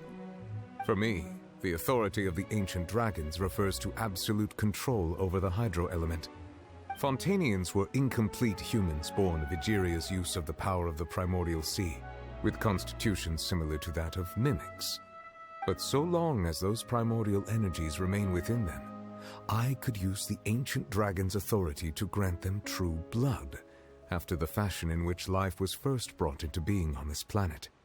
In other words, when I gave my verdict, Fontanians became true humans, and thus would naturally no longer be dissolved by water from the primordial sea. Focalor must have counted on you to make that decision as well. Your verdict was the key to making the prophecy appear to have come true while saving everyone. Yeah, and in a manner of speaking, Focalor finally managed to fulfill the original Hydro Archon's wish to turn Oceanids into real people too! It seems from your expressions that you still have more things you wish to ask. Ask away. I will tell you the truth as I know it. I have investigated his case along many avenues, and I have learned that he once fell into an unknown chasm when he was young. There, by chance, he awakened the all-devouring narwhal. But whether it be by sentiment or reason, that should not have been enough to consider him the root cause of the disaster. At most, he would have had tangential liability. As for the judgment passed by the oratrice during the trial, Whether it was due to that liability by association, or Focalor deliberately using him to buy time for us on the assumption that he would be able to hold the creature off, I cannot say. Guess Focalor had Fontanians in mind the whole time. In the end, it was thanks to her that they finally became real humans. Hang on a second. Paimon suddenly got another question. Back when Fontanians hadn't yet become real humans, were the children they had also transformed Oceanids? Life has always flowed like water. Do you recall how Fontanians would often come to the Fountain of Lucine to pray for children? Yeah, Lynette said the fountain is where all the waters in Fontaine converge. In truth, even those couples did not know that such prayers were no mere custom, and instead a form of ritual. Those Oceanids who were blessed within the spring water would later descend as new humans in the coming months. Paimon sorta gets it now. Either way, it seems like this ritual won't be of any further use, but it'll probably live on as a local custom. Ask away. I will tell you the truth as I know it. Yeah, about that. Risley said Farina has already left. What's that all about? Ah, Lady Farina. The people are only aware that her death sentence has not been carried out. She abdicated the post of Hydro Archon and left affairs related to that title to me, before leaving the Opera House. I related Focalor's words to her faithfully and completely. After hearing them, she seemed neither saddened nor comforted. She simply said that she was tired and needed to rest. Having said that, she then packed her things and moved out of the Opera House, not unlike how an ordinary person might. But she's still got a place to stay, right? You need not worry. I will make arrangements to ensure that she will not want for food, clothing, board, or travel. In truth, I am somewhat happy for her. The wear and tear on her spirit will, of course, take time to heal. But now that she no longer has to play the role of Focalor the Hydro Archon, she can finally lay down her burdens and lead a normal life. What about you then? What are your plans now that you've regained your full powers as the Hydro Dragon? After Focalor passed on, the Oratrice also ceased to function. This matter will directly affect our trials. After much careful consideration, I've decided to take over its role in our courts. From now on, I shall hear cases and pass verdicts by myself. Looks like you're still considering stuff from the perspective of the Udex, huh? As an elemental dragon, there are indeed many things that I must do. But this power and this duty, in a manner of speaking, you could say that both were granted to me. As such, before I attend to my other responsibilities, I must first and foremost continue to serve Fontaine as its highest judge. The duty of the Hydro Sovereign and the duty of the Udex shall coexist within my person. Additionally, the Hydro Archon's departure has brought about another problem, which is that the Opera House shall no longer produce indemnitium. That's true. That power was derived from the people's faith in the Hydro Archon, wasn't it? Wait, but the various mechs and machines in the city are all still okay. Where are they getting their energy from? As I am now, I have full command over New Musia, and it can serve as a complete substitute. Another reason why I cannot quite leave Fontaine immediately. Wow. This ancient dragon's authority stuff is really quite useful, huh? Ask away. I will tell you the truth as I know it. Oh, that's right! They say you've given it to the knave as a diplomatic gift or something! Leaving aside their intentionality, the two Fatui Harbingers have indeed done much for us during this crisis. Their sole remaining goal in Fontaine, at least at this point, would seem to be the Gnosis. The Oratrice has ceased to function. The Hydro Archon's divine throne is now no more, and I do not need the Gnosis's power. As such, it has lost all meaning for Fontaine. If the Fatui have impure designs, then we might as well accede to their request now, and avoid unnecessary conflict. What complicated considerations! Paimon thought you were just giving it to them out of gratitude to the knave and as an apology to Child. Ask away. I will tell you the truth as I know it. You will soon be heading to Natlan, I presume? I'm afraid that I have little talent as a travel guide, so all I can do is tell you what I know about that land. As far as I'm aware, Natlan can be said to be a nation of dragons. A nation of dragons? You mean like you? No, I suspect that I would not find myself welcome there. Unlike ancient dragons such as myself, the dragons of Natlan have undergone long years of development and evolution. Large numbers of them have entered a form of coexistence with humanity. Natlan is also the nation of war. War ravages those lands like an undying flame. There is one other piece of information I got incidentally from my negotiations with the Knave that I believe may be useful to you. The harbinger known as the Captain has thrown his hat into the endless ring of war. The Captain. Sounds like a real tough customer. Seriously, everywhere you look, there's a Fatui harbinger doing their thing. I suggest that you fully prepare yourself before going to Natlan. In the meantime, Fontaine's doors will always be open to you. Ask away. I will tell you the truth as I know it. Hang on a sec. Paimon's still got a question about Gnosis. When we spoke to Linny earlier, he mentioned that your attitude towards giving away the Gnosis had clearly changed. We guessed that there might be some reason for it that only you were aware of. No wonder the House of the Hearth is the Fatui's intelligence division. They are certainly sharp. So regarding this specific issue, I was just getting ready to share something with you. What is it? In truth, I exchanged some further words with that lady named Skirk after sending you two back to the surface. It went something like this.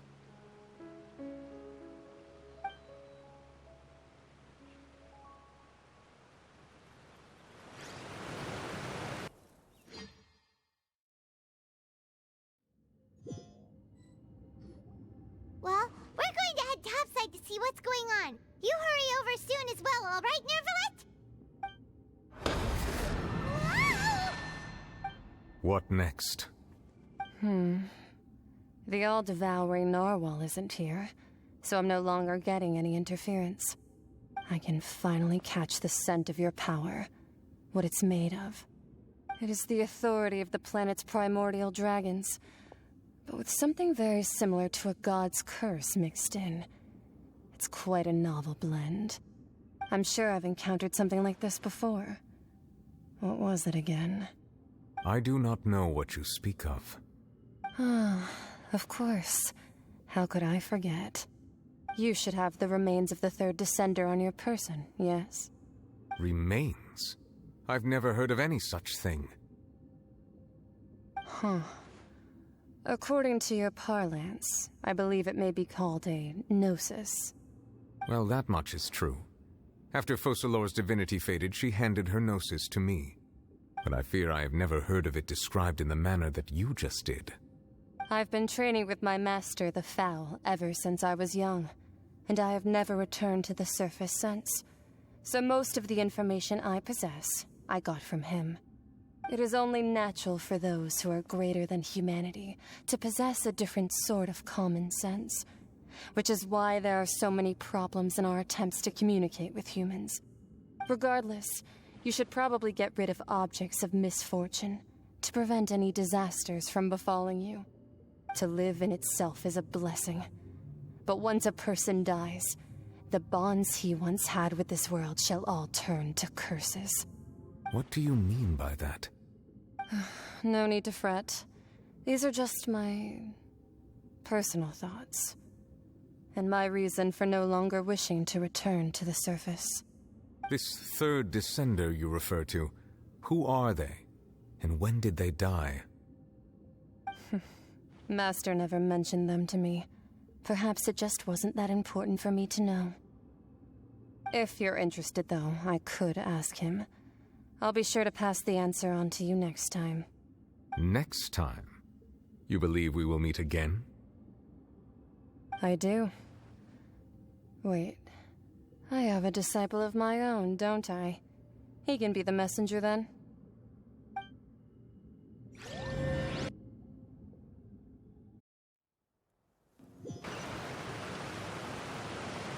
That's what she told me.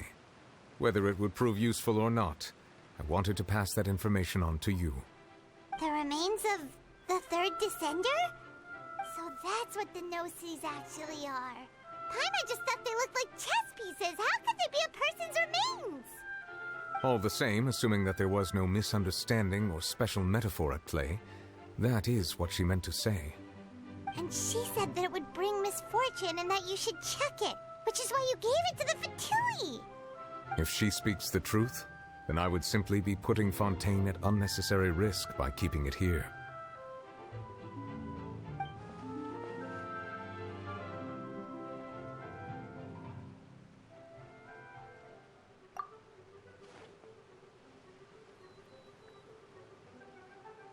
I had guessed that you might already be familiar with this concept, but I did not expect you to be one of them.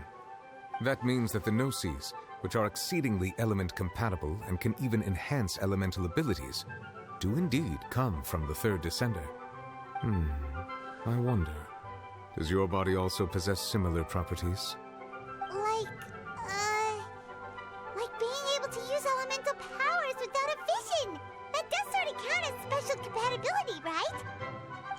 No, let's not think about this stuff right now. It just feels creepy. Comparing the Traveler to the dead third Descender and all.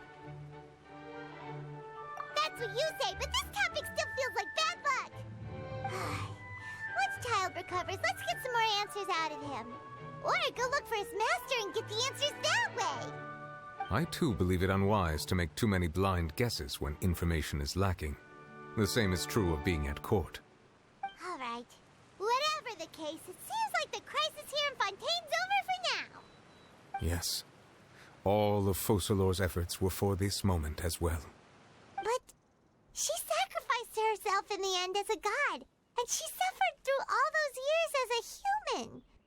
Was that really what she wanted? I suppose that would be the mystery of a god's will. I suspect not. But once in a while I too would guess that if wishes were like the clouds in the sky, they will one day return to the earth as raindrops. Life flows like water, and rain is the final answer. The water levels may sometimes tilt one way or another, but the rain falls fairly upon all. And what ultimately is the difference between the rains that fall upon all of us?